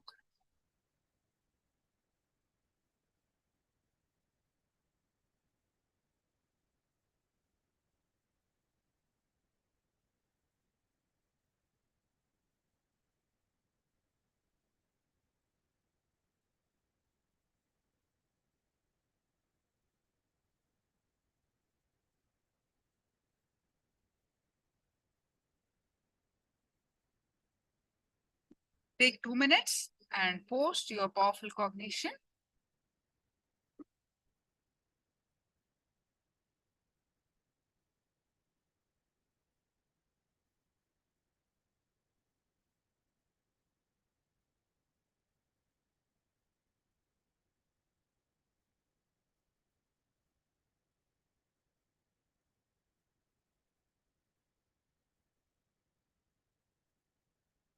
You can record these power manifestation. All right. If you receive the powerful cognition, please post it in the chat.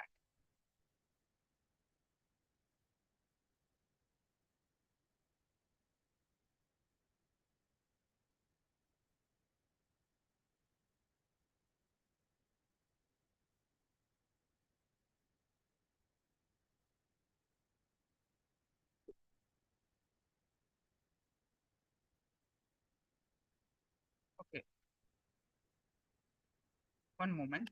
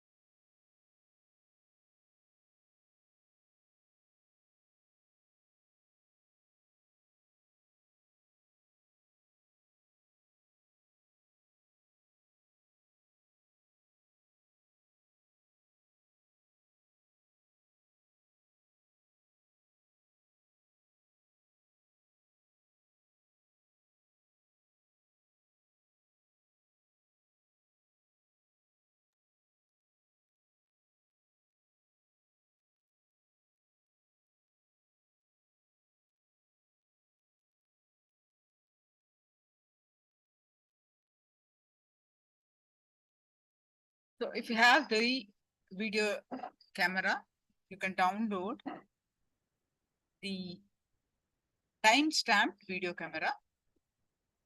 Actually, you can, okay, we have explained this in the previous sessions. You can turn on the video recording. If you have it's recommended that you should download the time-stamped video recording. So now let's start manifesting the power of the consciousness over matter. As we were discussing earlier, any power manifestation happens when you are experiencing your highest self. When you declare that you are Paramashiva, you are Nithyananda Paramashiva. That is what is the chanting of Mahavakya. Declare Paramashiva only, you only manifest through me. I consciously declare, let all my confusion. What is stopping for us to manifest is our lower self, built lot of confusion, delusion, fear, greed, anger, violence, all kinds of negative thoughts are the ones stopping us to manifest the power, right? So you consciously declare to drop all those, at least for this moment. Declare what you want to manifest. If you're doing for the first time, declare the coconut in the hand. So you can have your coconut in the hand. You can put your palm. Are you able to see my hand? You can make your palm like a table, like a straight, right? On the palm, you put your object there. Coconut, as I explained, coconut is preferable. Otherwise, at least put a fruit. Then declare that object on your hand to vibrate, to move. All right. So let's start manifest the power manifestation. Visualize Swamiji's form in your third eye. And start chanting the Mahavakya. Om Nithyananda Paramashivoham. Om Nithyananda Paramashivoham. Om Nithyananda Paramashivoham. Start chanting the Mahavakya and experience the space of oneness with Swamiji Paramashiva. Any thoughts that are coming, just let it come, let it go, and have your coconut on your palm. Make it comfortable. And now chant the Mahavakya. Om Nithyananda Paramashivoham. Intensely chant the Mahavakya and experience the space of oneness. With that space of oneness, manifest, declare that your object to move, vibrate.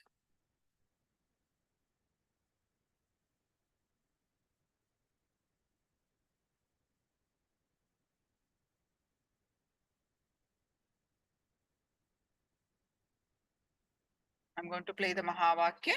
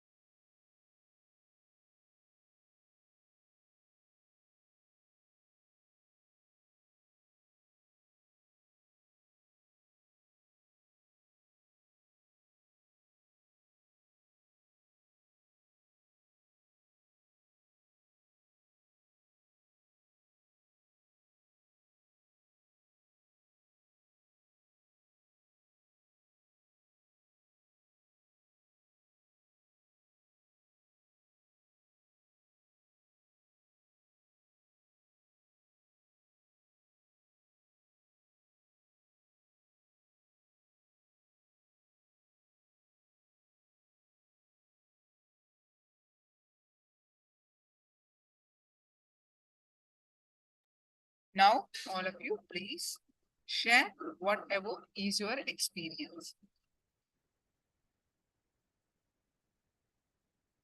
Whether your coconut vibrated or it moved or you feel any tingling sensation, what is your experience? What is your power manifestation?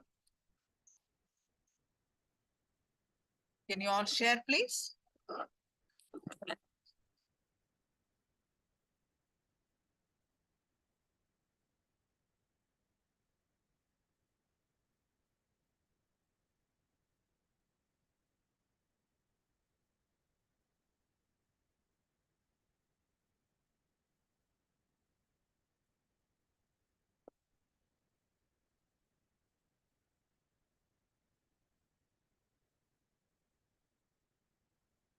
Can everyone share your power manifestation experience?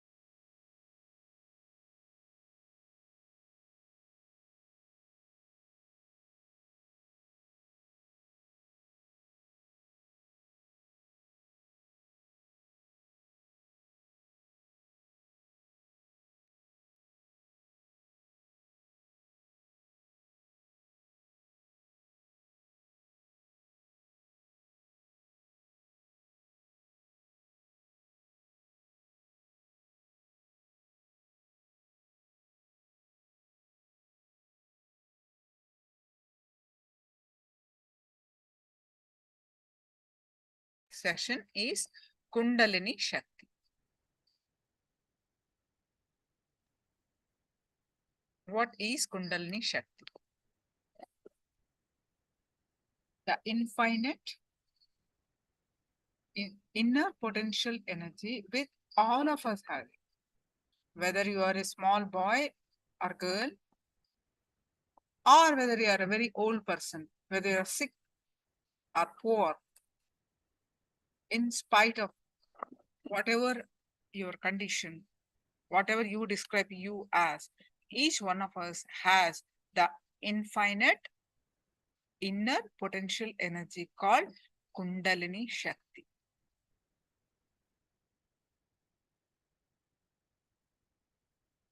constantly having this Kundalini Shakti.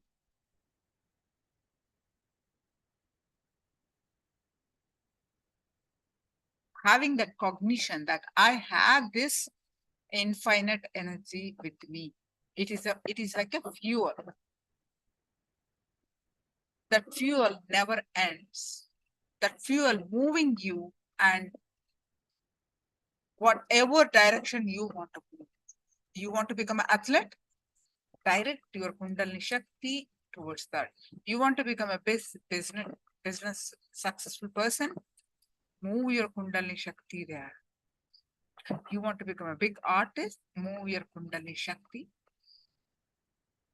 towards that. That fuel moves you. Every small action you do will be power manifestation. So in this session, the Swamiji, the Supreme Pontiff of Hinduism, Jagat Guru Mahasannidhanam, His Divine Holiness Bhagwan Nithyananda Paramashivoham, shares with us the gift of everything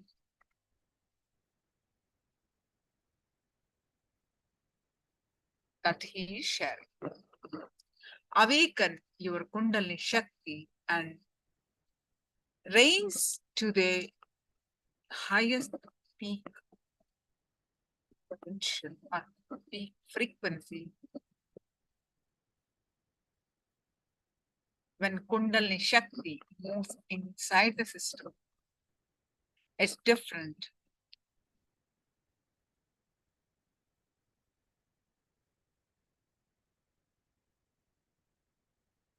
Different areas, part of the body experiences different frequency. Raise to the highest frequency and celebrate the life with the awakened Kundalini.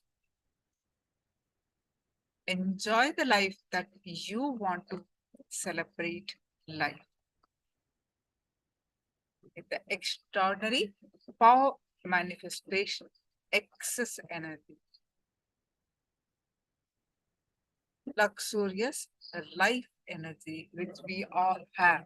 So what do we need to do? Let's learn the basics of the Kundalini Shakti. Let's listen from Swamiji directly.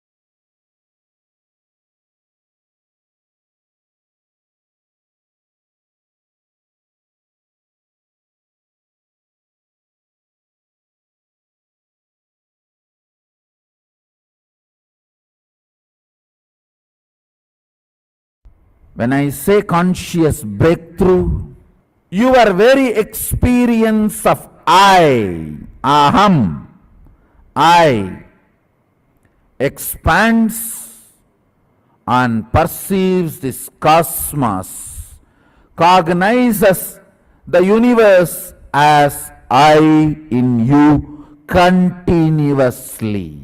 The good news I have is you are capable. The great news I have, you don't need to do anything, I'll do it for you. What is superconscious breakthrough?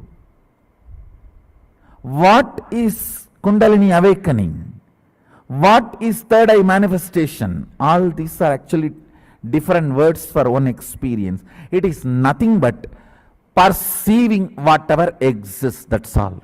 120 vision, 120 degree vision is 2I, the individual I, consciousness.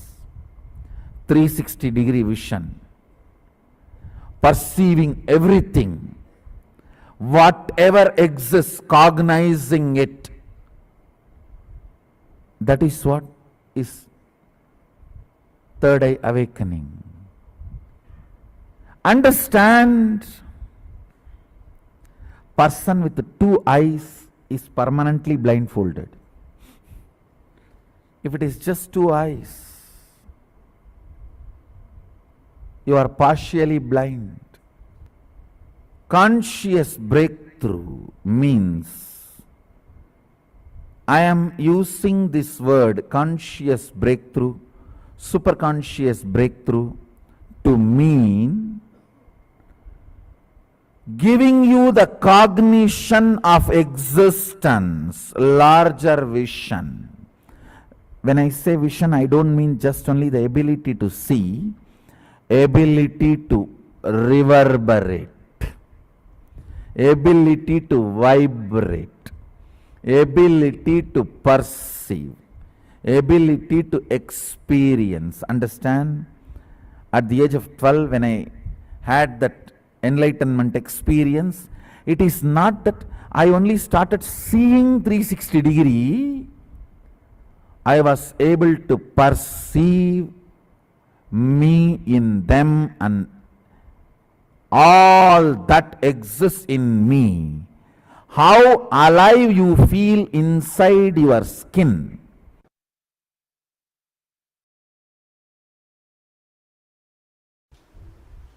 The excitement created by verbalization, excitement infused by visualization, excitement infused by the Kundalini awakening, your consciousness waking up. These are the 3 levels of Shaktipada you go through. Every day in your life, these 3 Shaktipada, any one you go through, or all 3. But always in these 3 something will be happening. If all the 3 are not happening, you will not be alive. You will be in depression. Literally dead, waiting for the breathing to stop. Waiting for the breathing to stop. These 3 fuels. Verbalization instigated excitement. Visualization instigated excitement. Kundalini instigated power. In these 3, any one Shaktipada will be always happening in your life. Without all these 3, you can't be alive.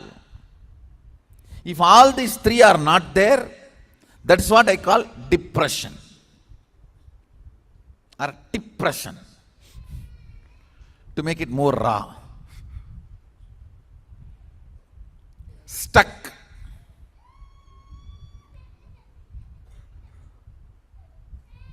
Not knowing what to do, not moving what to do, not flowing with life. Understand?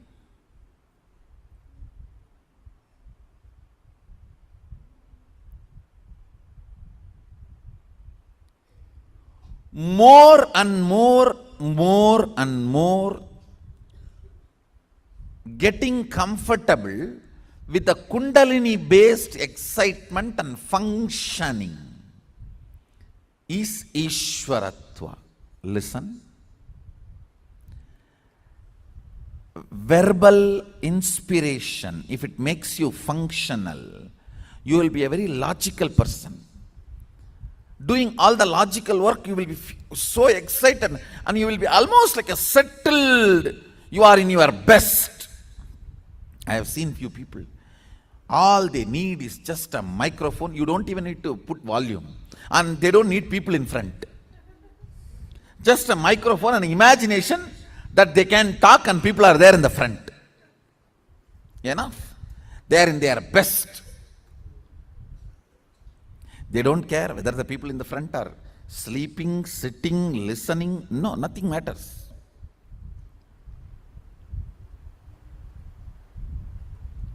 If you are visualization excitement person, you will forget even your food by painting or dancing or carving. I still remember there was a period in my life just decorating deities. I'll forget day and night. I tell you, decorating deities physically and taking care of the cows physically is one of the best vatavarana for your muscle memory and biomemory. Anybody feels stuck in your life, feeling confused, stuck, confused, don't know what to do, no inspiration. Understand, when you don't have inspiration and you want to hold on to your outer identity, you want to continue to keep up your makeup and arrogance, you become worst cunning. Now, you'll have to make up for all your failures by lying.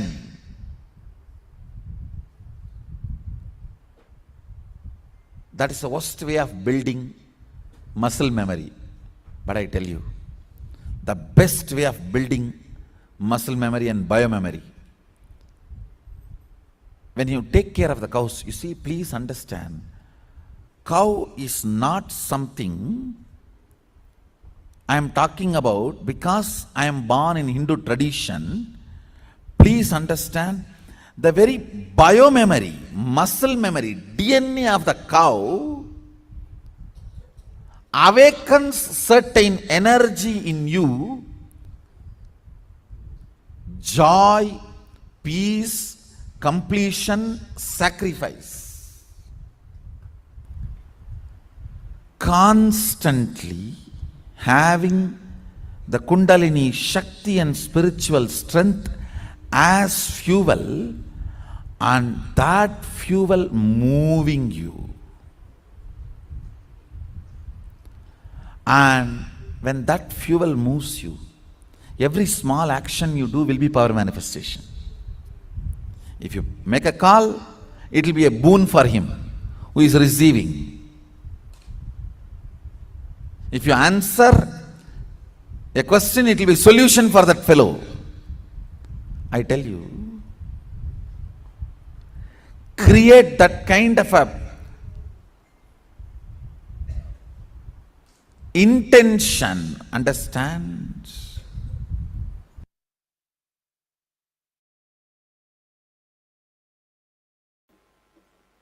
Please understand, the essence is basically awaken your Kundalini Shakti.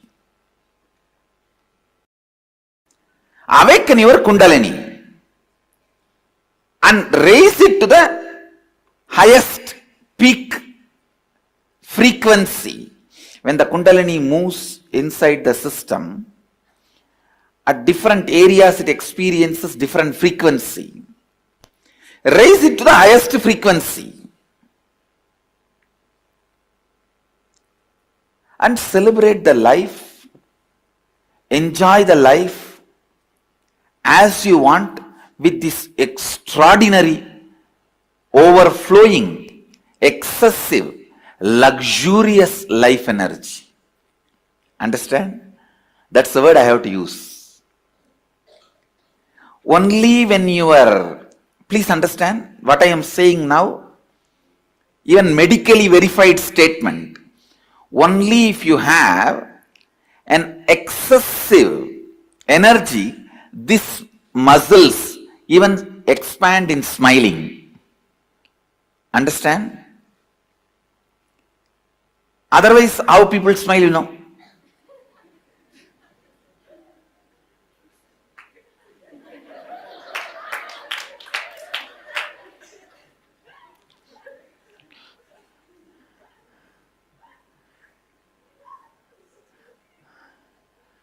Now I'm telling you, life should be lived with luxury of energy. I am telling you, if you think the car you drive, the chair you sit, and the house you live, that only demonstrates your luxury. That is the symbol of your luxury. You are cheated. You are just cheated. It is the luxurious energy you carried in your stomach, in your heart, in your throat, in your face, in your crown. That is luxury. That is the best luxury. I tell you, when you wake up in the morning, the energy you carry in your stomach is, are you carrying a cramp? Or are you carrying the gas? Or are you carrying an uncomfortable acidity feeling? What are you carrying in the stomach when you wake up? And by the time you get ready for your everyday routine, you remember your everyday, what is the energy you are carrying in your heart? The moment you remember, you have to go to your office, you have to meet your family, you have to meet your team, you have to meet your team, you have to meet your boss, you have to do your everyday actions. What is the experience you carry when you remember your everyday routine in your heart? What's the energy you feel near your chest? That decides whether you are living luxuriously or not.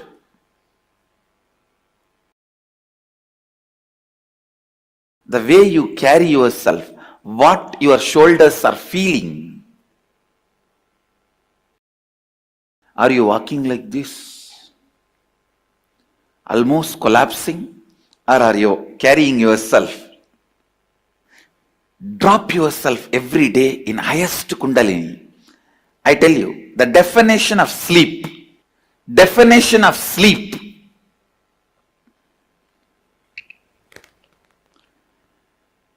Definition of sleep. You should never feel tired, bored when you close your eyes and rest your body.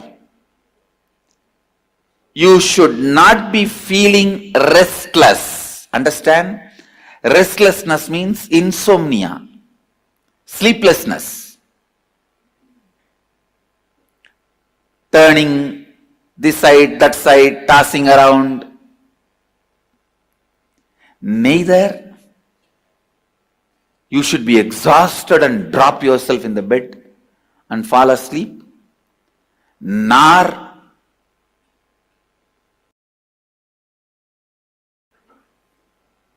you should be restless without getting sleep. It should be just entering into the energy space. And it is possible. I am not giving you any great theories. No.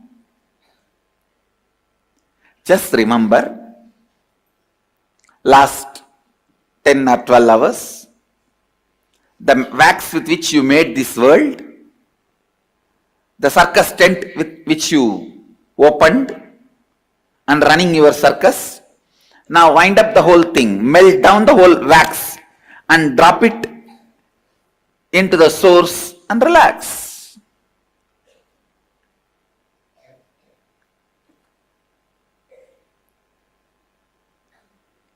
In the circus tent, the poles and the cloth and the lamps, rings and the ringmaster, animals and the visitors, viewers, fans who are clapping, and few people who are protesting that animals should not be tortured.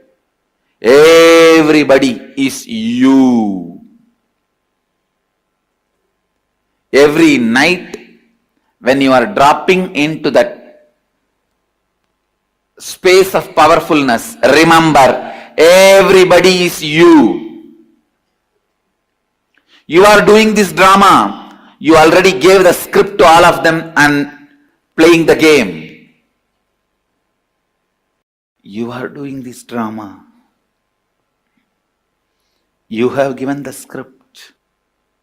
Just relax into that powerfulness which comes when you do completion every night before falling asleep. Just complete whatever incompletions you remember and fall into that powerful space.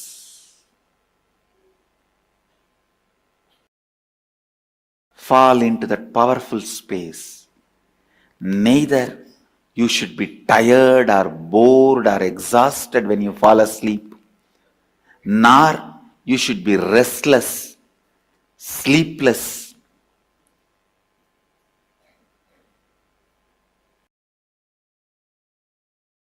Feeling insomnia. Understand, insomnia and tiredness both are same. Don't ever imagine if you are tired you will fall asleep. No, it is not true. It is not true. You should never fall asleep if your body is aching, body is having any pain.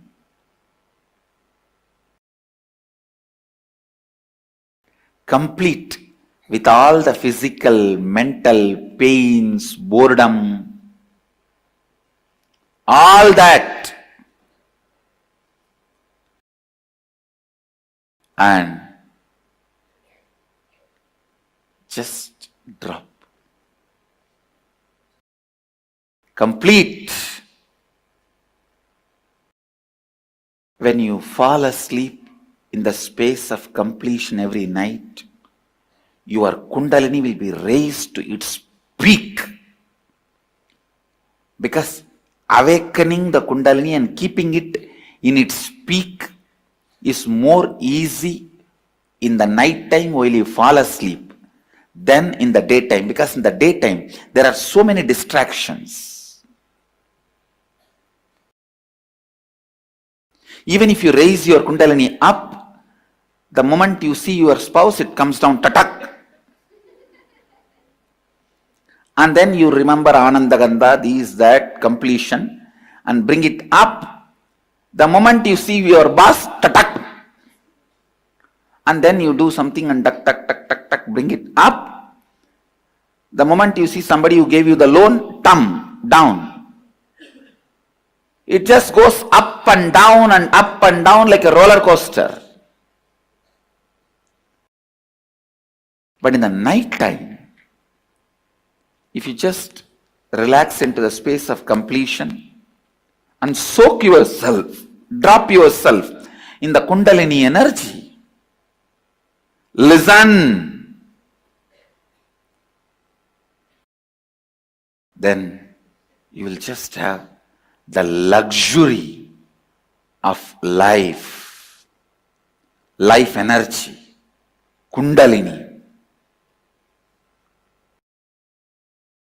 Luxury of the Kundalini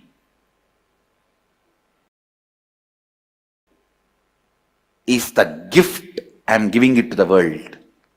Understand? Anybody who claims you are my disciple, follower, devotee, you should have received this gift, luxury of Kundalini.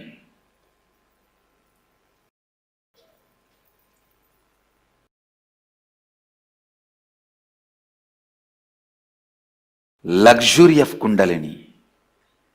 That's the right word I'll use.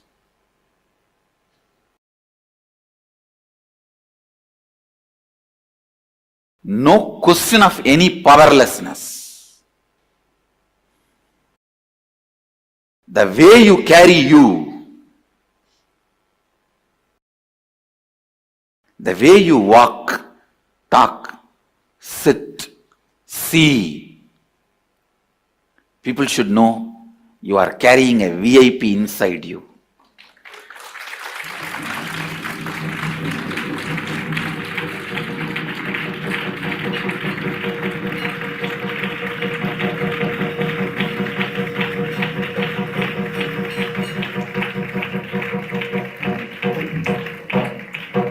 You are carrying somebody very important in your heart.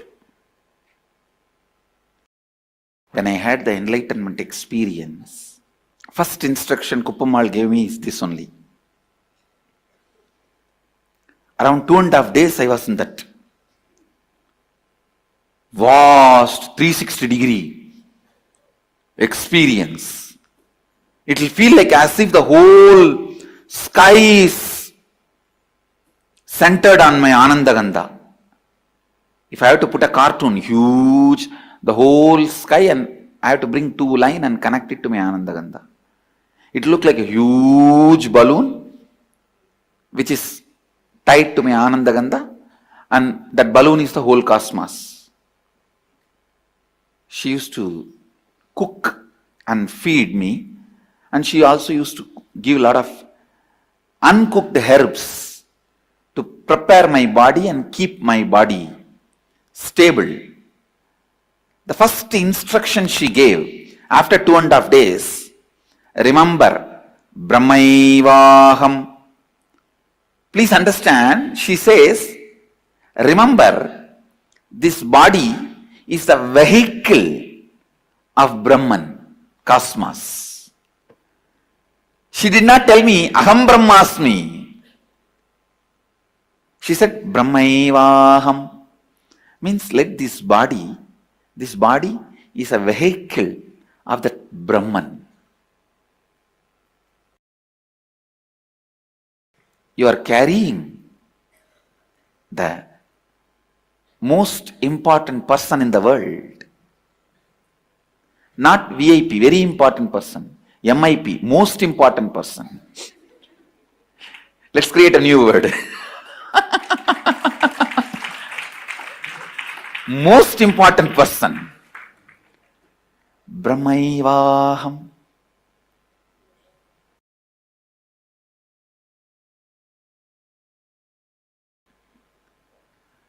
Luxury of the Kundalini. Again and again I want to repeat that word. Luxury of Kundalini. Veda Shastra Guru Tattva Swayam Ananta Lakshanam. As per the Vedas, Shastras and teachings of the Guru, myself is the pure bliss. When you come to this experience,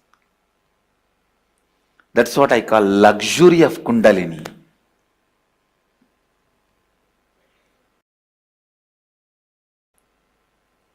How you carry your shoulders and neck every day when you walk out of your room to live your life.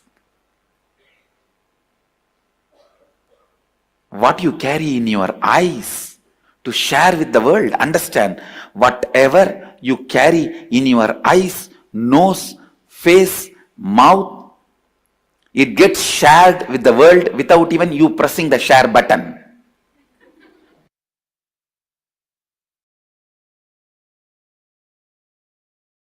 I tell you, the most powerful Kumbhaka is Trinetra Kumbhaka. The most powerful Kumbhaka is Trinetra Kumbhaka. Trinetra Kumbhaka awakens your Kundalini Shakti to the cosmic union with Paramashiva, rebuilds your body, burns all the bad muscle memory, bad biomemory,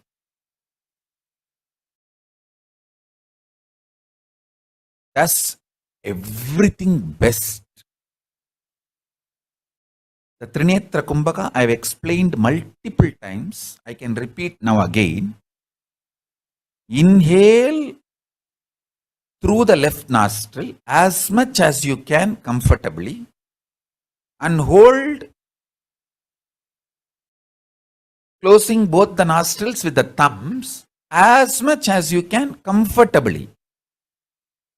Don't kill yourself. Do it as much as you can comfortably. Then, don't exhale.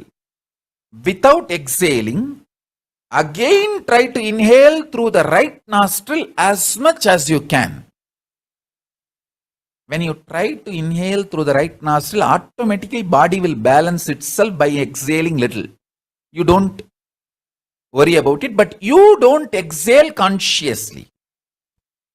You try only to inhale through the right again and hold as much as you can be comfortably. And then again, don't exhale. Try to inhale through both the nostrils and hold it as much as you can comfortably. Then, when you feel you can't hold anymore, slowly exhale through the left nostril. This is the procedure of Trinetra Kumbhaka. Understand? When you do an exercise, not just the calories burnt is the only benefit. You invest in your body, which keeps you alive, active whole day. Same way, when you do this Trinetra Kumbhaka, not just the experience you get while you do that Kumbhaka is alone is the benefit. You invest in your prana sarira, energy source, which keeps helping you throughout the day.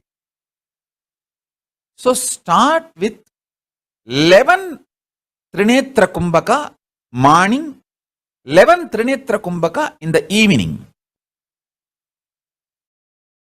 After 2-3 days, make it into 21 Trinetra Kumbhaka in the morning, 21 Trinetra Kumbhaka in the evening.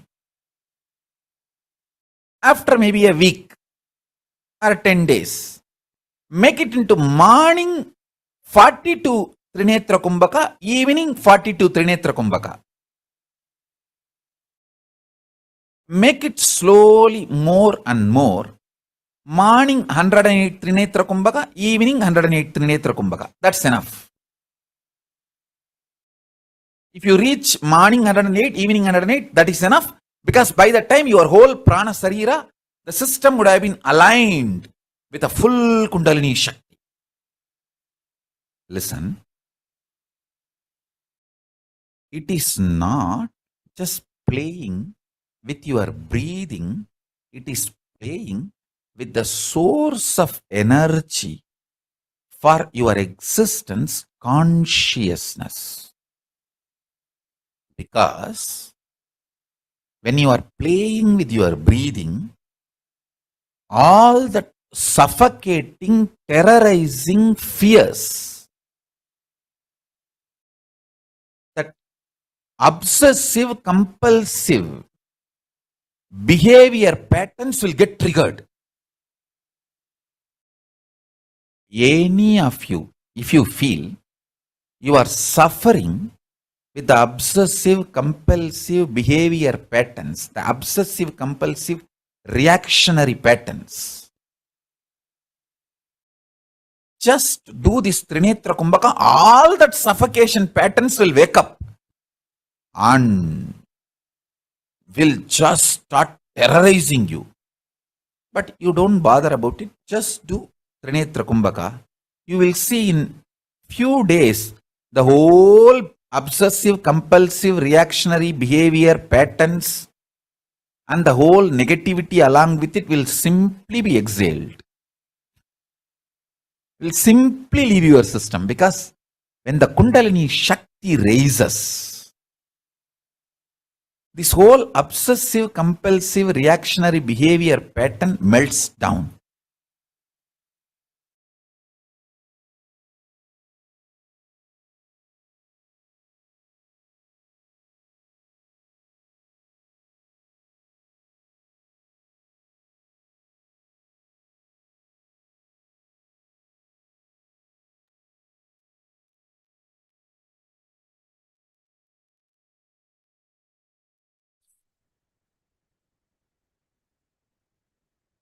So what a beautiful cognitions, learnings about our Kundalini Shakti. How to awaken that.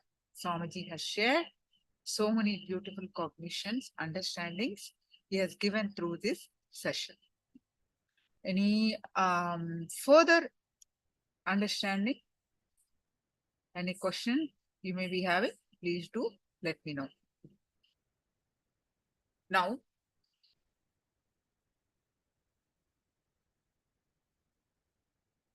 as Trinitra Kumbhaka, let's practice as Swamiji explained now for few minutes. Next 15 minutes, we will be practicing the Trinitra Kumbhaka to awaken the Kundalini Shakti. So all of you please get ready.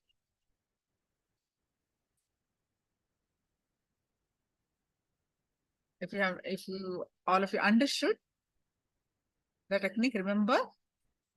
Otherwise, let me know.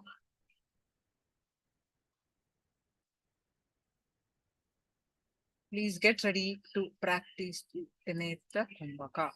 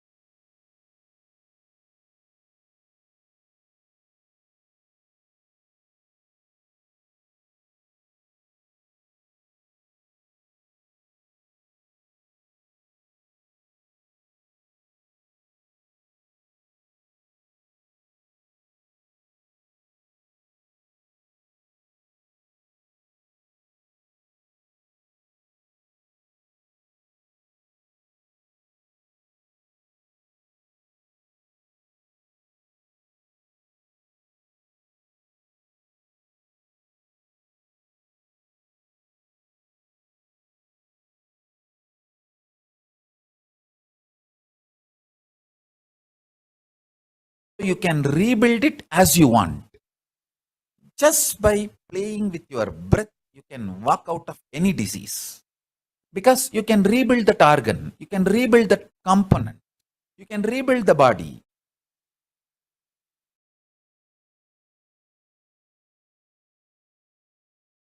I tell you, the most powerful Kumbhaka is Trinetra Kumbhaka. The most powerful Kumbhaka is Trinetra Kumbhaka. Trinetra Kumbhaka awakens your Kundalini Shakti to the cosmic union with Paramashiva, rebuilds your body, burns all the bad muscle memory, bad biomemory,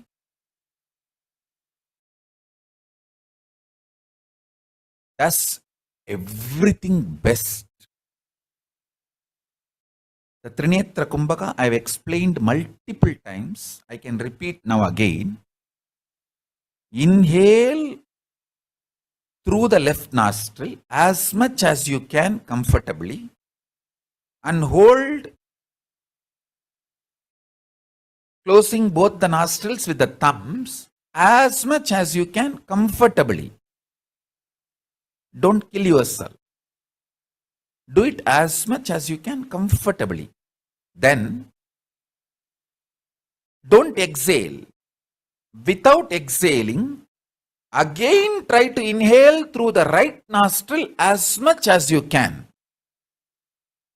When you try to inhale through the right nostril, automatically body will balance itself by exhaling little. You don't worry about it, but you don't exhale consciously. You try only to inhale through the right again and hold as much as you can be comfortably. And then again, don't exhale. Try to inhale through both the nostrils and hold it as much as you can comfortably. Then, when you feel you can't hold anymore, slowly exhale through the left nostril. This is the procedure of Trinetra Kumbhaka. Understand? When you do an exercise, not just the calories burnt is the only benefit. You invest in your body, which keeps you alive, active whole day. Same way, when you do this Trinetra Kumbhaka, not just the experience you get while you do that Kumbhaka is alone is the benefit.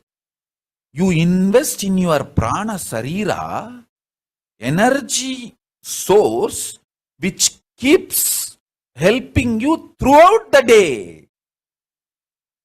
So start with 11 Trinetra Kumbhaka morning, 11 Trinetra Kumbhaka in the evening. After 2-3 days, make it into 21 Trinetra Kumbhaka in the morning, 21 Trinetra Kumbhaka in the evening. After maybe a week or 10 days, make it into morning 42 Trinetra Kumbhaka, evening 42 Trinetra Kumbhaka. Make it slowly more and more. Morning 108 Trinetra Kumbhaka, evening 108 Trinetra Kumbhaka. That's enough. If you reach morning 108, evening 108, that is enough, because by the time your whole prana sarira, the system would have been aligned with a full Kundalini Shakti. Listen, it is not just playing with your breathing, it is playing with the source of energy for your existence, consciousness. Because when you are playing with your breathing, all the suffocating, terrorizing fears, that obsessive, compulsive behavior patterns will get triggered. Any of you, if you feel you are suffering with the obsessive compulsive behavior patterns, the obsessive compulsive reactionary patterns, just do this Trinetra Kumbhaka, all that suffocation patterns will wake up and will just start terrorizing you. But you don't bother about it, just do Trinetra Kumbhaka. You will see in few days the whole obsessive compulsive reactionary behavior patterns and the whole negativity along with it will simply be exhaled. Will simply leave your system, because when the Kundalini Shakti raises, this whole obsessive compulsive reactionary behavior pattern melts down.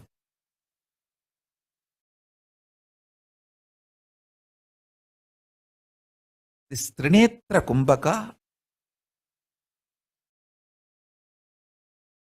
is the most beautiful method to intensely trigger your ability to digest all the bad biomemories, bad muscle memories, the karma itself. Listen. Listen to this very carefully. Your age does not matter. Start the Trinetra Kumbhaka. Just connect with me. Start. You can start doing it like a just few times, 11 times a day. Even that is okay. It will be a great blessing. I tell you, this Trinetra Kumbhaka will liberate you from all suffocating, obsessive, compulsive, reactionary behaviors and that obsessive, compulsive, reactionary patterns internally. How you beat yourself because of these obsessive, compulsive, reactionary patterns and thought currents. You will be liberated from all that suffocations inside and all that behaviors outside, both. Listen, if you are young, you can start doing even morning 21 times, evening 21 times. If you are a little old, start in the morning 11 times, evening 11 times.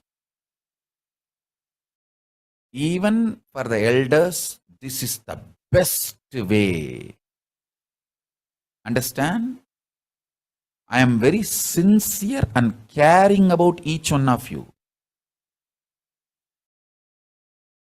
I will prescribe this only after thorough study. I know many of you take me very sincerely and practice.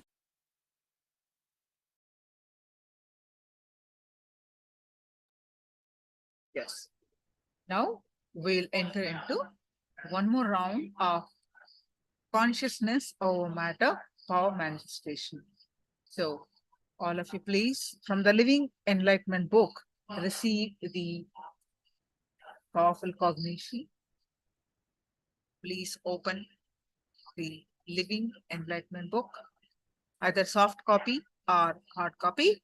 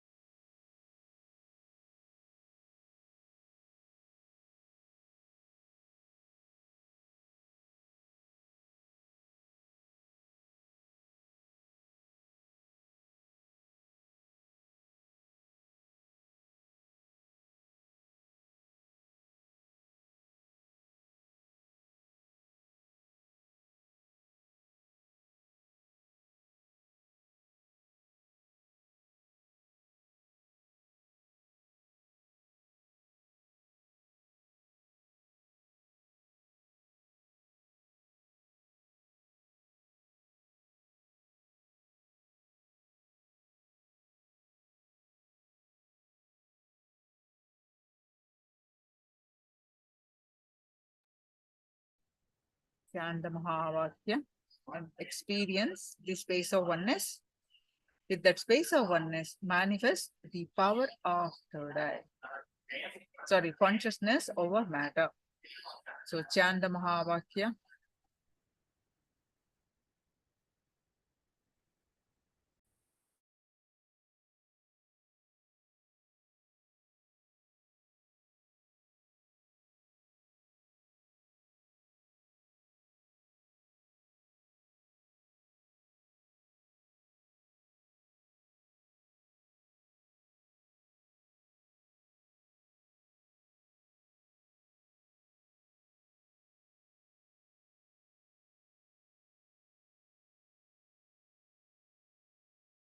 शिवोऽहम्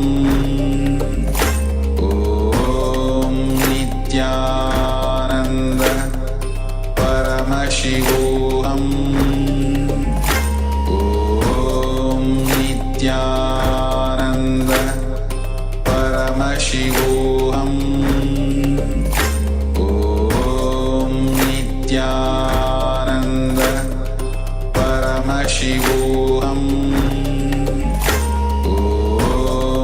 नित्यानन्द परमशिवोऽहम् ॐ नित्यानन्द परमशिवोऽहम् ॐ नित्यानन्द परमशिवोऽहम् ॐ नित्यानन्द परमशिवोऽहम् ॐ नित्यानन्द परमशिवोऽहम् ॐ नित्यानन्द परमशिवोऽहम् ॐ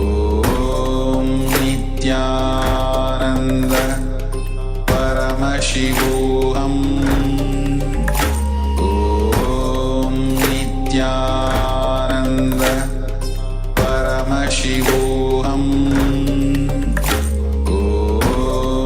नित्यानन्द परमशिवोऽहम् ॐ नित्यानन्द परमशिवोऽहम् ॐ नित्यानन्द परमशिवोऽहम् ॐ नित्यानन्द परमशिवोऽहम् ॐ नित्यानन्द परमशिवोऽहम् ॐ नित्यानन्द परमशिवोऽहम् ॐ नित्यानन्द परमशिवोऽहम् नित्यानन्द परमशिवोऽहम् ॐ नित्यानन्द परमशिवोऽहम् ॐ नित्यानन्द परमशिवोऽहम् ॐ नित्यानन्द परमशिवोऽहम् ॐ नित्यानन्द परमशिवोऽहम्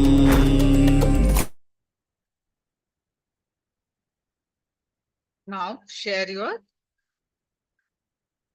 power manifestation experience of consciousness or matter. What is your power manifestation experience? Did you feel any vibration? Did you feel any tingling sensation, or the object moved? Anything may happen.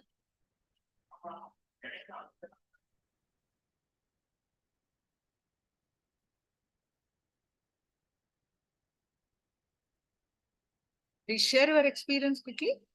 We'll move on to our next session.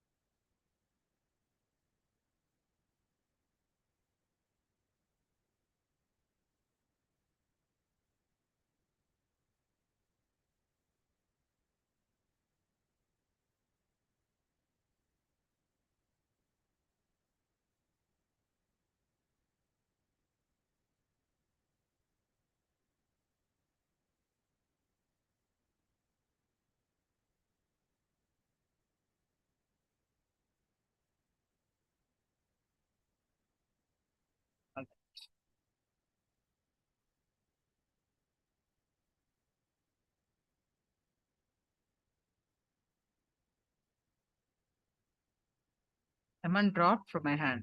Claudine, wonderful. Coconut moved and dropped from my hand. That's wonderful. So now, any questions, please do let me know.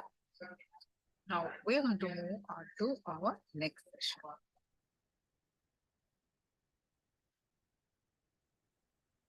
The power of authenticity.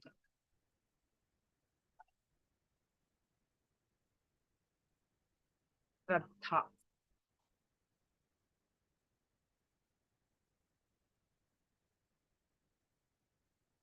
What is authenticity? It is one of the four powers. That's what we learned, right? First is integrity. Next is authenticity. Meaning what? It is literally living at your peak.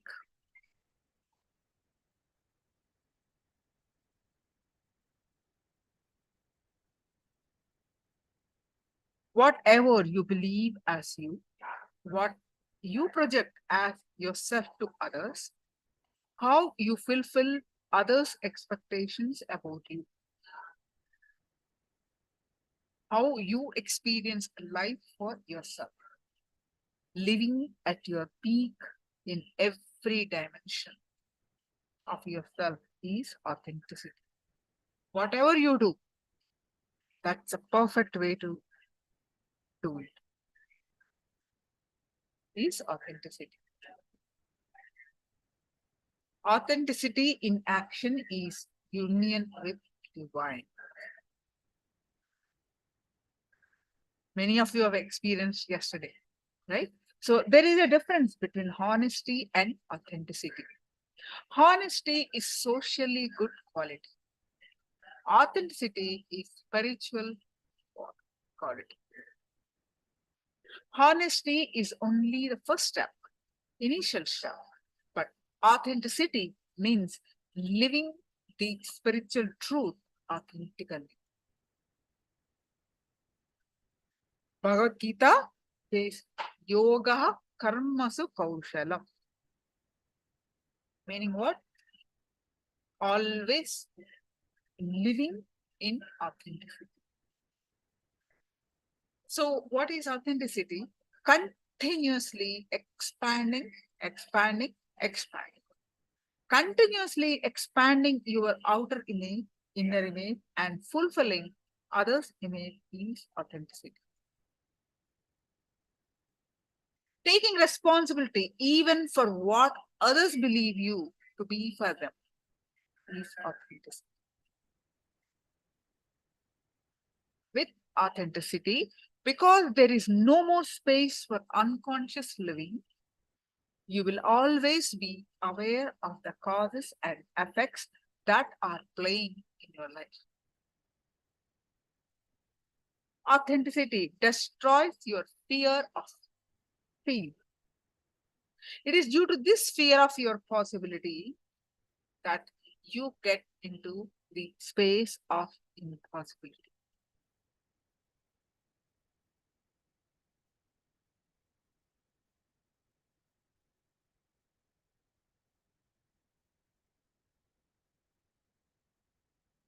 Now let's listen from Anansi.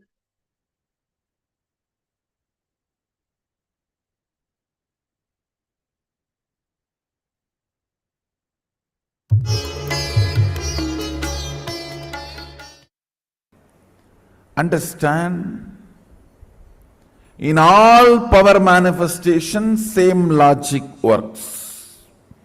All of you are empowered with some powers from the time you happen. Nobody comes without any powers. Of course, very rarely, like Skandamata, kids come with all the powers. That is different. But nobody comes without any powers. All of us come with some powers. When the power manifestation starts, what is the impact of that on the existence? That is too important. That is why I am saying the fuel with which You need to fill yourself. Integrity based, authentically inspired, responsible enriching. If this is the fuel with which you are functioning, any power manifestation happens through you will do so much good to you and society. You will be constantly empowered with more and more power. Whether the power manifestation through you is good or bad will be decided based on what kind of an inner space you carry. The response happening inside from outside and outside from inside, this matters for power manifestation. No, this matters, understand? Especially for your consciousness to be empowered. Empowering, right? Fueled beings. Beings who function based on right fuel. Your problem is not whether good or bad. Your problem is only whether to be active or tired and bored. Even to be negative, you don't have interest. You need to change the fuel of your body and mind functioning. Pure sattvic food and morning yoga instead of coffee to wake you up. Integrity, authenticity, responsibility and enriching. This thought current to keep you alive than any violence or lusty thought currents to keep you alive. Actually, I have seen many people who are so-called successful in the society, that is why it is called society. Because everything is so. No, those people, when they come into the Adhinam, suddenly I see them empty. And they are saying that I was managing $100 million business, $25 million business. How is it possible?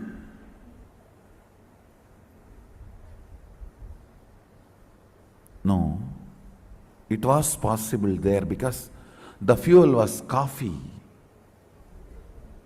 to wake you up. And the intense greed, lust, violence, peer pressure, all that was the fuel. And the whole matrix, Vatavarana, the ambience of absolute stupidity, celebrating the sick mentality. When this kind of ambience happens, yes, you were active. But now suddenly the whole fuel change is happening. Lubrication is different, fuel is different, oil is different. What is the way to wake up in the morning? Not coffee. Yoga. But I tell you, what a way to wake up.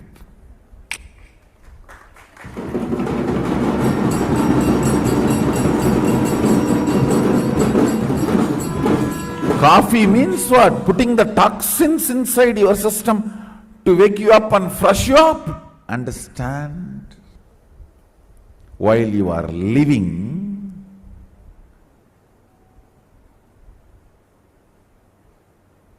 Whether coffee wakes you up or yoga wakes you up matters. Not only to decide the number of years you are going to be in the body,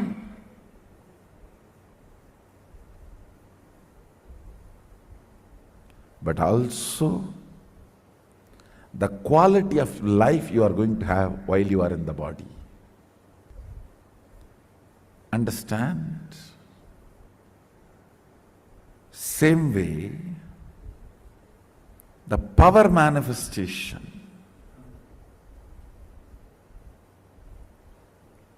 manifesting powers, its intensity, its quantity and quality is decided by what is the impact of your power manifestation on humanity. If more power manifests through you, is it good for the world or bad for the world? So understand, let the power manifestation happening through you, in you, manifest as smile, gesture of love, the tear of bliss. I'll tell you a secret. Only in sadness it should be called tears, because it will come one drop by drop by drop by drop. In bliss it will always be continuous flow. It should be called as singular, in singular tear, not tears. Understand?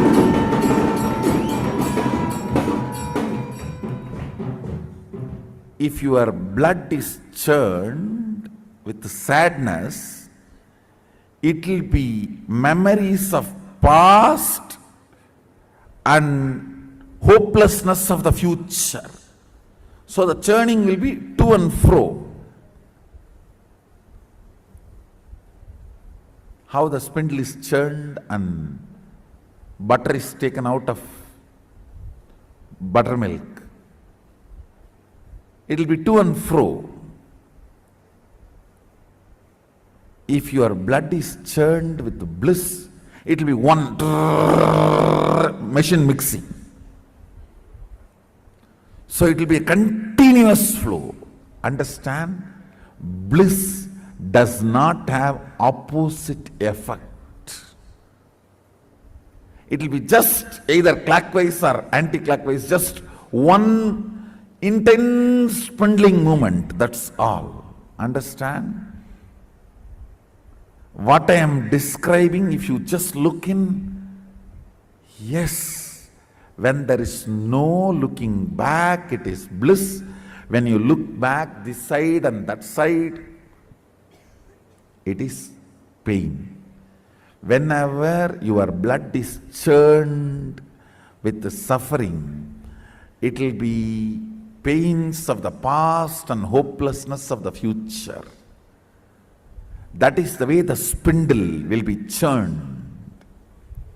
And that is why the tears, few, then few minutes, then few, then few minutes, then few, wet, dry, it will be going on. But the bliss tears are not like that.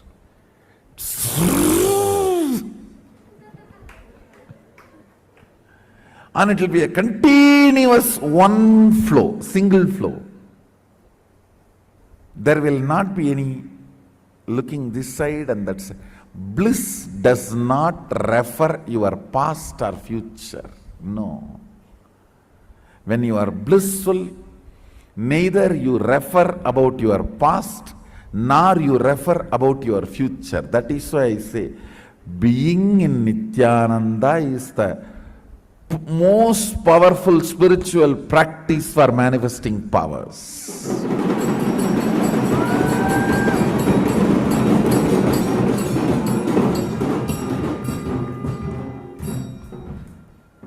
That's the most powerful way of manifesting powers.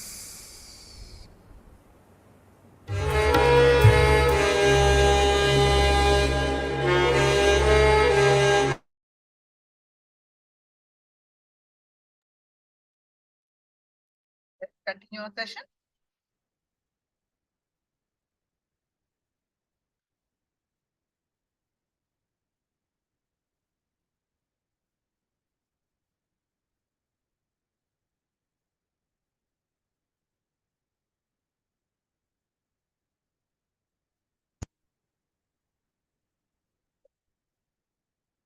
Now, let's do one exercise on authenticity. Spend next 15 minutes writing about all the moments where you displayed a lack of authenticity last 24 hours. Last 24 hours where you display a lack of authenticity. You could have done a lot better job.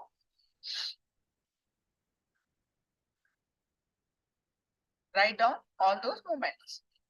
After each situation, find a way to realign yourself back to authenticity.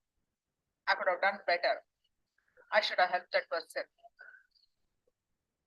Where are all you could have been authentic? Write down that. Realign yourself back to authenticity. Write it down. With authenticity, you will suddenly new ideas, new solutions open up for you. So please start writing 2 things. First 15 minutes, writing about all the moments where you displayed a lack of authenticity in last 1 day. And in this situation, find a way to realign back to authenticity. So please write it down.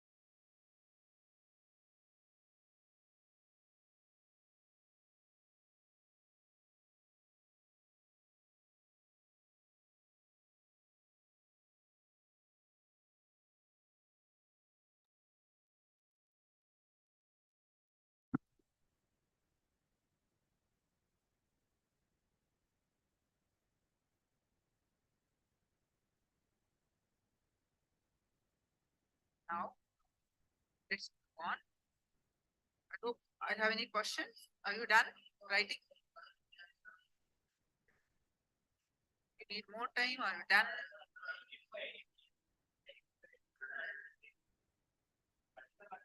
Please post your questions or need more time? Please post it in the chat.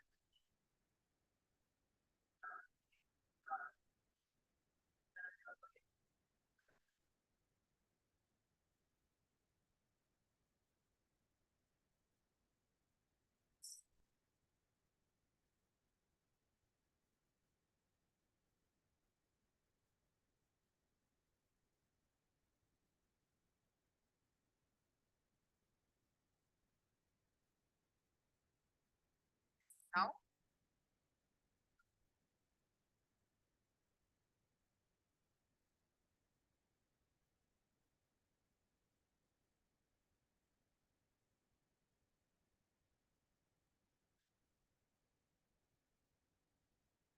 let's do one more round of power manifestation. Please go ahead and post your powerful cognition from Living Enlightenment book.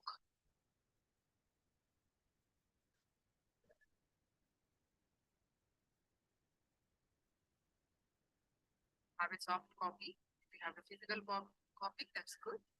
Open the Living Enlightenment book and post the powerful cognition from that book.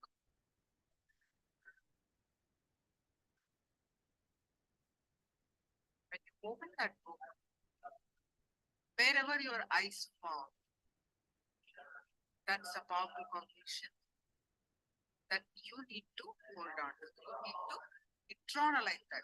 That is what Swamiji is speaking to. That is what exactly you need to listen at this moment to become powerful. So please go ahead. Either use the soft copy, if you have the physical copy, use that and receive a powerful cognition from Living Enlightenment book.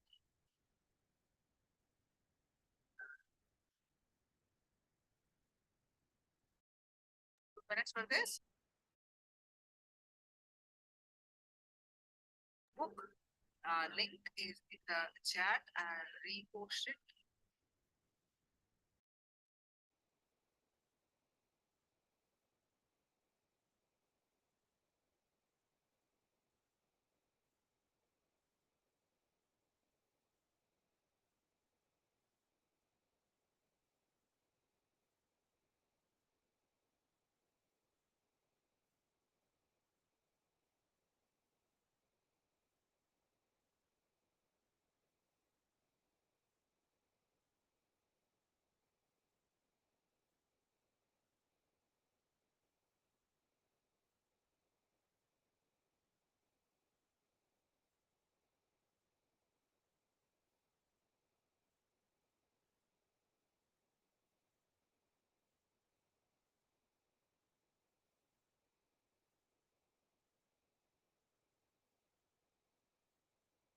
So one of the cognition that is posted, only if we take up responsibility for everything that happens in our life will we start growing. That's a wonderful cognition. And very up to the four tattva, the 4 principles of our life that we are learning. Responsibility is one of the tattva, one of the principles. Wonderful. Thank you. Anyone else is posting the powerful cognition?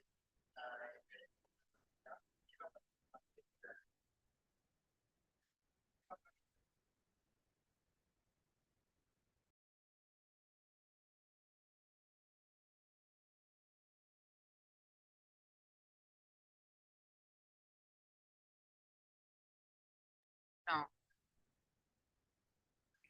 great. Let's start manifesting the power of consciousness over matter. With your consciousness, with your will, you matter. So for this, we will take the coconut. If you do not have the coconut, you can take a round fruit. Please get it quickly and sit straight with your head is back straight line and your palm straight. Put the object on the palm.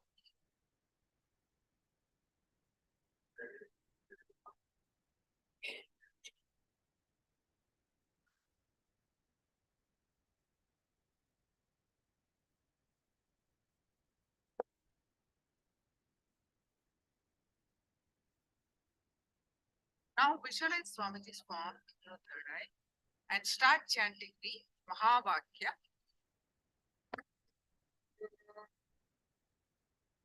Nithyananda Paramashivoham. Nithyananda Paramashivoham. Start chanting the Mahavakya and declare the object to be. And with the intense daily connection, chant the Mahavakya and experience the space of oneness. With that space of oneness, manifest the power of consciousness over matter. So please continue.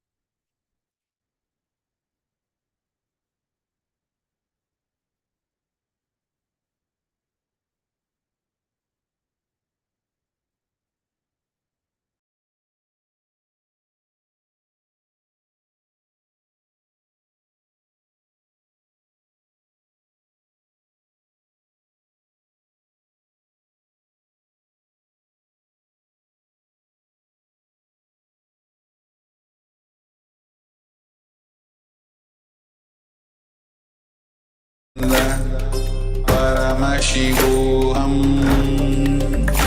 Om Nithyananda Paramashivoham. Om Nithyananda Paramashivoham. Om Nithyananda Paramashivoham. Nithyananda Paramashivoham. Om Nithyananda Paramashivoham. Om Nithyananda Paramashivoham. Om Nithyananda Paramashivoham. Om Nithyananda Paramashivoham. Om Nithyananda Paramashivoham. Om Nithyananda Paramashivoham. Om Nithyananda Paramashivoham. Om Nithyananda Paramashivoham. Om Nithyananda Paramashivoham. Om Nithyananda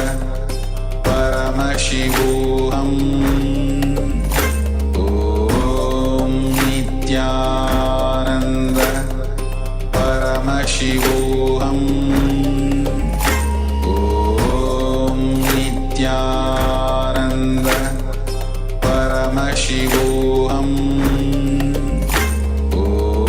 Om Nithyananda Paramashivoham. Om Nithyananda Paramashivoham. Om Nithyananda Paramashivoham. Om Nithyananda Paramashivoham. Om Nithyananda Paramashivoham. Om Nithyananda Paramashivoham. Om Nithyananda Paramashivoham. Om Nithyananda Paramashivoham. Om Nithyananda Paramashivoham. Om Nithyananda Paramashivoham. Om Nithyananda Paramashivoham. Om Nithyananda Paramashivoham. Om Nithyananda Paramashivoham.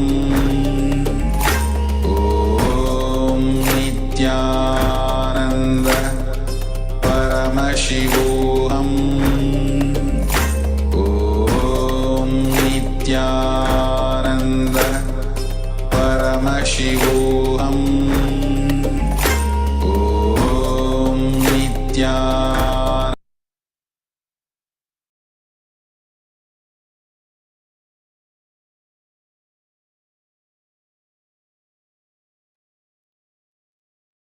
Now all of you are exposed your raw manifestation of consciousness over matter. What happened? Please quote. Did your object vibrate? Were you able to move the object? Whatever is your experience, please share it in the chat.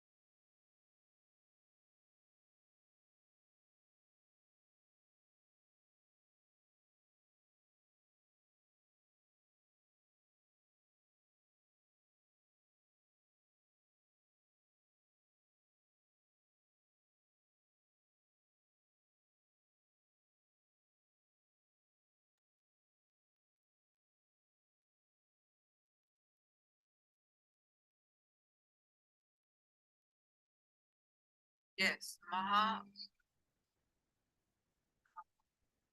Wonderful, mom.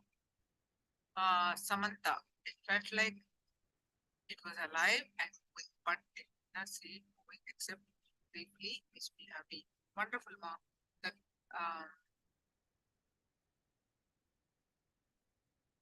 whatever you felt is a perfect experience. Yes. Anyone else?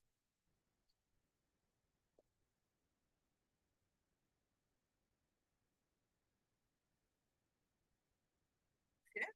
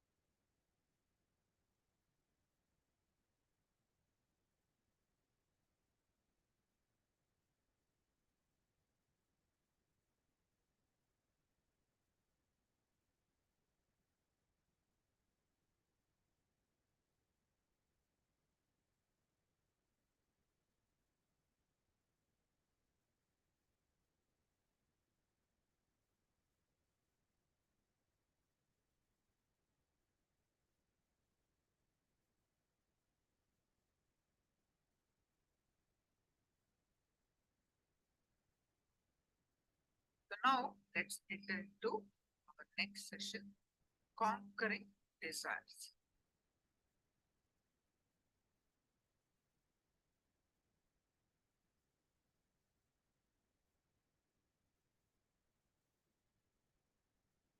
All of us have so many desires, right?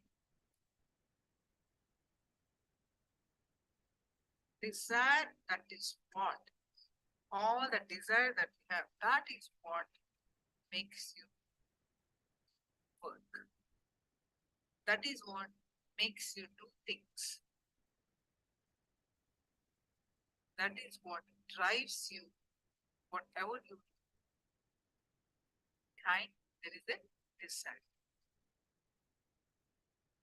Through this session, Swamiji initiates us into the knowledge of unconscious and conscious desires.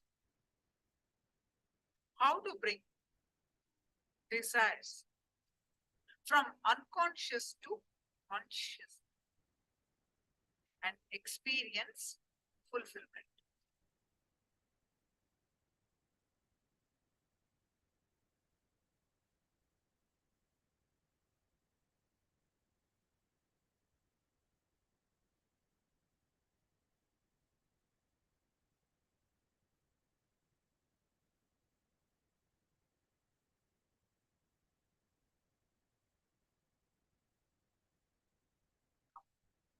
What we're going to listen from Swamiji makes us understand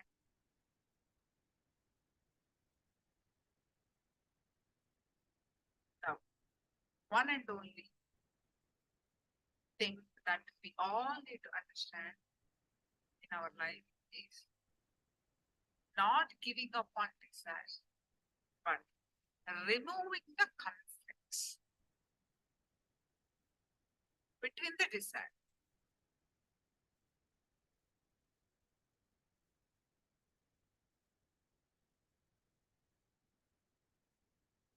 The conflicting, complicated, contradicting desire.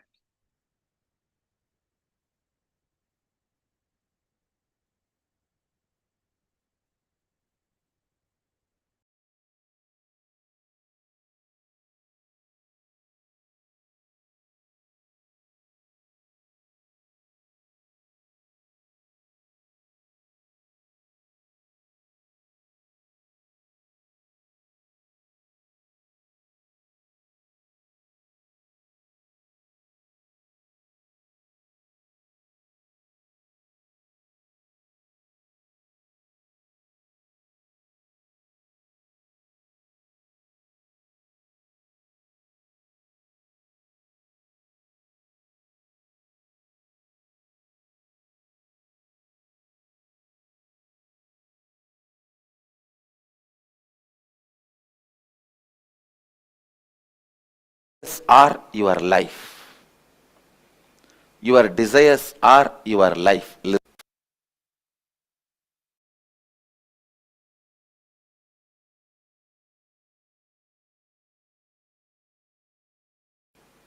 Your desires are your life. Your desires are your life. Listen. It's your desires which infuse life into you, and it's your desires which infuse energy into you. Same way, conflicts in your desires brings tiredness in you. Contradictions in your desires brings boredom in you. Confusions in your desires bring frustration in you. Please understand. Your desires are your life.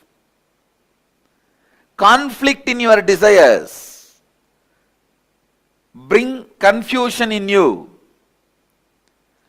Conflict in your desires bring tiredness in you. Confusions in your desires bring frustration in you. Its contradiction in your desires bring boredom in you. Actually, if your desire is pure, Every breath you inhale and exhale will make the desire into reality. When your desires have conflict, confusion and contradiction, every breath brings tiredness, boredom, frustration in you. Every breath is like a air blower into balloon. Your desires are the shape of the balloon. If the shape of the balloon is Tom and Jerry, when you blow the air, you will have Tom and Jerry. Conflict, constant conflict.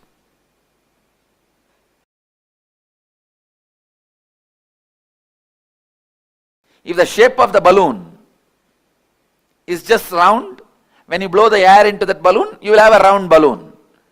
The shape of the balloon is tall. When you blow the air into it, you will see tall balloon. Your breath infuses energy into your desire. So the one and only thing you need to do in your life is not giving up desire, but removing the conflicts, confusions, contradictions in your desires. Please understand, renunciation is not giving up your desires, it is giving up conflicts, contradictions, confusions in your desire. One of the biggest mess up happened in the field of spirituality is wrong understanding. Renunciation means giving up desires. That's the worst understanding happened or misunderstanding happened in the spiritual field. Raga means attachment. Araga means detachment. Viraga means renouncing the conflicts, confusion and complications of desires. You need viraga, vairagya. Viraga becomes vairagya.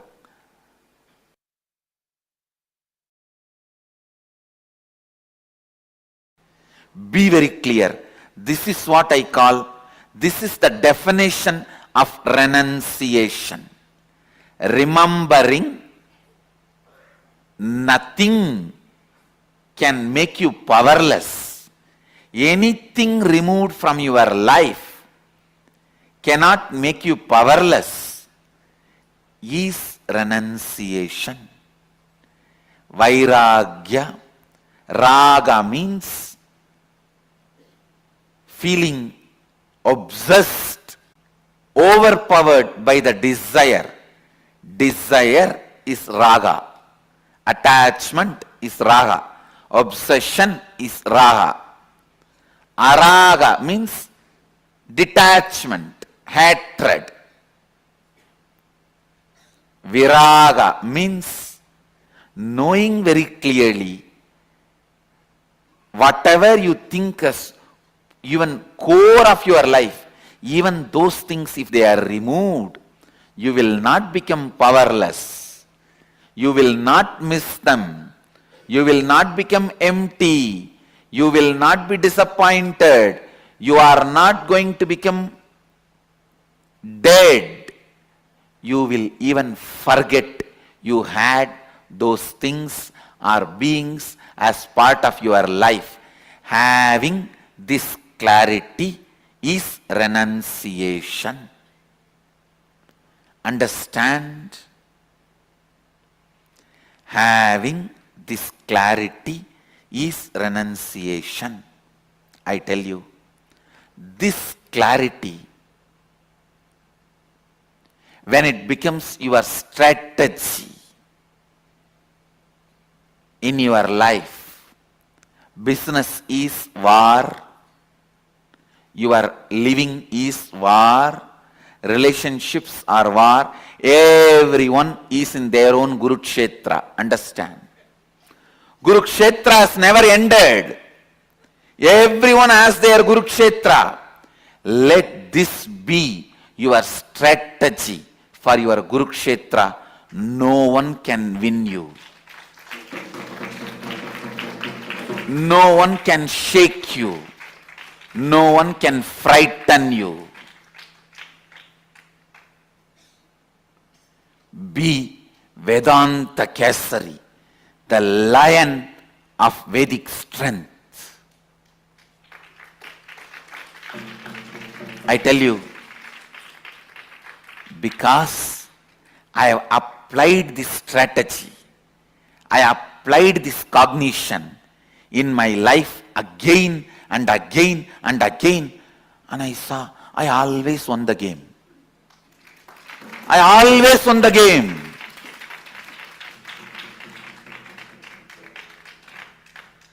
The moment you have a fear that if something is removed from your life, you will become depressed, you will become empty, you will lose life. That fear becomes strength of your enemy. When he knows you can't be frightened, he becomes powerless. Understand? If you can be frightened, your enemy is powerful. If you can't be frightened, your enemy becomes powerless. I tell you, this simple understanding of me and this simple cognition of me, anything can be removed from me. I will not become powerless. I will not become depressed. I will not lose anything. I will not be lost. I may not even remember that I had that in my life. Be very clear. The spiritual truth, when it becomes part of your cognition and strategy, anywhere you go, Krishna is driving your chariot.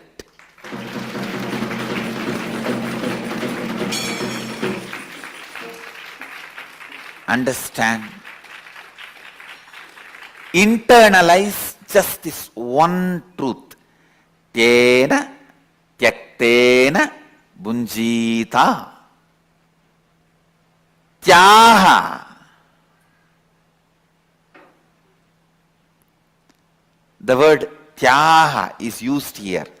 Tena means with this understanding from this context. Tyaktena bunjita ma krita kasya sridhanam. Please listen. The world is ever changing, but it is filled with consciousness, Isha. The consciousness is independently intelligent and compassionate. If something is removed from you, don't curse the life. It is done with tremendous compassion. It is done with tremendous compassion. I am telling you.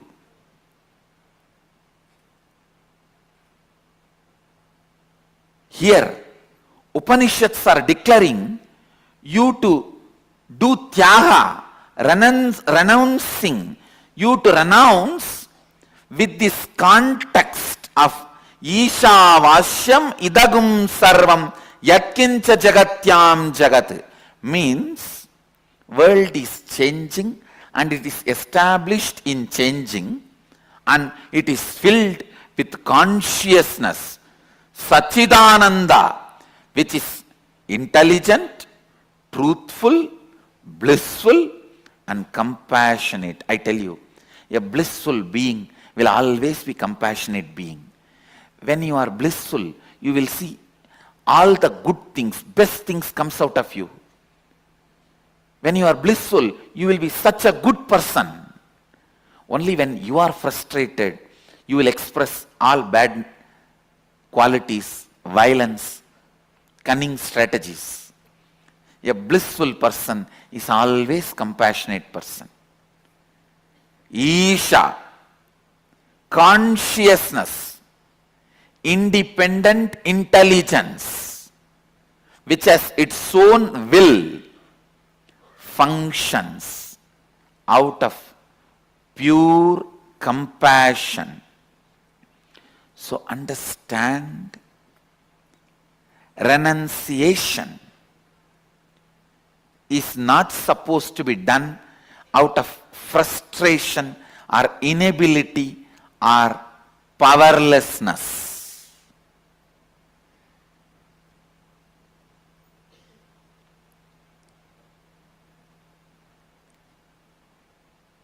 Whenever anything was removed in my life, I always saw life is only making me pure and it is celebrating itself through me. It is providing opportunities to reinvent myself. Understand, when life removes something from you, it is providing opportunity for you to reinvent yourself.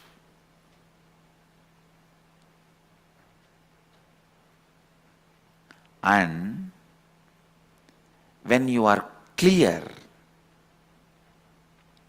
that nothing can frighten you, nothing can make you lost, nothing can put you in powerlessness and depression, and I also want to tell you, you will understand exactly who is the exact enemy.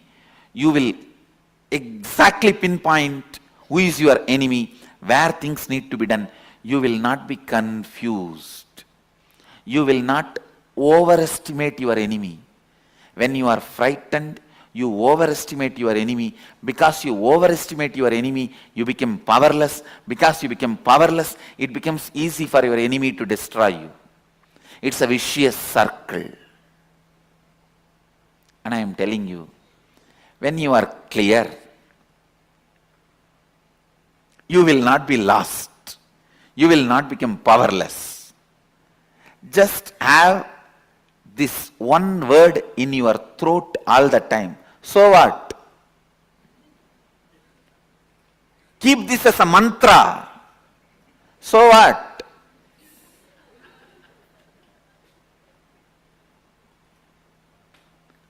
Know clearly, nothing removed from you can make you powerless. And life removes it only to make you understand you can live without it. Reinvent yourself. Wake up.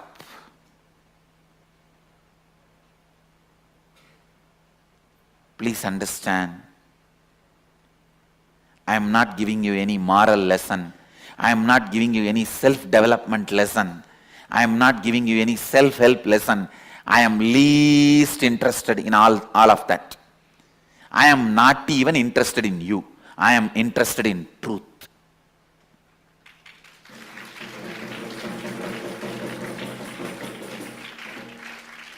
I am just interested in truth. I am singing it. Whoever wants to catch it, catch it.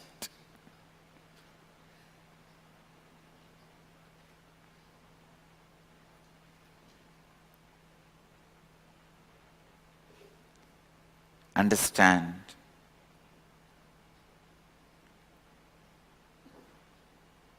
this one truth. Internalize, internalize, internalize. Today's homework for all the satsangis.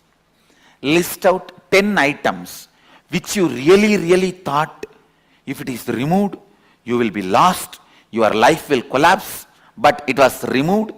Not only you are living your life now, you even forgot you had that once in your life as part of you. And I guarantee you will have 10 things, either persons or things or place, at least 10 things will be there. Pen them down and put it in your Facebook as a status. Pen the 10 things down. Put it in your Facebook as status. With your own understanding, of today's satsang. You paraphrase it. Now whatever I shared, you paraphrase it and put these 10 things which was part of your life, which you really felt if it is removed, you will collapse. But now it is not there in your life, and not only you have not collapsed, you even forgot that they were part of your life at one time.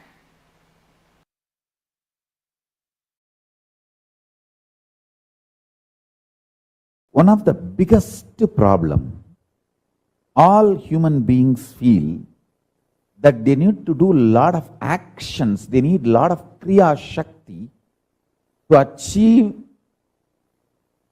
anything they want, health or wealth or enlightenment or powers. That is delusion. Please understand, you need sheer Icha Shakti, means will, desire, that's it. That desire itself is capable of manifesting Kriya, the action power. Listen to these 3 words. Icha Shakti, your desire power. Power to desire, will. Kriya Shakti, power to work intensely and manifest.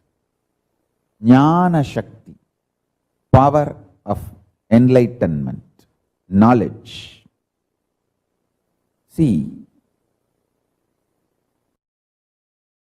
one of the biggest problem all of you have is your delusion that too much of work is needed to achieve anything. Whether you want health, oh, I have to get up and do yoga, stretch my body. Only then I can have health. If I want wealth, I have to get up and go to office and work like a dog, day and night. Only then I will have wealth. First of all, you don't understand, no dog works.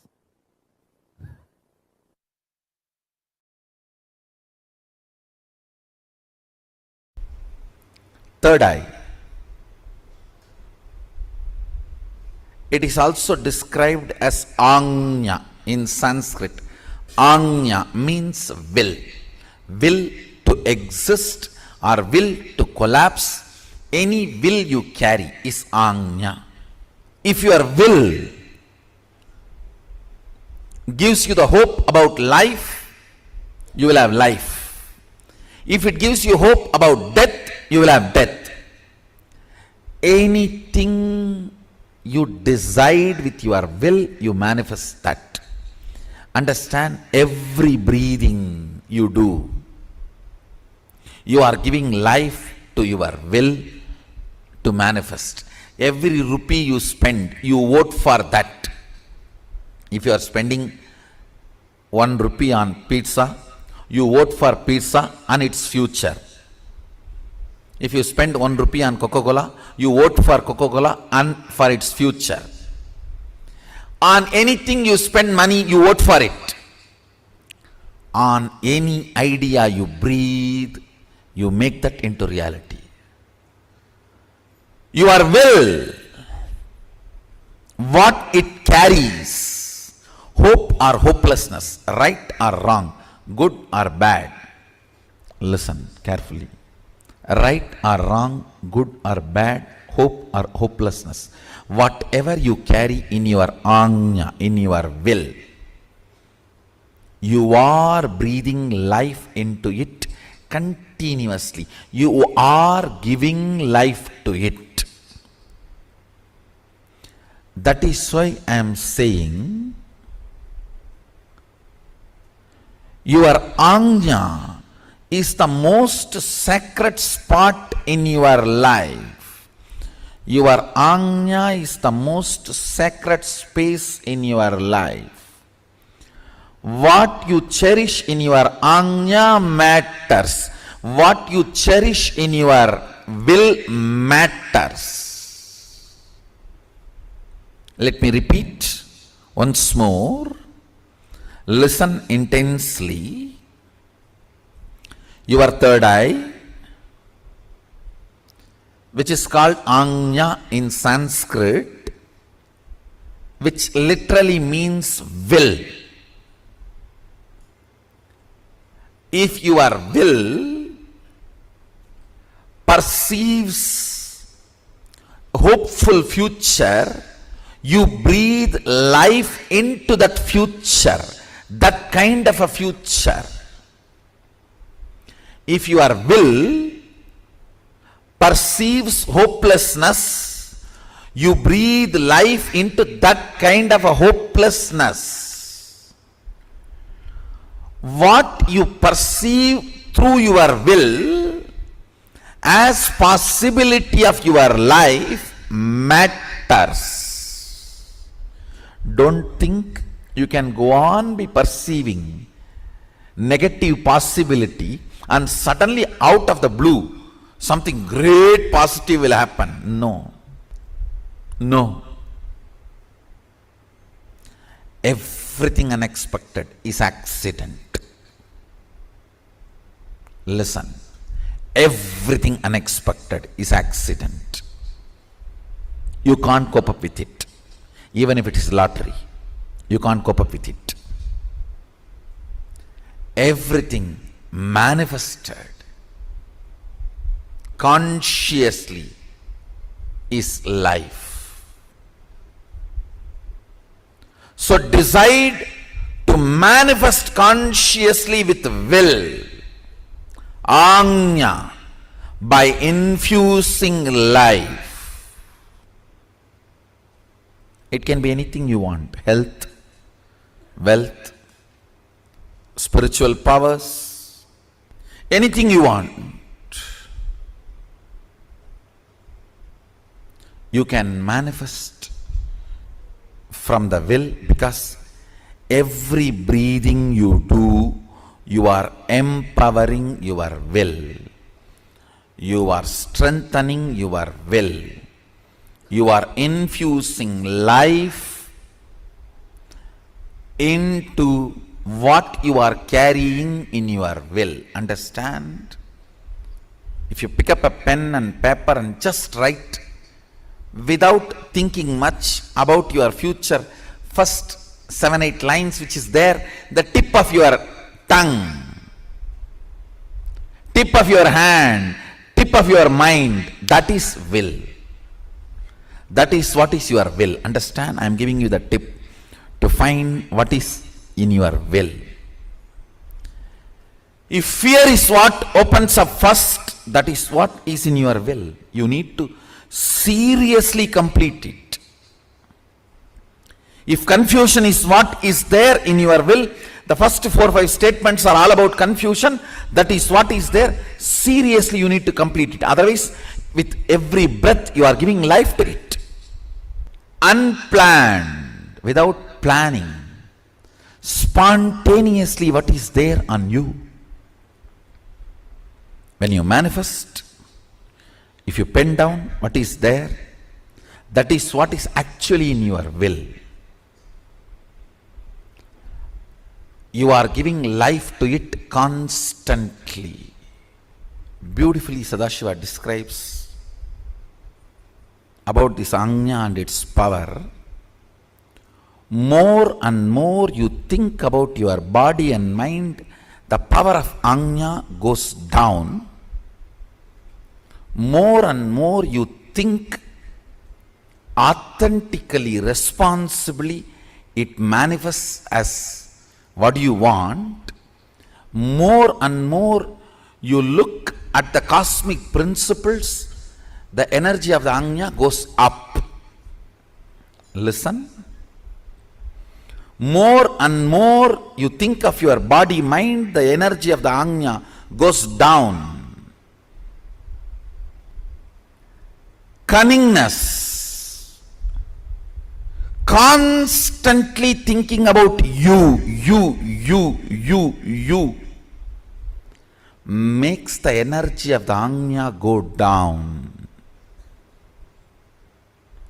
Understand, constant remembrance. Listen carefully. Humbleness is not thinking yourself as a less. No. Thinking about you less.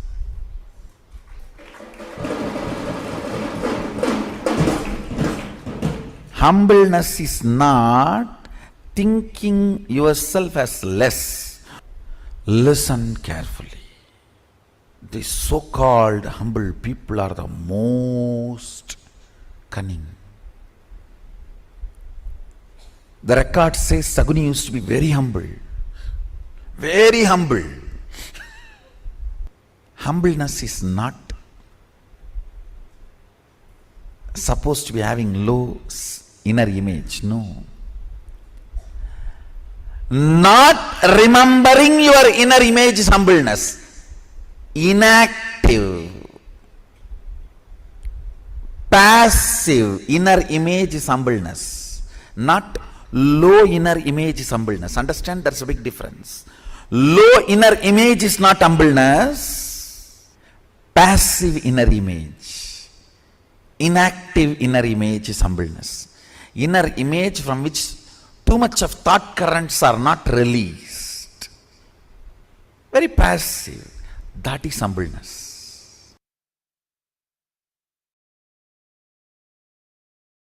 Intuition, melting the wax, and how it relates to the 25 states of consciousness? Yes. Listen.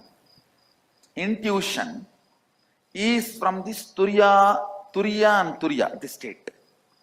All of you listen carefully. Whenever, whether swapna, dream or waking state, come near this Turiya and Turiya, the intuition is experienced. It is like a Turiya and Turiya is like a huge fire. And dream and waking, both states are made of the same wax. Dream state is little polluted wax. Waking state is little pure wax, but both are same wax. When that wax is brought near the Turiya, not only Turiya gives the information about your future, it gives you also the energy to change the wax as you want. Manipulate it as you want. Move it as you want. Please understand. Intuition means not just information about your future. Ability to change as you want and execute it without effort. All these three put together is intuition.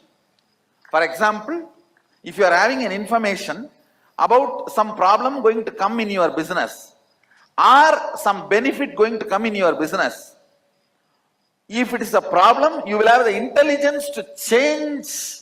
If it is a benefit, you will have the simple manifesting without you putting any effort. Understand? Along with intuition, intuition means jnana. Always the Icha. Icha Shakti means ability to change. Kriya Shakti means simply able to manifest. All these three always comes together, not as one. You cannot say, I just came to know the accident going to happen in my life and I went there in the car exactly in the time and got into the accident and broke my hands. No, that is not intuition. That is your fear assumption. Sometimes it may become right. Fear assumption, sometimes becoming right does not mean you have intuition. If you are having information as intuition that you are going to have a car accident, you will simply be able to change it. Same way, if you are having intuition, you are going to have $1 million.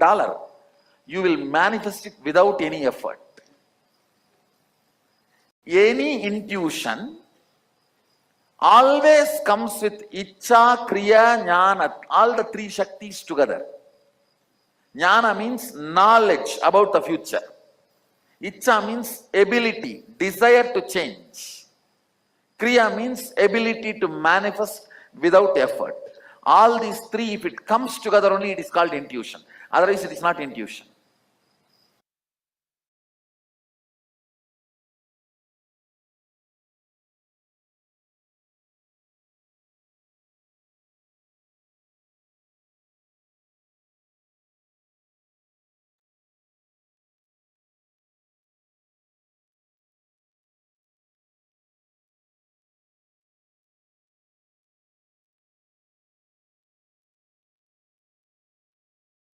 Wonderful. So now let's manifest the power of consciousness of matter. So please go ahead and quote powerful cognitions from Living Enlightenment book.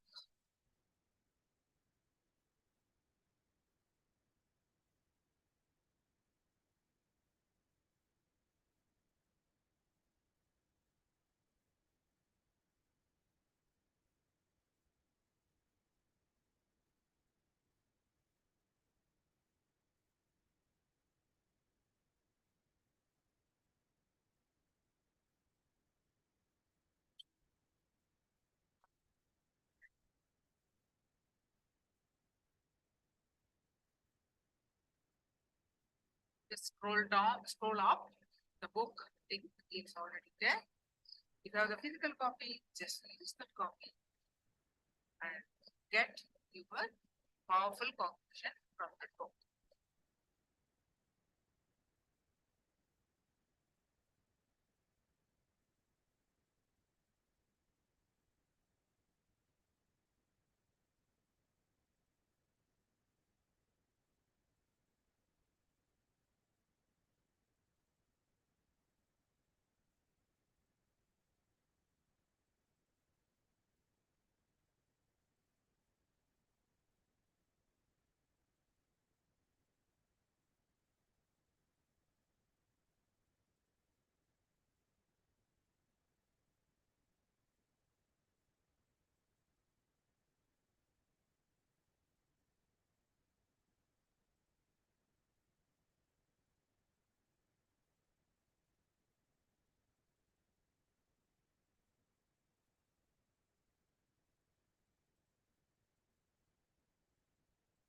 Surrender the ultimate technique. Wonderful. So please sit straight. Get your coconut and put it in your palm. Straighten. Put it the coconut on your hand like that and sit straight with your head and back straight like that. Sit.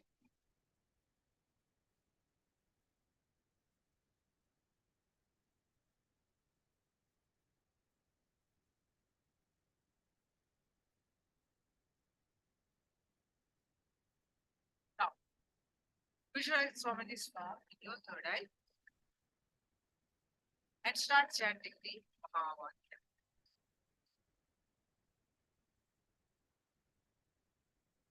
Om Nithyananda Paramashivoham.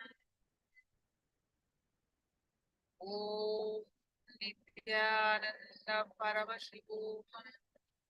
Chant the Mahavakya and experience the space of oneness.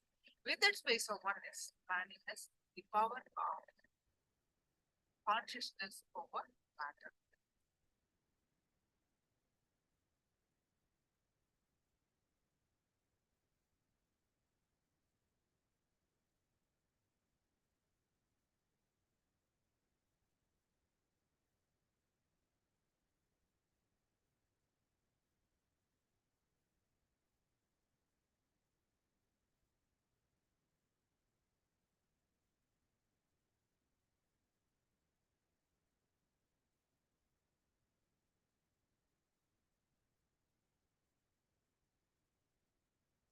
Chant the Mahavakya and play the Mahavakya.